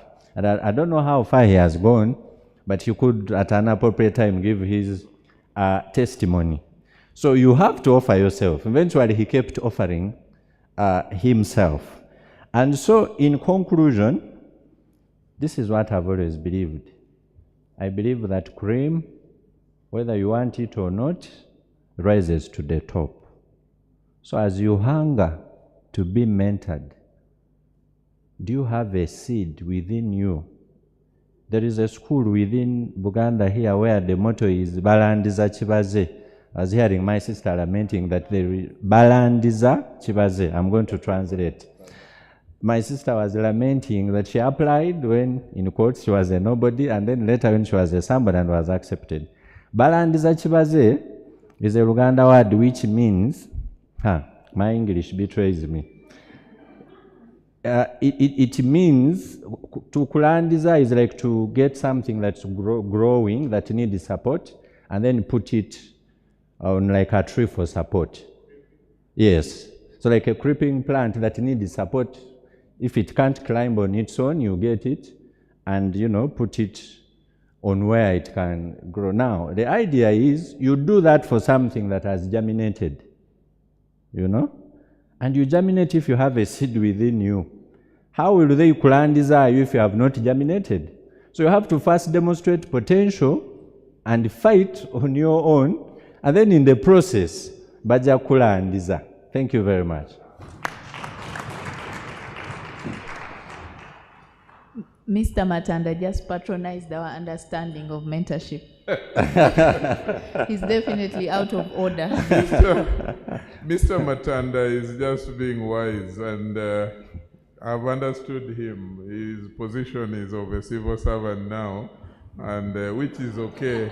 I gave a disclaimer. He has said the same things that Honorable and Fiona and the rest have said. Yes, but not as a politician. Not as a politician.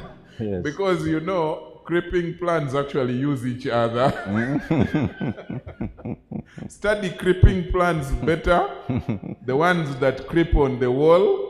Study the ones that even deliberately, you know, now coming to farmers, those of you who study and observe how they plant passion fruit, you actually deliberately put the farmer sticks, the reeds usually, and some poles, in order for the passion fruit to creep on and then and eventually. see light.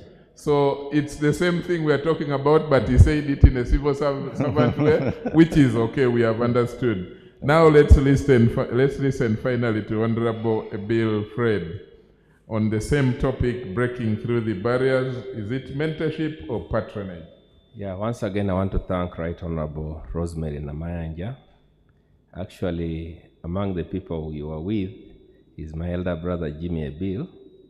He's now RDC Kitgum. And George Odongo, who is like a brother to me, who is a member of parliament for Yala. That is your squad. I wanted you to acknowledge that. I want to thank the organizers of this symposium. I thank you, the moderator. Once again, I thank you, honorable members of parliament. I know you are busy people, but for you to give the youth time, it means a lot to them. And I thank my colleagues, Secretaries General of the different political parties and the youth who are here. Here with me, I have two categories of people. I have the people who first voted for me. So whatever I say here will only be the truth, but not, how do they say it? The truth and nothing but the truth. as I acknowledge Honorable Namayanja's words of mentorship or patronage. So can the people of Kole who are here stand up for recognition in a special way? Including my son, by the way, my second born, Noah, a Bill, who is studying medicine. He's also a voter, by the way. But I've not seen him standing up, Noah, a Bill. Yes. So that means I cannot lie when they are here, when I talk about my career. Yes. You know, Nabi Mohammed, in his hadith, I told the other day the MPs, but they were making a lot of noise. They didn't listen to what I was trying to explain to them during the campaigns of the Yala. I was telling them that Nabi Mohammed, in his hadith, peace be upon him, he said that always speak the truth, even if it's bitter. So I'll try to speak the truth about Honorable Namayanja's issue that she brought, which she concluded that is mentorship, not patronage, which is critical. So coming to 2006 election, I didn't have money. I went to contest, but I think I misfired because 2006, there's a rich man who came around 2004, who had a lot of money. I think he was a money bag. It was called John Ogwang Beridugo. He had come back with a lot of pounds. At one time, I'm told he withdrew money and there was no money in Stanbic Lira. So I could call it misfiring. Then I went to contest with this man. Then voters were asking me, what are you looking for? Because the man is giving people motorcycles. The man is marrying for people wives. The man is building houses for people. But you are here coming around, talking good stories, but not having any coin on you. Please, why don't you stand next time in 2011? We beg you. You are going to spoil for us things. I said, my friends, I'm also expressing interest. The good thing at that time, the nomination fees were just 200,000. So, unlike nowadays, which is 3 million. So it didn't hurt so much. Once you pay 200,000, you just ride on your bicycle and walk to some places where you cannot ride the bicycle and campaign. And remember, Kola at that time was a whole district. I became MP when it was still a whole district. So 2006 didn't go well for me, but I've never lost elections. Why I say I've never lost election is that I've never been the last in any elections. Even during my students, it's very dangerous for you to be the last. So there were many people who put money in this election, but they were last. I was around number 3 again. So, in spite of not having money, so the rich man took the day. He was old. He was about 72, 70 something. Now, I discovered one thing. I realized people love money. I said, let me, but I don't have capital. I finished my university a long time ago. I was trying to teach in a private school in Lira. Then I decided to open a tea company without capital. I just came, went to Kasaku tea company, talked to the management. I want to brand my own tea using your tea leaves. So I decided to call it King's Tea. I went and registered it, that UNBS, everything was okay, paperwork. Then I decided to package it cheaply for 100 shillings at that time. So, because most of the tea leaves were for 500 and above, Mukwano was the one supplying there in the north. So I started marketing aggressively in the radio stations. In Lango, Acholi, Kitgum, Gulu. Then some South Sudanese also were coming. But remember, I had no capital, but I talked to the management. They give me tea leaves. I take there, I repackage it. And then it was beautiful. The packaging was good. The quality was good. So King's Tea became a very big brand. And it was cheaper, but small. So Mukwano realized that there's some people like cheaper things.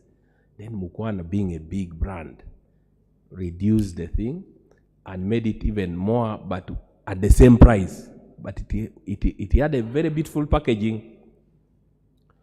So they chased me from the business. That is another story. So King's Tea collapsed. But I said, I'm not going to, looking at my children, because my children, they say I'm their mentor. So I cannot just sit back and say, I've lost elections, Mukwana has chased me out of business, I'm going to just sit. I stood up, I said, no, it was coming to 2010. I have to go back to politics now. Now remember, the rich man was now ending his term. I went to him, I said, I've realized that you are my father.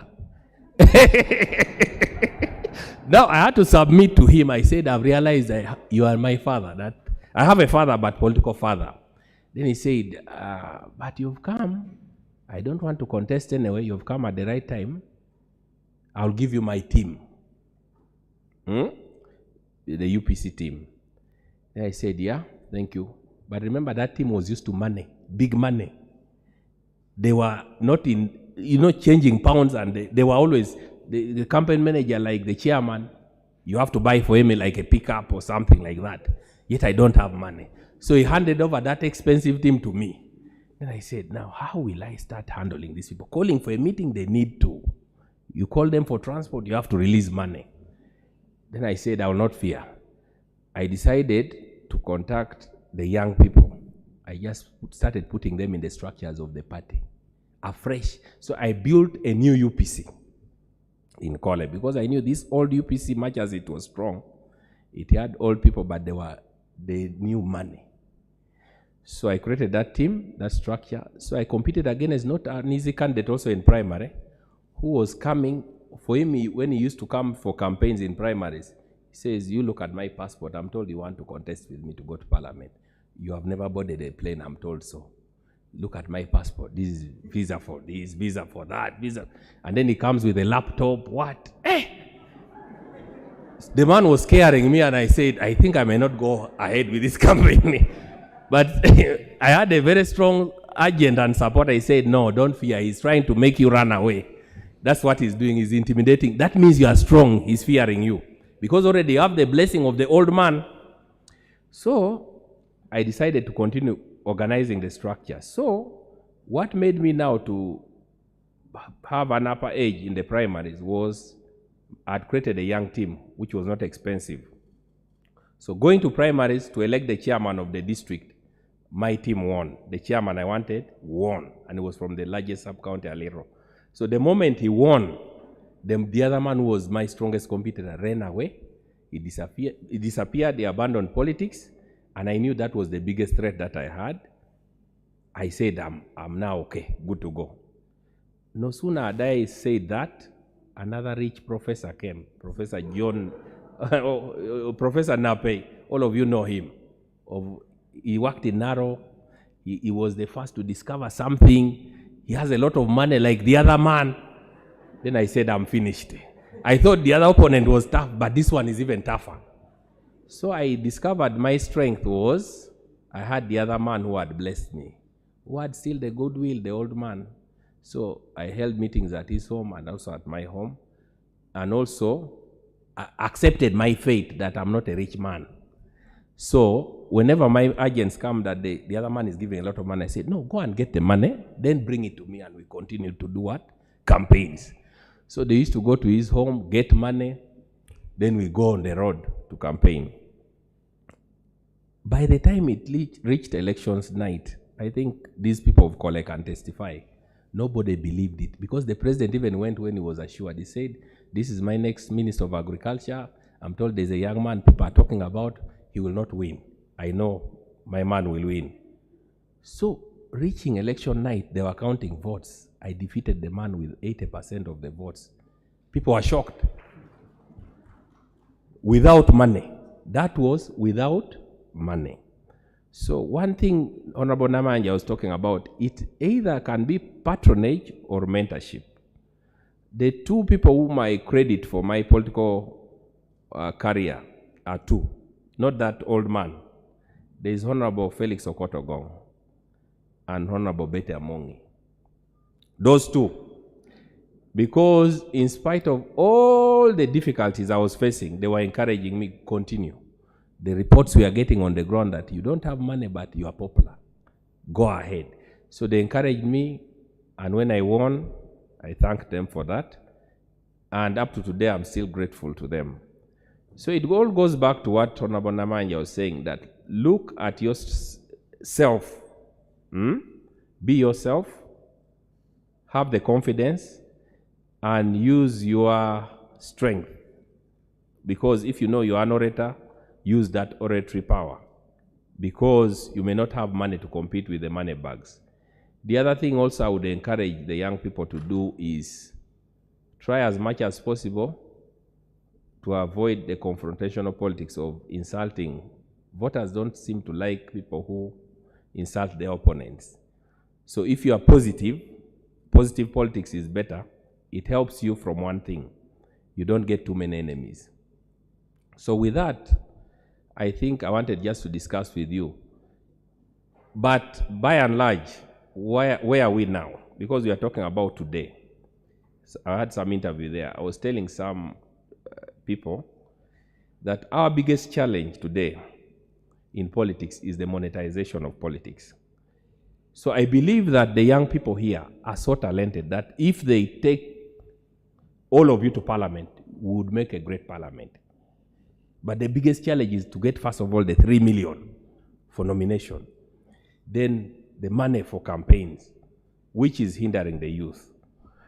My prayer is, if you ask me where would I want to be, I want to go back to 19th November, 1863 in Gettysburg, Pennsylvania, where Abraham Lincoln said, he concluded by saying that what people always talk about, that I believe that the government of the people, by the people, and for the people has not perished on earth. I would want to go back and tell him he should not say only the people. He should say for all the people and by all the people. And of government of all the people, by all the people, and for all the people. Because today, the limitation of the youth not having money has made them, their voices to be shut out of the politics. Although the few who go through, you'll find either their fathers are somewhere or have money. So not all the youth are able to do what the other youth who come to parliament, how they succeed. In other words, they don't succeed, as you've heard from some of the testimonies. So my prayer is, finally, my prayer is we need to get money out of politics. Much as people are talking of getting the soldiers out of politics, I'm telling you, even if you get the soldiers out of politics of Uganda, I'm the one who has been agitating. I went to parliament as a Secretary General to tell the Human Rights Committee that let us get the soldiers out of politics. But when I went for Yala politics, there were no soldiers there. And I saw the problems which were there. It means that if with or without the soldiers still, we have a problem. So in other words, the problem is not the soldiers, the military, in politics of Uganda. But let us get money out of the politics of Uganda. With these few words, I commend this for God and my country. Thank you very much. Thank you very much, Honorable Bill and Mutanda, Honorable Nyamutoro, Julia, Dennis Ouma. Thank you. Ladies and gentlemen, I'm going to take only 6 questions or comments. And I've chosen 6 because there is Honorable Namayanja and then 5 persons on the panel.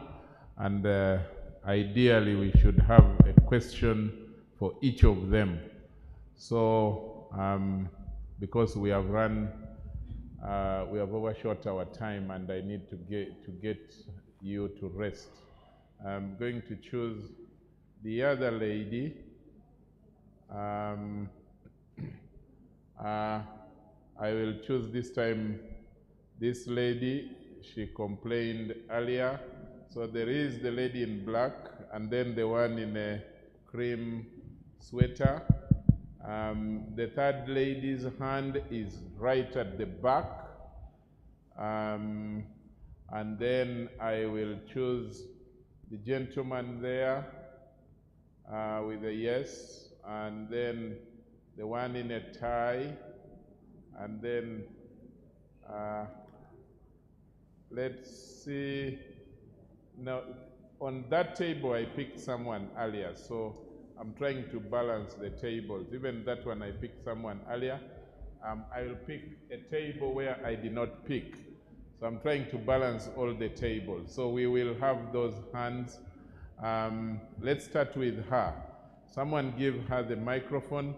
Very quick questions, no comments. Given the time constraint, I have to give them 6 minutes to respond to the questions as well. Okay, thank you so much, sir. Everyone present, a good evening to you all. My name is Marion Ainebiona, a student from Kavala University. I'm really so humbled to be part of this, and I'm so impressed by the people who are there presenting. Like the stories they are sharing, they are like my own stories. Because of recent, I was contesting as the guild president, but I lost the primary elections. But I'm someone who loves politics so much, and whenever I see people sharing such stories, they are my own. I urge all of us, especially people who are in position, to point out those people who have capabilities. Because I lost the election, I didn't have enough money. People were like, Marion is good, but we cannot vote her because she doesn't have what to give us.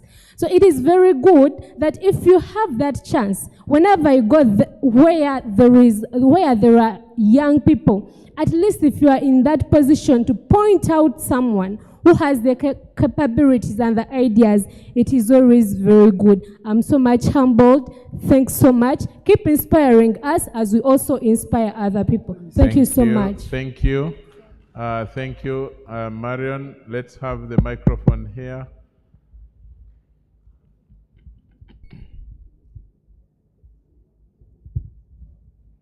Thank you very much. My name is Amon Alice.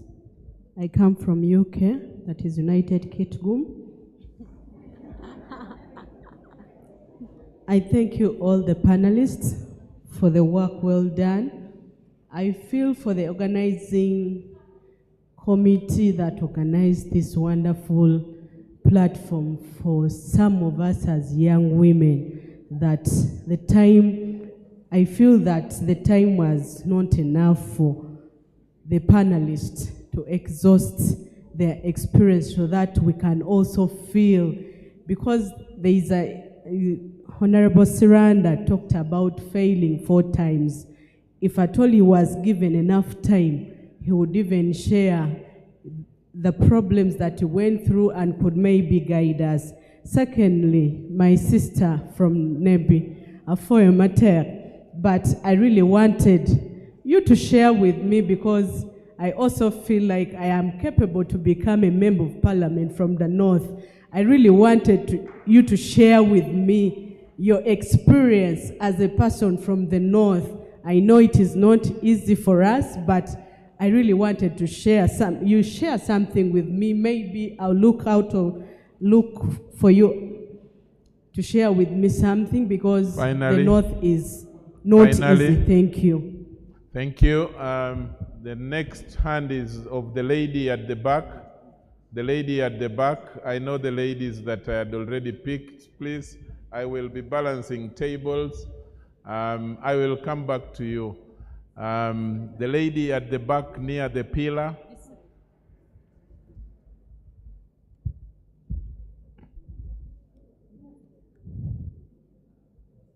Thank you everyone. I would love to take this opportunity to appreciate our panelists. I really appreciate the knowledge you share with us. But first of all, I would love to agree with what Honorable Matanda said. Mentorship is something vital to us. We, the youth, we can't really mentor ourselves. At least, maybe for those who are exposed, can mentor themselves or think for themselves what is good. But you can't tell someone who's coming from deep down in the village, from schools where even they can take a week without seeing a car passing, to mentor themselves. It's us to go in deep down the village to mentor those young girls and boys, because they are looking after us. Thank you. I beg to submit. Okay. There is the The hand in front of you here. Yeah. Oh. Thank you very much. My name is Ruban Kenneth Francis Shah. I'm from Gulu.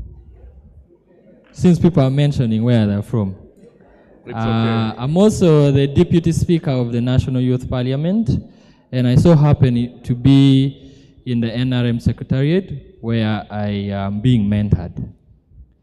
But now my opinion on mentorship versus patronage is that as Karl Marx wrote in the German ideology, he said that the ideology of the ruling class is the ruling ideology because the ruling class will always own the means of mass production, and that is the mental production. The problem here is that when the ideology is one that is not being owned by people because there are no structured mentorship programs, national mentorship programs, then the only thing we go to is deputization and appointments, where you see in Uganda we are appointing RDCs, deputy RDCs as a form of mentorship when it is actually not. Then you see people taking up assistants in offices, and this becomes a problem. But reality versus, some sort of ideology, dream. I think that in the Ugandan perspective, we cannot draw a line between mentorship and patronage. We need a blend of both. If we are to develop and become the kind of leaders we want to be. Because there is no one who is going to mentor you without a clear-cut interest.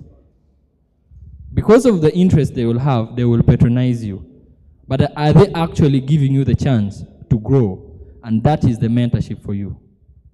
Okay. So I think that we shouldn't draw a line between, but we shouldn't also make one overpower the other. Thank you very much. Thank you. Interesting. There is a gentleman on your right.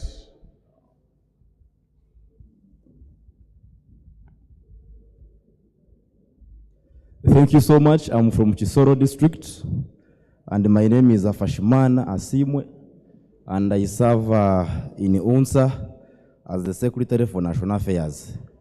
My question goes to Mr. Fred, Honorable Fred. When you were getting done with your presentation, you put that we need to do away with the commercialization of politics.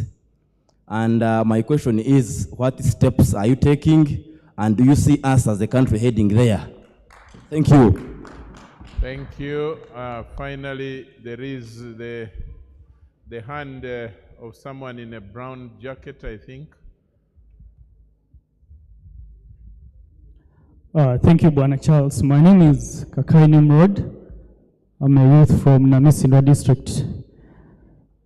My question, we'll be talking about breaking barriers. And this, I speak as a member of the National Youth Movement, youth.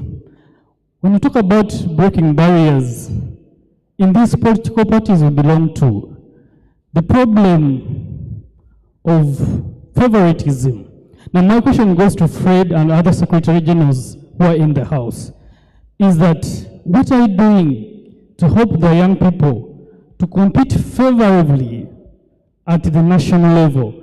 For example, a youth from Namisindwa who has no one big in the background or no godfather, godmother to come and compete at the national level with that one who has a godfather or godmother as a political party across the political parties. What are they doing to help to ensure that the young people compete in the same way? Thank you so much. Thank you. Thank you. Can we get one microphone to Honorable Namayanja? I'm going to start with, I'm giving each of them 1 minute each, because we have run badly with time. So I'm going to request each of them to have a minute, just a minute, to respond to the issues that have been raised and to wind up. Thank you very much, Charles. I just want to put context to the statement I made.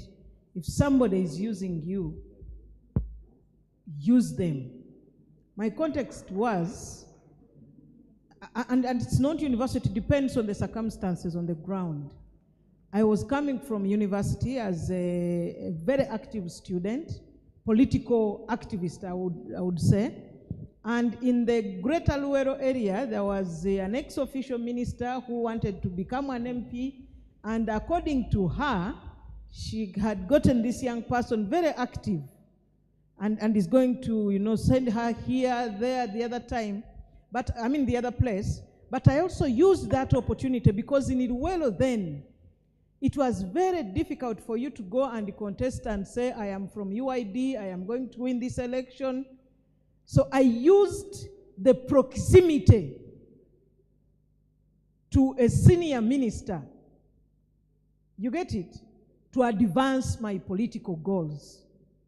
And the rest is history. So when I said they use you, if you detect somebody is using you, but it's also very important, allow me, Charles, to say this. Yes, we want mentors. And I'll use my personal experience now as a leader. There are many young people that come to us. And every time they come to you, there must be a problem somewhere, a problem the other side, a problem the other side, and a problem the other side. They will get off the radar. I had still another person, another leader from our area. Every time I would go, it was, you have this as transport. Get this as transport. I stopped going there because I needed mentorship from her, and I didn't want her to believe that every time I go there, I must get transport. So I would walk back to Makerere on foot because I treasured the relationship. So I stopped going there until when she looked for me, and I told that person that, whenever I come here, you are giving me money, but it is exactly not what brings me here. So you must know what you're dealing with. Then the issue of role modeling and mentorship, yes, it's both, Mr. Matanda. It's both. That's why I said, maybe I didn't use the language you used, that I don't have to be near somebody or to tell them that they are mentoring me, but I learn from them. And that when I come to meetings like this, or if I have an opportunity to engage, that can be mentorship. But otherwise, somebody said, how do you mentor us? Where are they? How do you come from the village? Most of our leaders have come from very far without mentorship. And I agree with Mr. Matanda that nobody will look for you until you render yourself relevant. Thank you. Thank you so much. Thank you very much, Honorable. Honorable Bill, 1 minute. Thank you, moderator. Let me also thank you, because it's good to thank somebody when he's still alive. You're a good moderator. I want to thank all the participants. I've got only 2 questions. The other ones, they thanked me. Mr. Hata Shimana, I believe that name comes from Kisoro, asked that what are we doing as Secretaries General about the issue of commercialization of politics. In the last Parliament, 10th Parliament, me and my colleagues, the Secretaries General who are here, Secretaries General who are here, went to the Speaker of Parliament to request them to reduce nomination fees to go to 200,000 like it used to be before. And actually, Right Honorable Rebecca Kadaga agreed to our suggestion. But as you know, the leader of Parliament cannot make a decision alone. I think Parliament, the whole Parliament should have moved it. That is where it stopped. It was a proposal by IPOD, Secretaries General. But all is not lost. We are still pursuing it. As I've told you, as IPOD Secretaries General, we shall meet the President of Uganda, who commands his caucus, and the leadership of the NRM caucus to try to advocate. Let them either totally remove the nomination fees or reduce it to where it was when I went to Parliament, 200,000. to enable the young people also participate in these elections. We shall continue to engage. Namisindwa man, my man from my district, Namisindwa. In fact, your issue is not far much different about mentorship. How do we help even somebody from far away from like Namisindwa to come up? In UPC, we are starting a new UPC. We have decided to rebrand it. We are going to make UPC a new UPC for a new Uganda, because we have discovered that every time people are talking about UPC, people look at the UPC of 1962. And that branding has made people to think that the UPC of 1962 is the UPC of today. This UPC has changed. The UPC of 1962 or 1980 couldn't have worked the way we are working with these other parties. You get it? We have shifted a bit. We have said Uganda is for all of us. Much as we come from different political ideologies, our future is shared. So we are trying to see how to also bring new talents and also help the youth to ensure that they come into the mainstream politics. And I would invite you to join UPC so that you... I'm sorry. So that you see it firsthand that we are trying to... Is there a problem? You know, the late Okule Park used to ask, whenever we were in meeting, the late Okule Park, he would ask us, have I spoken something wrong? When he hears people murmuring.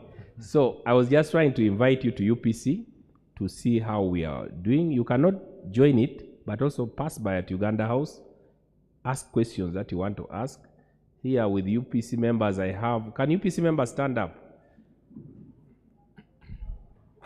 I have a very big group. Thank you very much. Yes, Thank you. so I think you will go to Uganda House and see for yourself how we are doing it. I believe all the other parties are doing the same. Thank you, moderator.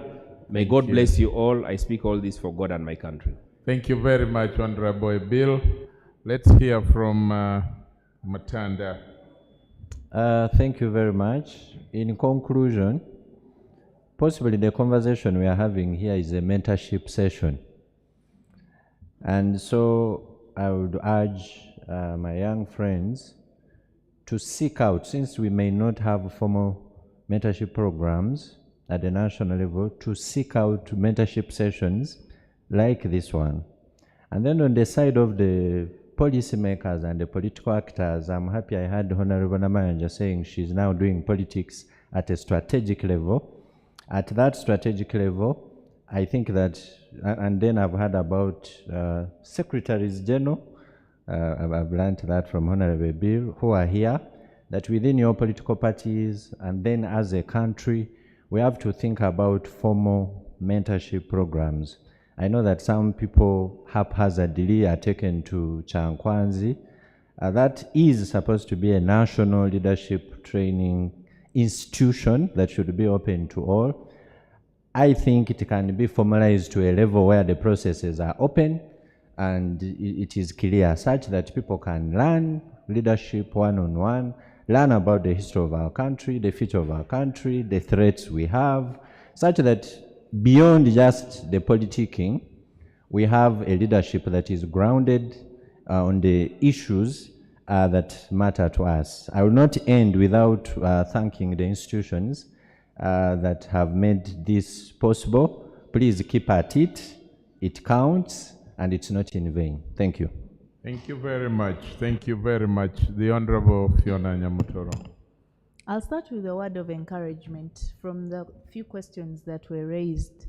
My brother from Namisindwa, the young lady at the back, and my sister from UK. Their concerns all rotate around a situation that we have all grown up in, about life not being easy, about how you thrive through tough situations. And I want to encourage all of you that being from the village has never been a bad thing. We are all villagers. I don't know, maybe Julia isn't, but I am a typical village girl. And the only way you're going to be proud of the village you come from is by showcasing your potential. And that will become the first identity point of mentorship if you seek out any. The Honorable Matanda used Luganda that I am not very familiar with in his context, but what he meant is actually you utilizing your best abilities to prove that you are worth whatever you want to become. And when you do that, there is no situation whatsoever that will be a barrier. Stop this pity game of talking here and there that I am from the village, I am less privileged. No, no one is going to pity you because of that. No one pitied us. But I mean, we are in the city and we are turning tables, aren't we? So why wouldn't you have the same spirit? Do not be fooled by anybody. This gentleman, at least I can refer to Charles as my uncle, he went to school without shoes, but he's holding the best national podiums today. And so did Matanda, and so did many of us. Actually, the ones who are in the city also have to prove themselves against the potential that we showcase. And if they can't do any better, we thrive. And that is the spirit that every young person is supposed to have. I get very discouraged when I hear it coming out as a sentiment of pity, because I have never found it as a disadvantage. It should actually be your driving force, that you are from a place that gives you an environment of asking questions. You were uncomfortable from the start, so you want to make the situation better. And that is the reason as to why you are striving to become who you are. I think if we all followed that pathway, we are good to go. Good. Allow me to thank our partners. As the Vice Chair of the Parliamentary Youth Forum, thank you so much for believing in young people, and thank you for investing your resources and time in seeing that we create these spaces. Thank you very much. Thank you very much. Let's hear from Mumuza. Thank you. I'd like to start off where Honorable Nyamtoro stopped. Some of the reasons that we actually hang on and pity ourselves are actually things that should be driving force, like she mentioned. Eventually, for me, with all the campaigns I ran, like I mentioned earlier, I knew I did not have the #1 support I needed. So I literally started off my campaigns with zero, like no finances. The first people I thought would support me, they all said no. But eventually that, all the things that you look at, limiting factors, eventually are things you should not focus your eyes on. For me, at least, it has been a driving force. Eventually, when people see the potential, when people see how much effort you're putting in, things start falling into place. At least for me and all my campaigns, I started off at nothing, but I've seen very many people come through for me, because just like everyone said, they eventually saw that I was trying. I was offering myself, wanted to make things better. So I just want to encourage all the young people here. For us, we are going to exist in very many spaces. We are going to meet each other in very many forums, maybe in the parliament, wherever, in very many forums. But one thing I want to encourage you all is, it goes back to each of us. For me, I think if I had sat down and pitied myself, I lost the election. I mean, when I told my parents I lost, they told me, no, it's a good reason for you to focus on books. But that's not what I wanted. Eventually, I stayed on course, not because I had the people around me who would believe in me, but because I wanted to change something. I wanted to eventually be a mentor to someone. I eventually wanted to share my story with someone, so it kept me pushing. So I just want to encourage us all. The reasons that would discourage you from taking up space should actually be the driving force, because eventually when you make it, your journey, your story is a testimony. I mean, if Honorable Nyamtoro, you are wondering how she did it, if she did not come out, you would never wonder how she would have gotten where she is today. So if you get out there and take up the space, then tomorrow you're the next person who will be mentoring others. Thank you so much for putting this together. We appreciate as the young people. And thank you for having us. Thank you. Thank you very much. Finally, Dennis Oboa. Ouma. Sorry, Ouma. Yes. Two issues very quickly. One, thank you, Dr. Rosa, and Tim, for putting this symposium together, and specifically for having this ramp on this podium. It's not every day that organizers pay attention to detail as much as you have done. Thank you. In as far as disability inclusion is concerned. I'm sure that there are many people out there who mean well for the young people as well. Now, two, I want to give the young people here today their biggest weapon in this country. Their globally acknowledged SDGs, which is a blueprint for global peace and prosperity. However, achieving all of them, ending hunger, ending poverty, ending HIV, seems like a huge mountain. One that is incapable of getting accomplished by 2030. What am I saying? There are so many barriers that the youths clearly see in front of them. But your biggest weapon today is your statistic in this country. Your numbers in this country.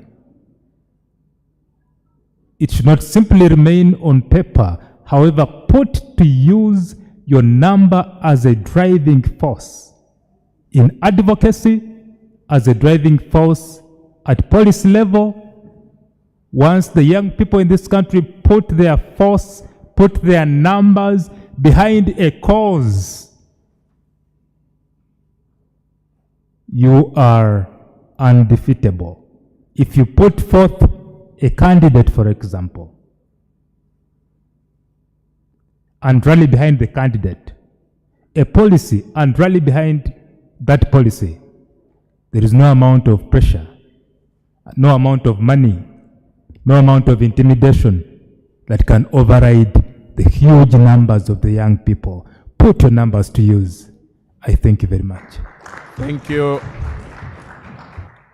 Thank you very much, Ouma. Thank you very much, Honorable Bill, Honorable Fiona. Thank you very much, Matanda, Julia, and Honorable Ross Namayanja. Thank you very much, all you participants. And I like the passion and the active participation. I have observed those that wanted to really come into the discussion, but you will appreciate that we haven't had all the time on our hands. Tomorrow we are going to have another interesting day, which will begin at 8 with registration.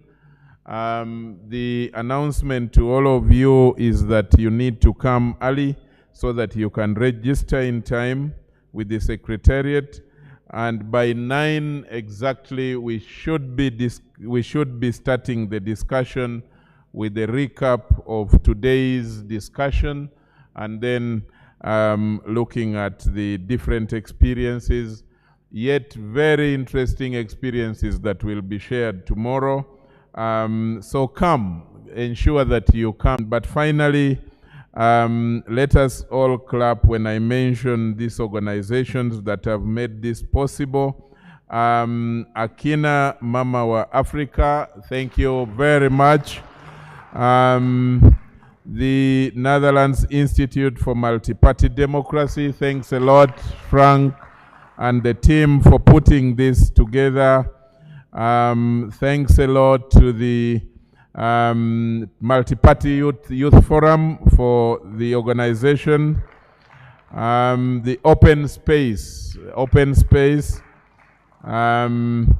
Then, of course, the Uganda Parliamentary Forum for Youth Affairs that many MPs here are members of.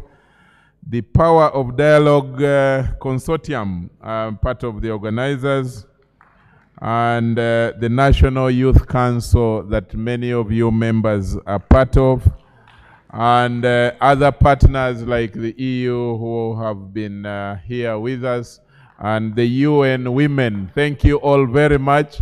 And to all of you in your different capacities as leaders of youth, of young people from across the country, thank you all very much. And God bless you all this evening. Let's meet again here tomorrow at 8 in the morning. Thank you.